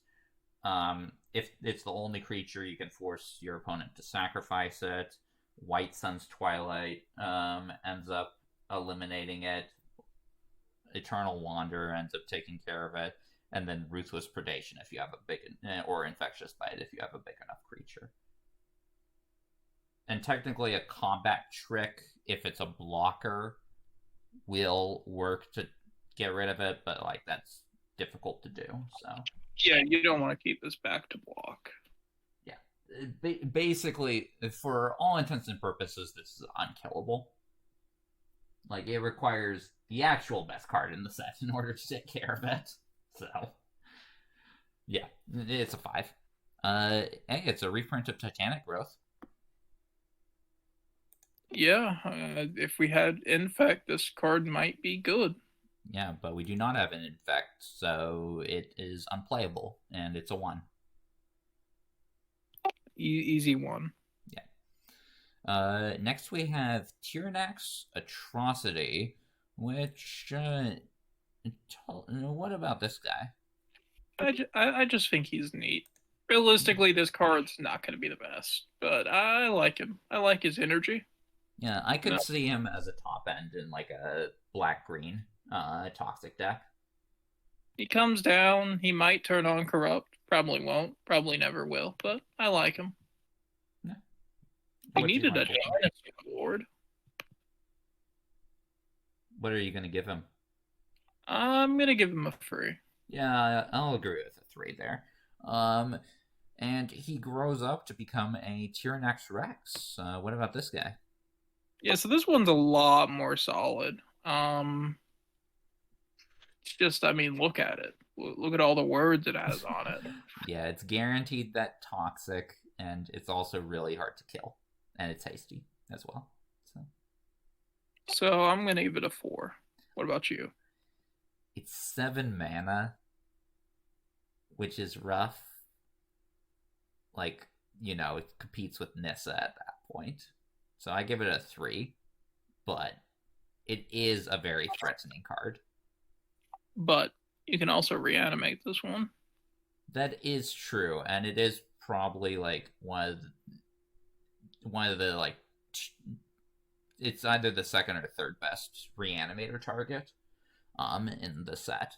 So that is a thing, but you also have to remember I'm not high on reanimators, so Next, we got Tyvar Stand. You're actually speaking first on this one, which might surprise people. Yeah, I think you would have put a. I mean, I get where you're coming from. This is an uncommon, so you don't want to Yes. give it too high. If it But was yeah, common, I would give it a 5, in all honesty. if this was common, this would be the most push common we've seen in a while. But yeah, I think this is a solid 4, even at uncommon. Yeah, I put it as a 3. I love these kind of cards, though. Like, this is a combination of two of some of my favorite cards. It's the combination of Tameo Safekeeping and also Luxurious Libation, pretty much. This effect, like on a trample thing in particular, is quite strong. Or like if you got like a lifelinkers, I guess you're not playing a white green deck that has like a lifelinker available, so it's mainly a trample thing. Still, it's an uncommon. So You might be able to make white green artifacts a Fang. Probably won't be as good as the blue version, but yeah. Does green even have many artifacts? It has the Battle Chair, and that's kind of it, right? well, yeah, you might be right. I was more so thinking you could use the 2/1 lifelinker guy, but yeah, the green might not have enough artifacts. Anyways, it's uncommon, so I can't rate it a 4. I give it a 3, but I still love this card. I played in limited like all the time, so I am disappointed we didn't get a Tybalt this set though. yeah, we'll see him next time for sure. I think. Yeah, it's probably next time. You can only fit so many planeswalkers in a set, unless you're War, in which case you have them all. Yeah, they didn't do a Johnny, Tameo, or Elspeth, and they're probably all going to be safe for March. They just wanted to focus on the ones that like had a chance to be Phyrexianized. Well, we did just get an Ajani 2 sets ago, and an Elspeth Furry. Is that right? Yeah, we got her in Streets, so yeah, we're definitely going to see Elspeth again, though, in March of the Machines. Like, she's going to, become like a all-powerful angel and just win the day. Just gone. She got vanished. Oh my god. Unnatural Restoration is next. We have brought it up before as the fact that it is a combo piece with Jace that wins the game. So I'm giving it a 4. Yep, this is a super solid card, even if you're not using it for combos. You're always using this for combos, but there are other things you can do with it besides Jace. Easy 4. Yeah, okay. Venerated Rot Priest is next. It's a card that's been taking older formats by storm, and it's not as good in Curiosity. But I still think it is actually playable because it basically says it's a 1-drop. You know how I am about my 1-drop toxic creatures. So it's a 1-drop toxic creature. And it basically says, opponent, all your removal is poisoning you. And you're probably not going to point it at the Rot Priest because, it's a 1-mana 1/2. You'd rather use it on the other stuff, so the Rot Priest is going to accumulate some nice poison counters there. Especially if you have, like, your combat tricks, your Complete Devotion. Hey, Complete Devotion, your opponent gets a poison counter. Tyvar Stand, your opponent gets a poison counter. So, Free from Flash. Okay, you're probably not playing Free from Flash. But, anyways, like, the poison adds up, is what I'm saying. And this is a deceptively strong card, in my opinion. Yeah, I'm giving this one a 1. Hopefully, just I don't know to wheel into existence this card being terrible, but this is probably a 2 or a 3. Yeah, I'm going to give it a 3. This one's one of the rare cards where I've got a high rating on it. Next is Venomous Brutalizer, one of our toxic uncommons. What do you think of this card? He's solid stat line, not a great stat line, but solid. He's got the free toxic, which is the most relevant number it could be, because if he ever hits, he turns on corrupt, and he also just has proliferate stacked on him. I'm sick of saying all these words. 4 stars. Yeah, I give him a 3. Yeah, I give him a 3. He's definitely a consideration for any of your green toxic decks. I do like him how in white green, if you also have the Wandering Emperor, you can blink this and then just pay 2 to proliferate. Like, that's a nice little thing. Or, sorry, not Wandering Emperor, Eternal Wanderer. Anyways, that is a thing. What about viral spawning? This is basically Elephant Stampede. It's solid, but I don't think it will see too much play. I think there's better things you can do. I'm going to give it an optimistic 3. I give it a 3. I think it's one of the things you kind of most want to do in like a toxic deck. Just getting 2 3/3s with toxic. Yeah, that's quite good. But yeah, I'd agree with a 3 for it. And it is time for our final green card and the final of the Domini. It is Zopendrel Hunger Dominus. It's expensive, but it does kind of win you the game when it like goes down. Like doubling the power and toughness of all your creatures is like, yeah, that's game ending. So I'm a decent fan of Zopendrel because of that, and it's also the one that can best put to use its indestructible counter, because like it doesn't get got by Drown and Ichor or Rebel Salvo, so that's pretty nice. And then like the enchantment based removal like Planar Disruption and Mesmerizing Dose don't really impact it much because the meat of the card is the doubling of the power and toughness of all your stuff. True. But I for one think that there were just better things you'd be doing, like Nissa. I mean, true, but we mentioned before there is a Reanimator deck, There is, possibly, and I think this might be one of the better options. Like it's like competing with that Tier Next Rex. I think. I mean, again, how many creatures are you gonna have if you're trying to reanimate stuff? I think a 4/4 toxic guy would be a better, not 4/4, 8/8 toxic guy would be a better rare there. I don't know. I like the double power and toughness. I think you want those creatures to like block and stuff in the early game. You got like your maybe you got Axiom Engravers or something, or just, and especially if you're playing like the Vat of Rebirth style thing, where style of Reanimator, where you want your creatures to die for Vat of Rebirth, which leaves you some creatures. So, and I mean, plus it like sacrifices the creatures for Vat of Rebirth with its ability. That's kind of cool. That is a fair point, but this comes down a turn later than Vanish to Eternity, so I'm going 2-star. I'm going to go with 3. Plus, like if Nissa does get banned, like this can be good green top end, right? Yeah. This will be better when Nissa gets banned, which I think is an inevitability. Yeah, I'm not sure on the inevitability on that, but still, I will be open to the possibility. Nissa is strong. Anyways, that brings us to the goal cards, and let us see what we've got next. Our first multicolored card is going to be a card that has been making waves in some older formats, so let's see how it does in Curiosity. It attracts a Grand Unifier. You're never hard casting this, but it's by far one of the best reanimation targets of all time. Now, reanimation hasn't traditionally been that great in Curiosity. Like I tried it a bit in Brothers War, where I think actually the reanimation like support was a bit better, and it still didn't work out that well.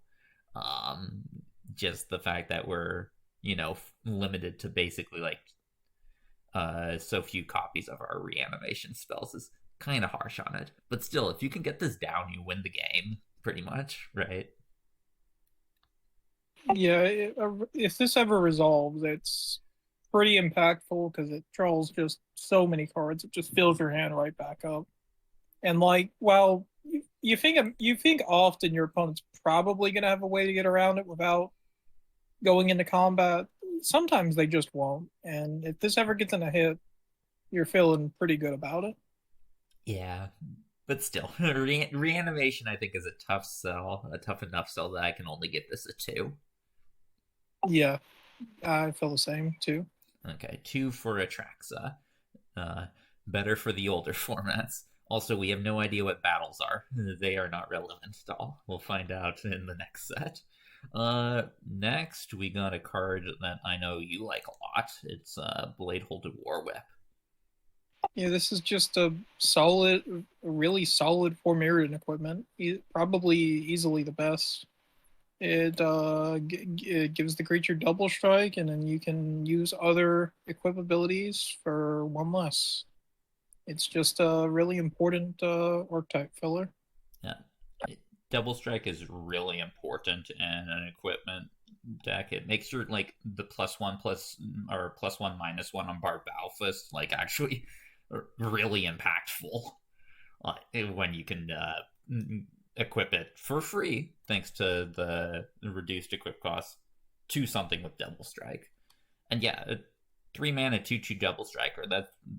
That's like fine to begin with. So like you're not paying a premium or anything. You're just getting like a lot of upside, especially since you can blink this easily enough as well if you got like um your Eternal Wanderer out. So yeah, what are you going to give it? Four, Yep, solid four. yep. No disagreements there. Good old 4 for Bladehold Warwhip. Next, we got the white blue signpost uncommon Cephalopod Sentry. Um, it is just a big creature, but it big enough for me to actually like it. I think at minimum it's going to come down and be like a 3/5 flyer. And it's should be trivially easy to get it to be like a 4/5 flyer or even a 5/5 flyer. And that's enough stats for me to think that white blue is actually going to be including this as its uncommon, one of its uncommons of choice. So I like it at a 3. I don't know. For me, this just seems kind of lackluster. I'll give it a two because, like you said, coming down as a 3/5 flyer for four, that's pretty good. But it's an artifact which opens it up to a lot of weaknesses. Yeah. Yeah, that is true. Although hopefully they use their artifact removal on the rest of your deck by that point. Um, okay, so 2 from you, 3 from me for Cephalopod Sentry. And then we're on to the black red signpost. It is Charforger. Straight up, it's a 3 mana 2/3 that makes a 1/1. You do not need much more than that to make this card good. And the fact that eventually you get to start getting card advantage off of it, that's actually a nice upside for a card that's like already statted very well. The fact that it's 2 bodies works well with sacrifice as well, which goes in with the theme of the deck. So I like Charforger a lot. Yeah, Charge Forger seems super relevant, and being able to in the late game use it for card advantage seems good. I'm giving it four. Yep, I agree with a 4. Then we got the red green signpost Cinder slash Ravager. In the red green oil list, you're basically casting this for 4 mana. You're playing an oil card on 1 and 2, 1 or 2. Like you could play on both 1 and 2, but at least one of those turns you're playing an oil card. And then you're also playing an oil card on turn 3. So it's pretty easy to bring this down on turn 4. And when you're casting it for 4 mana, in that case, it's a 5/5 vigilance for 4 mana. And the deal 1 damage to each creature your opponents control, that's actually pretty solid. Like there are decks that can create a significant number of mites, and just being able to clear the board of those mites sets you in a good position. So I like this card in red green. What do you think? Yeah, really, really good card. You can ramp into it relatively early, maybe clear a few mites, maybe some other X1s. So I think this is worth. I think I'm a free on it, but I could see this being a four if you can curve it out fast enough. Yeah, I'm going to go with a 4 mainly because I'm pretty high on the red green deck. And I think this one's a pretty easy include in that. So 4 for me, but overall, good card. Um, Next, we got the return of Azuri. Now he's stalking the spheres. Tell us about this guy. Yeah, so he's a pretty small body, but you when he enters, you can pay free to proliferate twice, which isn't nothing. But there are so many other ways to proliferate that that's not really what you need him for. The cool thing about him is that whenever you proliferate, draw a card trigger. That's just that turns all of your like anticipates into so much value. Yeah, you're drawing I two think cards. Oh my god. yeah, so I think this could see a little bit of play, but I don't think it's a for sure playable card. So I'm giving it three. Yeah, I'm also giving it a 3. In green blue, it seems solid, but we might have to, like, wait for Jace to get banned in order for this to see play in the deck. So I like 3 for Azuri. Another returning character, it's Glissa, the Sunslayer. She's got first strike and death touch. So she wins every single combat. Like, you cannot block this creature. There is, well, you can, but like it's a chump block. You can't actually win combats against this creature. Um, which means, like, if your opponent doesn't have anything to chump block with, then you can pretty easily get in for damage. And being able to then draw a card off of that is pretty good. Or even just remove 3 counters from target permanent can set back, like, the oil decks a bit. Plus, if they have any, like, relevant enchantments, destroying an enchantment is pretty good. All in all, like, this does a lot of good stuff and is strong enough in combat that I am going to put it at a 3. See, you're right that this is always going to win combat or get chump block to stop you from getting the trigger at the very least. But I think this just dies to too much removal without an immediate impact. So I'm only going to give it a 2. Okay, that is a fair point.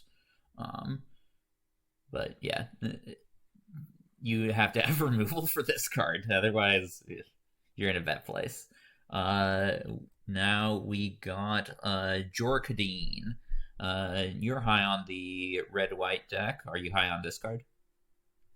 Not as well. He just really doesn't fit into the curve well. If there was like, yeah, you just don't have the numbers to get this down to the point where you can start attacking with other equipped creatures.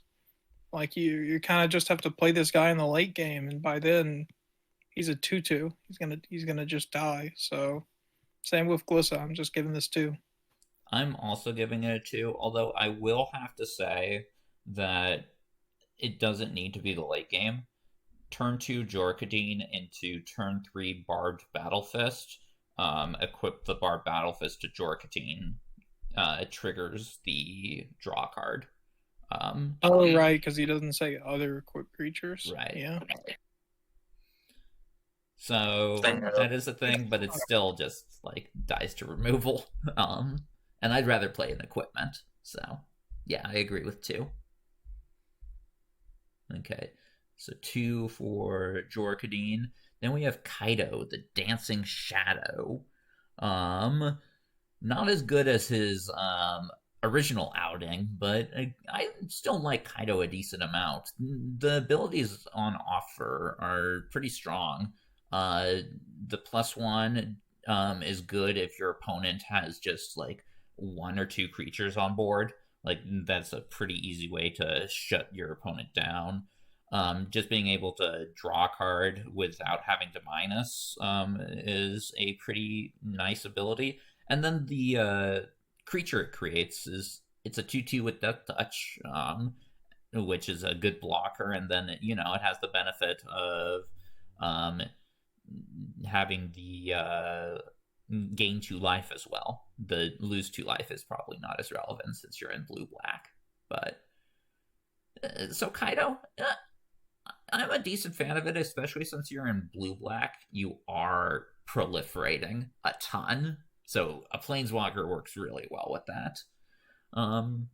So yeah, I think Kaido's pretty solid. What about you? I think being in blue black, if anything, hurts this actually. Like if this was any other set, everything this card that does would be super relevant. But the fact that you're so all in on poison really hurts the Kaido's playability, in my opinion. I don't know, drawing a card and still like shutting down a creature, like that is relevant. And like having like one of the few blockers in the deck, I can see that being a thing. But I do think you're mainly using it to draw a card or plus oneing. What do you want to give it? I think I'll give it a free still because it is like a solid. It just comes down, starts being a Phyrexian arena, so that's something. Yeah, I'll give it a 3. Next, one that I was high on before I actually got to play with the set and saw how fast it was. It's Kaya. Tell us about Kaya. Yeah, pretty much same thing. Kaya, when you first look at her, it's great. Like a hex blue planeswalker, that's crazy because like so often these are just getting killed with spells, not actual combat. Right. And like the effects are all pretty decent. Kill a creature and make a spirit copy of it. Draw 2, drain for free. Those are all super relevant effects, but it's 7 mana. That's asking too much in this format.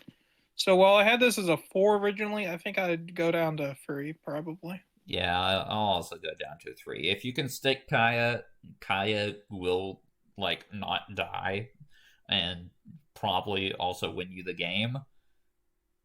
But it's 7 mana, so yeah, 3 for Kaya. Next we got a Kethek Crucible Goliath. It's an interesting card. I'm not wholly sure what to think of it, but it's also a 4 mana 4/4, and the ability is interesting enough and recycling your creatures and like triggering your sacrifice stuff. Being able to make use of any creatures that got like put under enchantment based removal. They're not like completely down on it. But I can't. I'm not high on it either. Like a 2. Yeah, I'm completely down on this. I think you want your rares to be far more impactful than this. I'm only giving this 1 star, so I don't think this will see any play. Okay, so you're at 1 for Kethek. Yeah. Yay, it's like a low 2. Meanwhile, we got an actual good card. It's depicting an absolute moron, but what have we got with Luca? Yeah, Luca, he's either ramping, which I don't think you want to do too often on a 5 mana walker. Well, you're playing him for 4, but yeah. Yeah, you're often going to just dump this for 4. I was going to mention that later. The making the free Phyrexian Beast is the far more relevant part, and even the -4, the fact that your opponent can't respond to that by just killing your biggest creature is major upside than what we usually would expect. Yeah, they have to kill it before Luca comes down.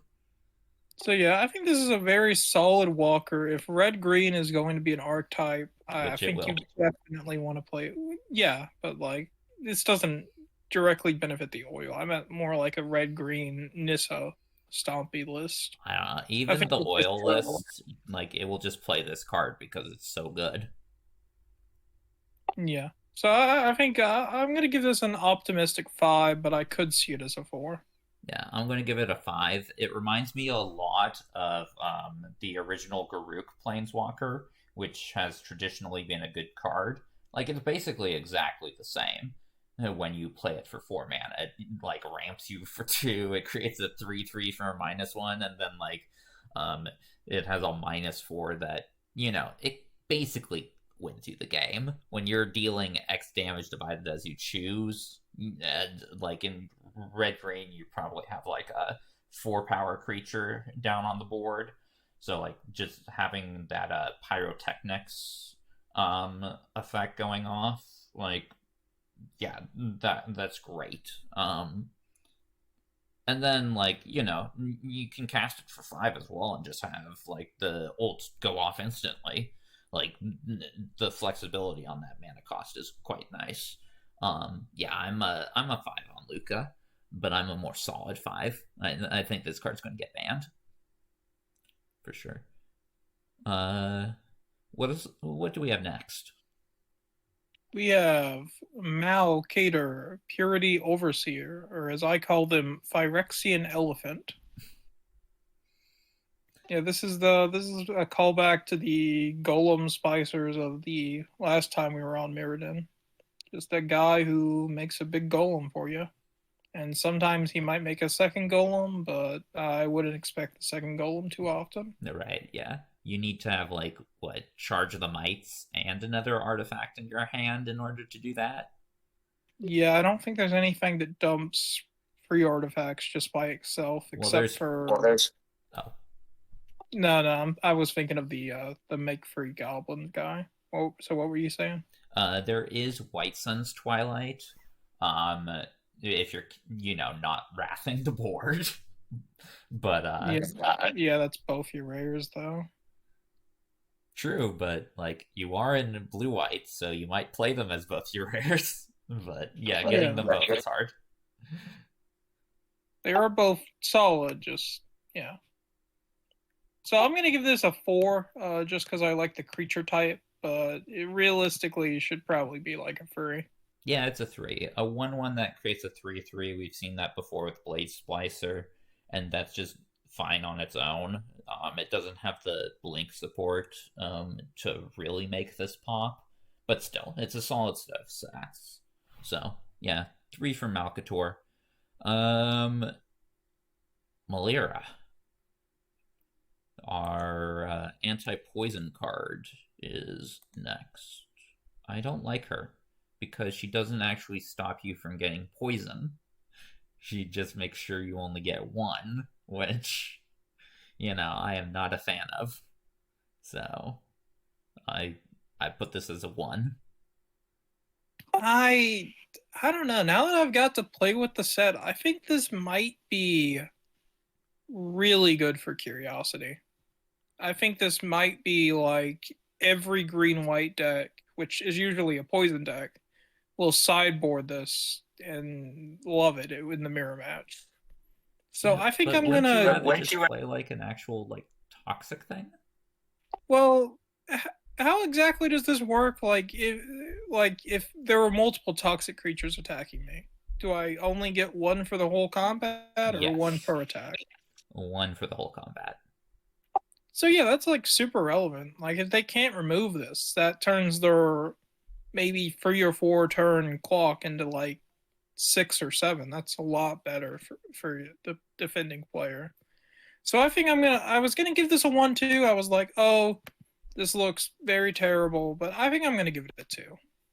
Yeah, I get your point. I guess white green in particular has trouble dealing with this, since it doesn't actually play removal that will make it leave the field, as long as you're not stupid enough to block with Malira. But still. Anyways, next one we got is Miglaw's Maze Crusher, which I mentioned before. I am high on red-green, and this is one of the cards you are playing in red-green. It's fantastic.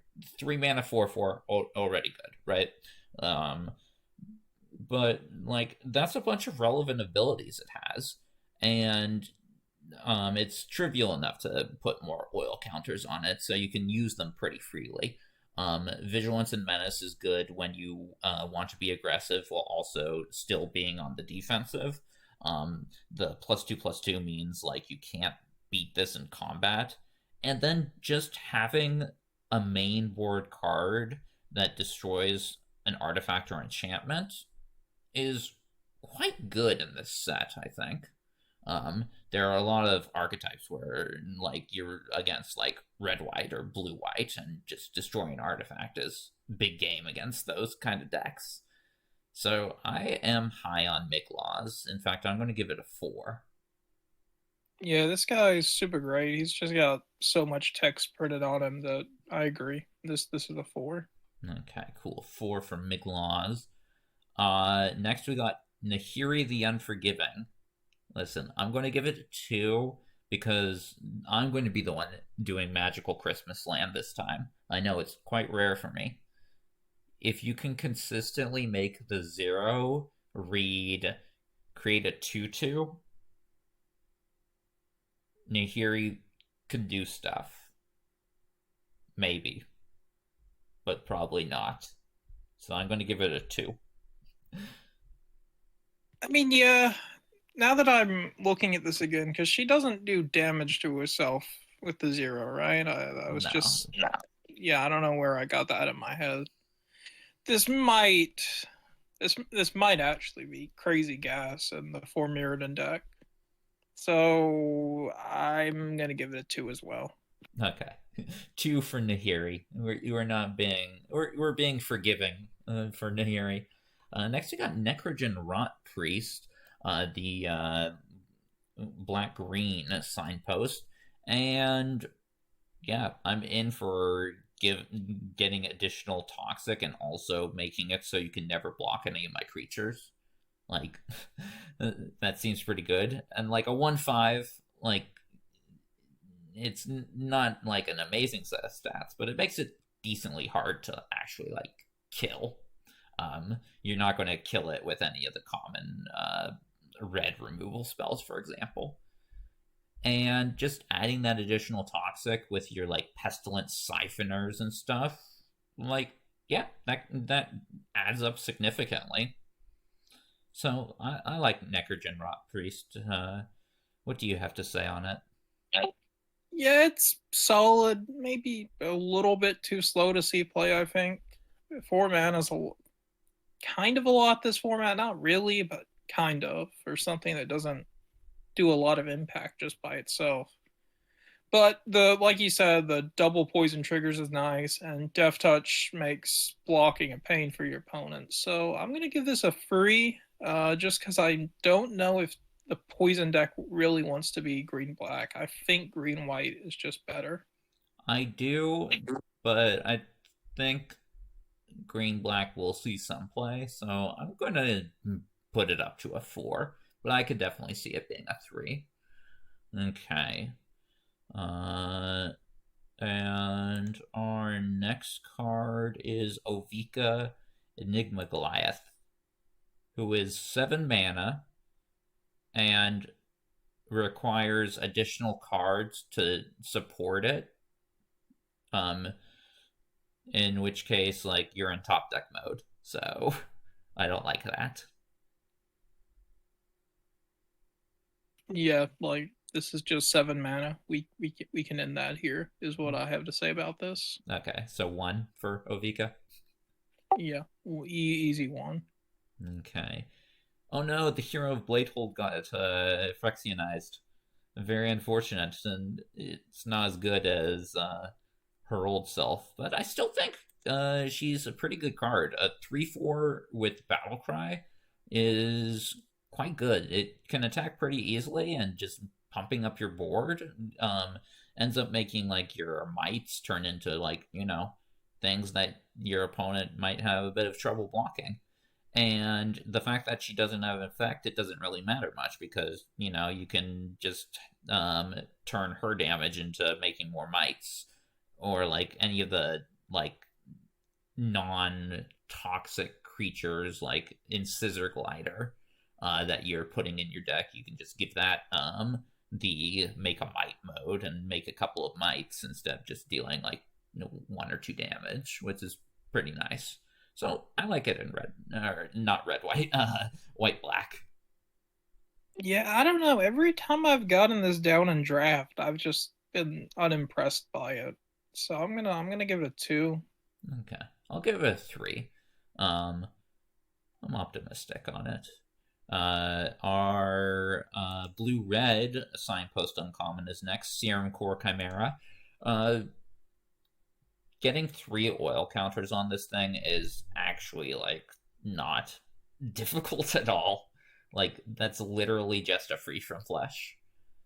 And like then you just need 1 activation of that ability to make this card good. Because drawing a card, then discarding like a land and turning it into a lightning bolt, like that's fantastic. And it's a 2/4 flyer. Like it doesn't need too much upside to make it worth playing. So I think blue red likes this card. Um, maybe not enough to put this into a 4, but I think it's a 3. Yeah, like you said, if this comes down and gets off even once, which isn't that hard to do, this is gonna be super impactful. But at 4 mana, I don't want to say it's too slow, but like the aggro in this format is really aggressive. So I'm also gonna go with 3. Okay, a 2/4 fire though is pretty good against an aggro deck. Like that blocks pretty well. This next card is quite exciting. It is Slaughter Singer, our white green signpost. It's a 2 mana 2/2 with Toxic 2, which is like already that's good. And then it just gives all your toxic creatures +1/+1 when they attack. Like that is so hard to deal with when you're in white green. Like your crawling choruses are now 2/2s. Your duelist of deep faith first strikers are now 3/3 first strikers. Your John Bow duelist is now a 2/2 double striker. Your Flensing Raptor is now a 3/3 flyer. Like it turns the somewhat mediocre stats of your toxic creatures into like they're now big and really hard to deal with. All for 2 mana. And on a good body already. I love this card. Yeah, this one seems like it's gonna be amazing. Yeah. Easy 4. Easy 4. Okay. Next we got the blue-green signpost. How's that a bird, Jayfish? How's that a bird? That's a bird. It's got wings. Oh my god. That's all birds have. They just have wings. Angels are no Anyways, are you sick of me saying the word proliferate yet? Like every card just has proliferate. That's this one. I don't know. This has kind of felt like every time I've gotten this in a draft, I've always been like, oh, well, this seems amazing, but my win records have not reciprocated how I feel about it. So I'm going to give this a 3. Feels maybe a little bit trappy. Yeah, I think the main trap is blue-green is the main issue. But like, yeah, it gets in for toxic decently easily enough, and maybe it gets like a proliferate during the game, in which case, yeah, you're fine playing this. I agree with the 3. Here is the card that Squid Kid is high on. It's Tyvar, Jubilant Brawler. Let's see. Jayfish is Squid Kid right about it? I had someone play this in Constructed against me the other day, and he whiffed every time. So I don't imagine it's going to be that much better in Curiosity. I'm giving it 1 star. Yeah, I agree. I played too much Blanchwood Prowler in Brothers War to trust mill 3 cards. It always mills my bombs, just always. So yeah, 1 for Tyvar. Aw, poor Venser. He's become a corpse puppet. Should we feel sad for him and his competitive viability, or should we feel optimistic about him? I think competitively, this card it's pretty amazing. Like it's a regular in the proliferate deck that cares about proliferating. It's got toxic to set you up, though. I imagine like blocking it won't be too hard. It is only a 1/3. That Got is life, true. which usually would be nice, but again, usually you're dying to infect. So Yeah, but it helps against the non-infect aggro list, which blue-black might have a bit of a problem with from my playtesting. yeah. So I think I'm gonna give this a 3, Yeah. maybe a 4. I'll put it at a 3. It is one of the few creatures you have in blue-black, so it is a lot more vulnerable than usual because, like, all their removal is going to be pointed at this. Should you play this on turn 2, or should we wait till turn 4 when you have a proliferate card in hand? I think that there's another card we'll talk about very soon that you'd rather play on turn 2. Okay. Oh, yes, that is true. So 3 for Venser, and maybe a 4. Next is the white-black signpost, Vivisection Evangelist. It's 5 mana, but it destroys a creature, and I'm going to ignore the fact that it requires corrupted. If you're in white-black, your opponent is corrupted by the time you play this. Like, otherwise, you've lost the game anyways. So, And also hit a planeswalker. I learned that the other night. yeah. Yeah, so this is very solid. By turn 5, your opponent will be corrupted. So this just says murder something. Yeah. And you So can I'm gonna blink give it it with Eternal Wonder. Yeah. Yeah, you can. So 4 stars for me. Yep, I agree. 4 stars. It takes a lot for a 5 mana card to be good. This passes that bar easily.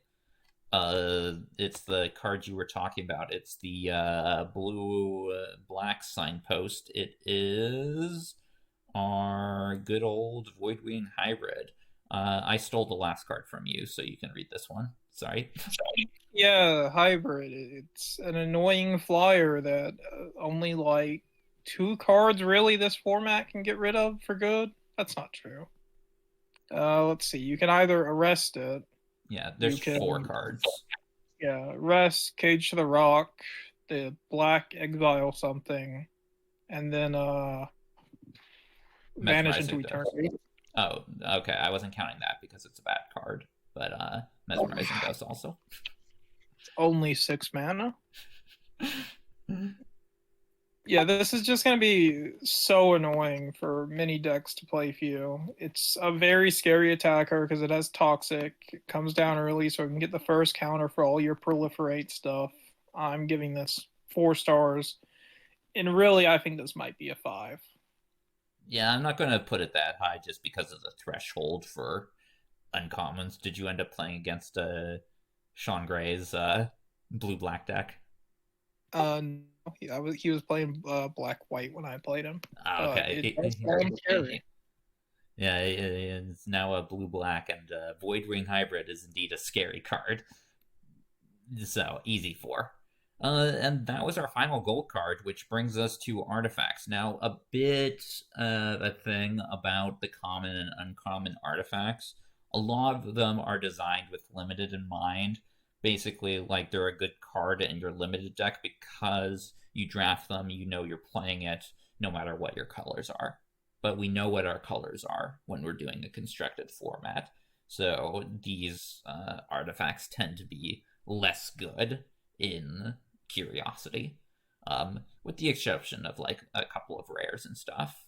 The first one is going to be a rare. It's Argentum Masticore. I'm not sold on this. Like, it's big card, and you feel good when you discard a card and destroy a card. But you do have to discard an actual card. You can't just discard a land. So maybe it sees play, but unlikely. Yeah, and it's not even just any non-land card. It has to cost more or equal to than whatever you want to destroy. And I just don't like this thing. It seems like way too much of an upkeep cost. Yeah. I'm going to give it 2 stars. Yeah, I'll give it a low 2 stars. I might even go down to 1, honestly, but we'll stay with 2 for now for the Mastercore. I mainly did that preamble for this card, Atraxas Skitterfang. Love it in draft. Um, it's an amazing ability, like we saw before with Steel Seraph in Brothers War, just being able to give your choice of keywords, primarily flying or lifelink, depending on your situation. Um, but it's also, a 3-mana 2/2, so it's not Steel Seraph in that regard. Uh, Still not a terrible card, so I can give it a 2. Yeah, great draft card. Meh, looking constructed. I'll go 2. Okay.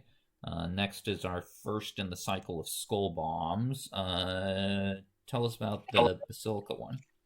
Yeah, so a great draft card, but in constructed, this does not do what you want it to do. At best, these will be used in red blue to get non-creature triggers, I think. And why would you play the white one in red blue when you have a blue and a red one? So I'm giving it 1 star. Yeah, I agree with 1 star. You don't want that effect at sorcery speed. Then we got the black of the Skull Bombs. Draw Skull Bomb. I like this one a bit more just because, I'm always in for returning something from your graveyard to your hand. It's decently expensive, but the fact that it sacrifices itself and returns something from your graveyard, that can go pretty well in the red black strategy. So I can see like playing a one of this to get back your bomb, get back your Archfiend of the Dross. So I'm willing to give it a 2. Yeah, this one's not unplayable, so I'll go 2 as well. It's another one that my preamble applies to. Dune Mover is solid limited card because, you're like, I don't know what colors my Toxic deck is going to go in, but I'm playing a Toxic deck, so I'm playing Dune Mover. This one, you just have better options, though. 2 mana, because you know what your colors are, so I can only give this a 1.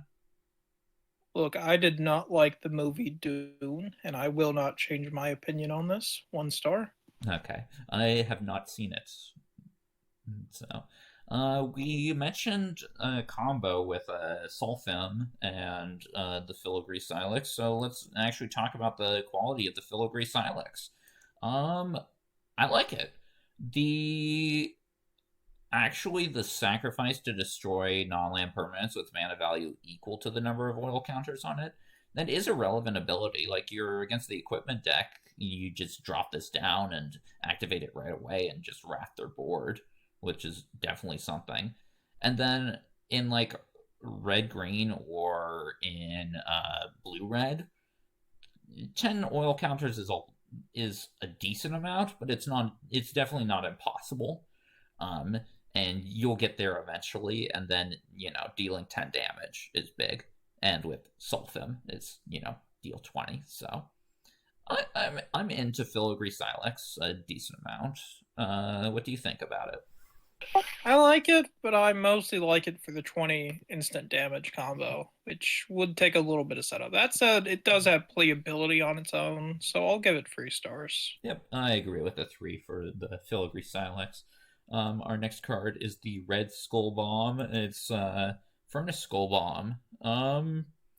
I think it's outclassed by Free from Flesh in the decks that want it, but it still basically instantly gives like 3 oil counters to something, like a Serum Core Chimera. Or, it can also put them on an artifact. So, like, if you're playing Urabrask Forge, all of a sudden you're like, play Urabrask Forge, and now you're making 4 ones right away. Or, sorry, 3 ones right away. Which, that has potential. Again, I think Free from Flesh is better, though, so I put this as a 2. I mean, yeah, but like you said, this is very similar to Free from Flesh, but you have the option, not the option, but if you pay the 2 extra mana, you get to draw a card. So I kind of think it might see a little bit of play. I'll also go with 2. Okay, cool. You can't stop the Juggernaut. Yeah, but it's 8 mana. So You I can't don't think it stop will it. get started. Yeah. A 1? Yeah, this is not meant for a constructed format that I know of. One Or star. limited. Yeah. It's not good. Okay, let's talk about Ichor Plate Golem now. Um, Ichor Plate can actually do stuff, I think. Like a 2/3 that gives your oil creatures +1/+1. It's like a lord for the oil deck, um, which is definitely something. The extra oil thing is okay on something like Axiom Engraver, which only enters with 2 oils. So it can definitely do something. It's not atrocious, but as I've said, like it takes a lot for the artifacts to like cross my threshold for playability. So I can only put this as a 2. Yeah, this is a okay effect, but at uncommon, I don't think this will see much, if any, play. So I'm gonna give it 1, but maybe that should be a 2.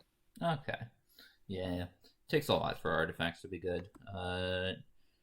Like this next one, Maze Skull Bomb. What do you think of about this one?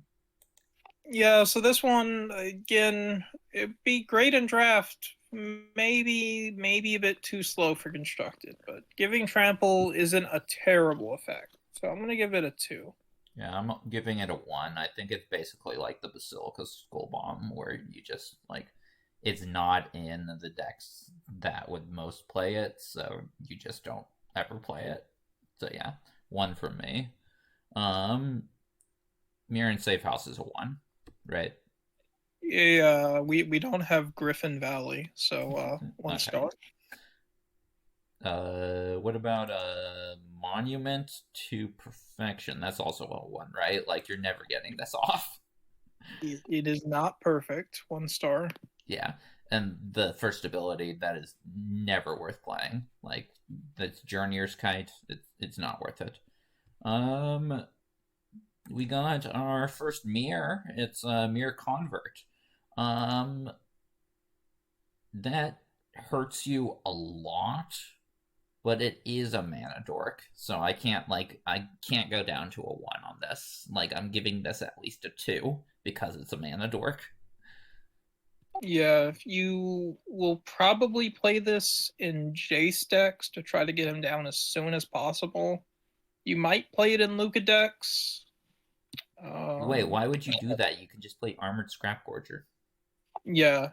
Well, I mean, you want as many as you can, I think, Yeah, but you also have the 1 drop yeah, who Rust uses. Fine.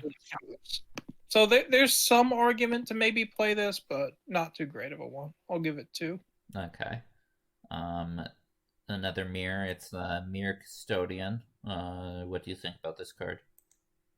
I don't ever want to give my opponent value for anything ever. 1 star. Yeah, easy 1 star.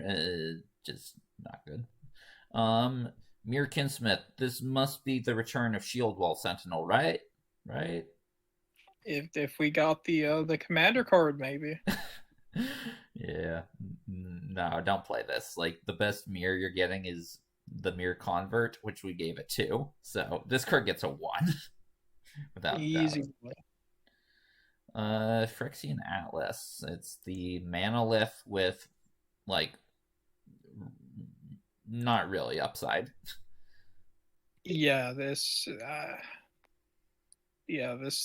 just is not it. Manoliths are hardly ever good. This does not look like it's one of the better ones. 1 star. Yeah, 1 star. This is not the format to be wasting your turn 3 on ramp. Prophetic Prism is next. I'm always down for a Prophetic Prism. Like, it replaces itself and it fixes your mana in like artifacts slash non-creature decks. Like this card isn't like worthless. I don't think it's like particularly amazing, but I'm at least giving it a 2 based off my experience with Prophetic Prism. I think I would give it a 1 just because the spell bombs can not spell bombs, Skull bombs, but yeah. spell bombs. They feel a very similar role, but yeah, being able to filter mana could be relevant. There might be something you want to splash, so I'll give it 2 as well. Okay. 2 for Prophetic Prism. Next is an equipment. It's a Prosthetic Injector. It's not a 4 Mirrodin though, but it has a really cheap equip cost. But I don't think it's worth it even with that because it's an uncommon. Yeah, just it's not close to playable for an equipment, I think. Would you play this at common? I'd think about it because +0/+2 is not irrelevant. Yeah, Toxic 1 can add up, I guess. But as is, it's like a 1. Yeah, 1. Okay. Next we got a Rip Skiff. Rip Skiff, it replaces itself, and a 4/4 with Toxic 2 is actually a decent enough like body. The downside is, of course, it's a vehicle. So, but it's a strong enough vehicle that I can give it a 2. Yeah, this is all right. Not anything too amazing. I'll give it 2. Okay, 2 for the Rip Skiff, which brings us to Soulless Jailer, which is like, just don't play this in Curiosity. It doesn't do anything. So 1. Yeah, flat out nothing. Then we got a Staff of Completion, which is more likely to kill you than actually do anything. The 10 billionth way to proliferate. Yeah, that's true. Yeah, so I'm a 1-star on Staff. Yeah. Myself. Yeah, like, yeah, you're going to kill yourself if you play this card, so don't play this card. It's a 1. Surgical Skull Bomb is our next one, and it's the last of the Skull Bombs. What do you think of it compared to the others? It's good, probably. Unsummons are nice, but maybe a little bit too slow this format, so I think I'll give it a 2. I'm willing to give it a 3. I think you, like, this is the Skull Bomb you're going to play. In blue-white, just to add that artifact that also, like, you know, does get you the repulse. And then, like, blue-red could also conceivably play this as well. So I like it at a 3. Okay. We got a new one in the Sword of X and Y super cycle. It is Sword of Forge and Frontier, which, if you play this against a red-green player, they're going to cry. Like, it's so rude to them. Yeah, I am always high on these swords. Like, they always play really, really well, and they are fantastic cards. The only caveat I would put on this card is that even though I'm going to give it a 5, it's like a 5 that I actually consider that it won't get banned due to the fact that it will come in from the sideboard most of the time. So kind of gets around the banning requirements. So I give it a 5, but it's kind of really a 4 in my opinion. I have given up on rare equipment and Curiosity. I will give this a 3 just because it's a sword. But if this doesn't do even slightly well, I'm giving everyone a 1 from here on out. Wait, weren't there some Eater of Virtue? That was amazing in Common Goblins. Oh yeah, that one was good. But that was just Bone Picker Axe. I was thinking about Ogre Helm Omi. That one was actually good, but that's because that was a creature, so doesn't really count. I don't know. I think the pedigree of the swords are enough, and as I said, I think red green is going to be one of the strongest archetypes. So, although it might end up not being the strongest archetype if sword has anything to say about it. So yeah, weird grade, but high on the sword. Next we got the Tablet of Completion, which is very slow, but maybe like in like a proliferate control deck, like it can get you like good card advantage, maybe. Maybe. I don't know. I feel like if you're not dropping this on turn 2, it's too late from there on out. So I'm only giving it 1 star. I'll give it a 2, but I'm like a that kind of 2, not like a high 2. And it's our final artifact. Tell us about Zenith Chronicler. Do you want to play a 2 mana free one for your rare? No? Okay, let's move on to the lands. Okay, cool. Yeah, that's a 1. We've got so for the lands, we're just going to talk about like when we see the cycles, we're going to talk about the cycle as a whole. So we have these 5 spheres. They all enter tapped. They all tap for 1 mana of the color they are, and then you can pay 2 and sacrifice them to draw a card. What do you think of these? I like the spheres. I think that they widely differ in which ones you want to play. Like the blue and the black ones maybe aren't necessary, but all in all, I'm just going to go ahead and give every sphere a 4. I'm giving them a 3 because of the speed of the format. You don't want to play too many tap lands, and I think your tap land count is better spent on Terramorphic Expanse. But I do think like these are a definite consideration, and monocolored lists will of course play the full 3. So I'll put them as a 3. Then we got the fast lands. Which are 1s. Like, no, don't play them as your rare. Unless, like, you're a weirdo who plays Atakar Waste as your rare. Suspended card, Atakar Waste. Let's go. So, yeah, 1 for Blackleaf, Copperline Gorge, Dark Slick Shores, and the other 2. Joss Pits, Fair Basilica, 100 Maze, we already talked about them. Okay, Mirex, you want to talk about? Did just play the 2 mana white enchantment. Okay. So you're not giving it a 2 anymore? Oh, did I give this thing a 2 originally? Yeah, no, just play the hive.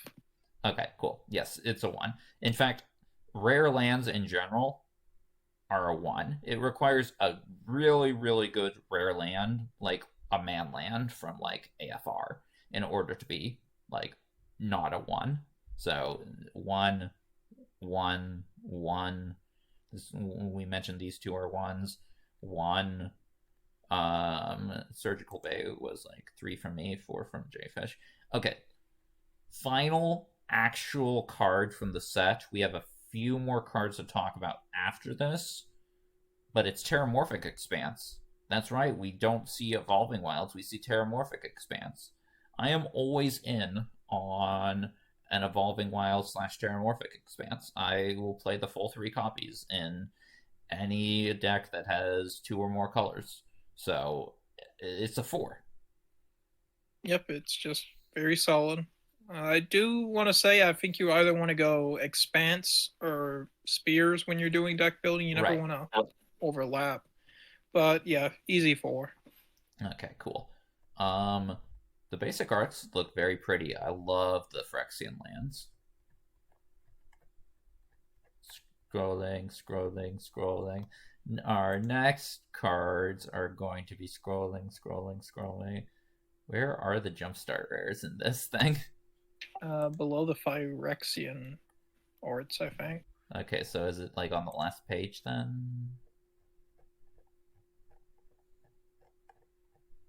Scrolling, scrolling. No, too far. Again, too far. Too far. I guess they're even below the to buy a box. There we go. I found them. Yeah, they're after the borderless. Okay, so the jumpstart rares are legal in Curiosity. Tell us about the first one, Might Overseer. He's okay. You might want him in your go wide toxic decks, but he's probably too slow until Hive gets banned at the very least. Right, yes. I don't think it's going to be the main rare you play, but it's like a backup one for when we do have the bannings and suspensions, in which case, it's pretty solid. A 4/2 first striker makes for a good blocker. And yeah, it makes your mites like quite an issue to deal with and makes mites of its own. What do you want to put it at? I don't know. 4/2 is a very fragile stat line. I think I'm going to go with a 2-star. Okay, I'm going to go with a 3. But one thing we should note for all these, if you have the Mastery Pass, like, don't craft them. So yes, please don't craft any of these cards. These will become Curiosity legal when you've grinded that far on the Expanse. Is my way of thinking. Right. So would Artificer's Dragon have been good in Curiosity season? Maybe. I don't know. We didn't get to find out. Which makes Might Overseer actually potentially the most playable of these because it's the earliest one you get.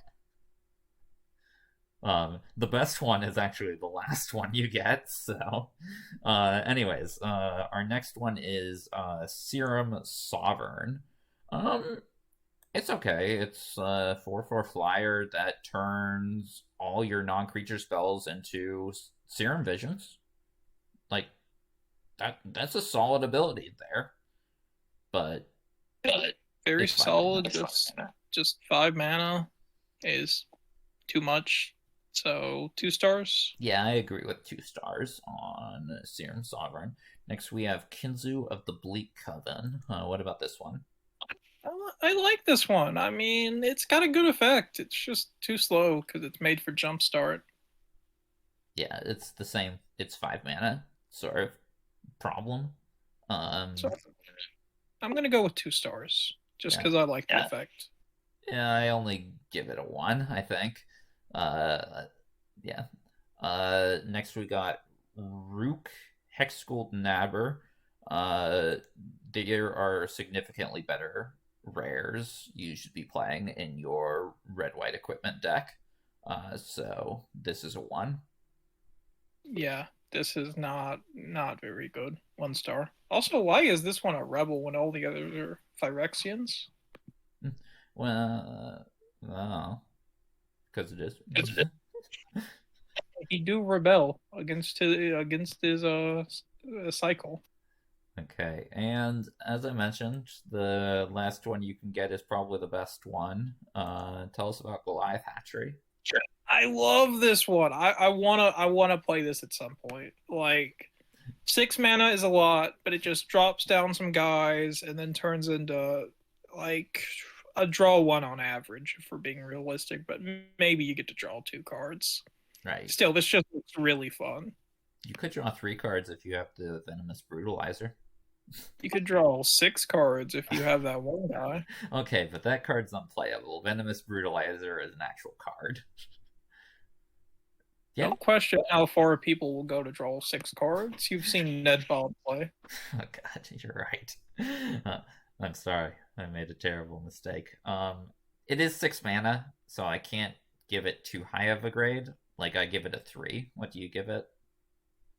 I'm gonna give it a 4. I like it. Okay. Yeah, but quite good for a jumpstart rare. And we have 4 more cards to go with. This one I actually need to type them into the Scryfall search one. Jintaxius. So the Praetors from their most recent outing are getting reprinted. First one is going to be a reprint from Kamigawa. It's Jintaxius Progress Tyrant. It didn't see play in Kamigawa, did it? No, it did not. It's 7 mana, but like if you do land it, then it's kind of unkillable, and you get to go off. Yep, it will be good to reanimate, but casting it ain't gonna happen. Yeah. 2. 2. Okay. Next one is going to be Shield with the Apocalypse. It gets a 6. You might be wondering, wait, a 6? It's been banned in the format already. Yep, and like Embling asked before her, she will not be returning. Yep. Okay. So enough about Shieldred. Next, we got the return of Urbrask. Scrolling. Where are you, Urbrask? From there we are. Urbrask Heretic Praetor is our next one. Reprint from Streets of New Capenna. I was going to say New Cappuccino, but that's what it says. Yeah, I like our Brask. I wish it was a little bit of a better card, though. It just doesn't do much, and you always run the risk of exiling stuff you can't play. So I'm gonna give it 2. Yeah, I'll give it a 2. It saw no play in Streets, but don't take that as an indication of its quality. Red was unplayable in Streets, so yeah, I'll give it a 2. And then our final card in this video is going to be a reprint from Kaldheim, Vorinclex Monstrous Raider, which this is better than in this set than it was in Kaldheim. Like, okay, first off, it's a 6/6 trample hasty. That's a good stat line to begin with. It doubles your counters, so your poison, your oil, all that stuff is doubled. It halves rounded down your opponent's counters, so they're not even going to be able to poison you. It's like Malira on steroids, pretty much. And if they're playing like an oil-based deck, well, I guess they're out of luck. They're not putting any oil on their cards. Like, this card is really synergistic and really, really punishes a lot of the opposing archetypes in this set. I like this card a lot here. Yeah, he's crazy. He does exactly what you want him to do for 6 mana. So I'm gonna give him 5 stars. I agree. Also, remember combos with Vraska to get you an instant win. Never gonna happen.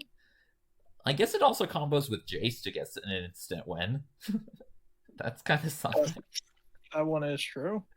Anyways, so yeah, that was our final card in the set. Okay. It was great for all you people to listen through this. Remember Curiosity on Saturdays. Jfish, you ready to freestyle it out of here? Ooh, all right. Let's go. Okay.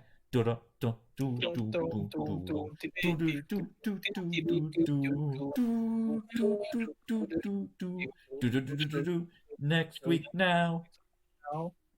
Okay. You take care of yourself, Jfish. See ya. Peace out.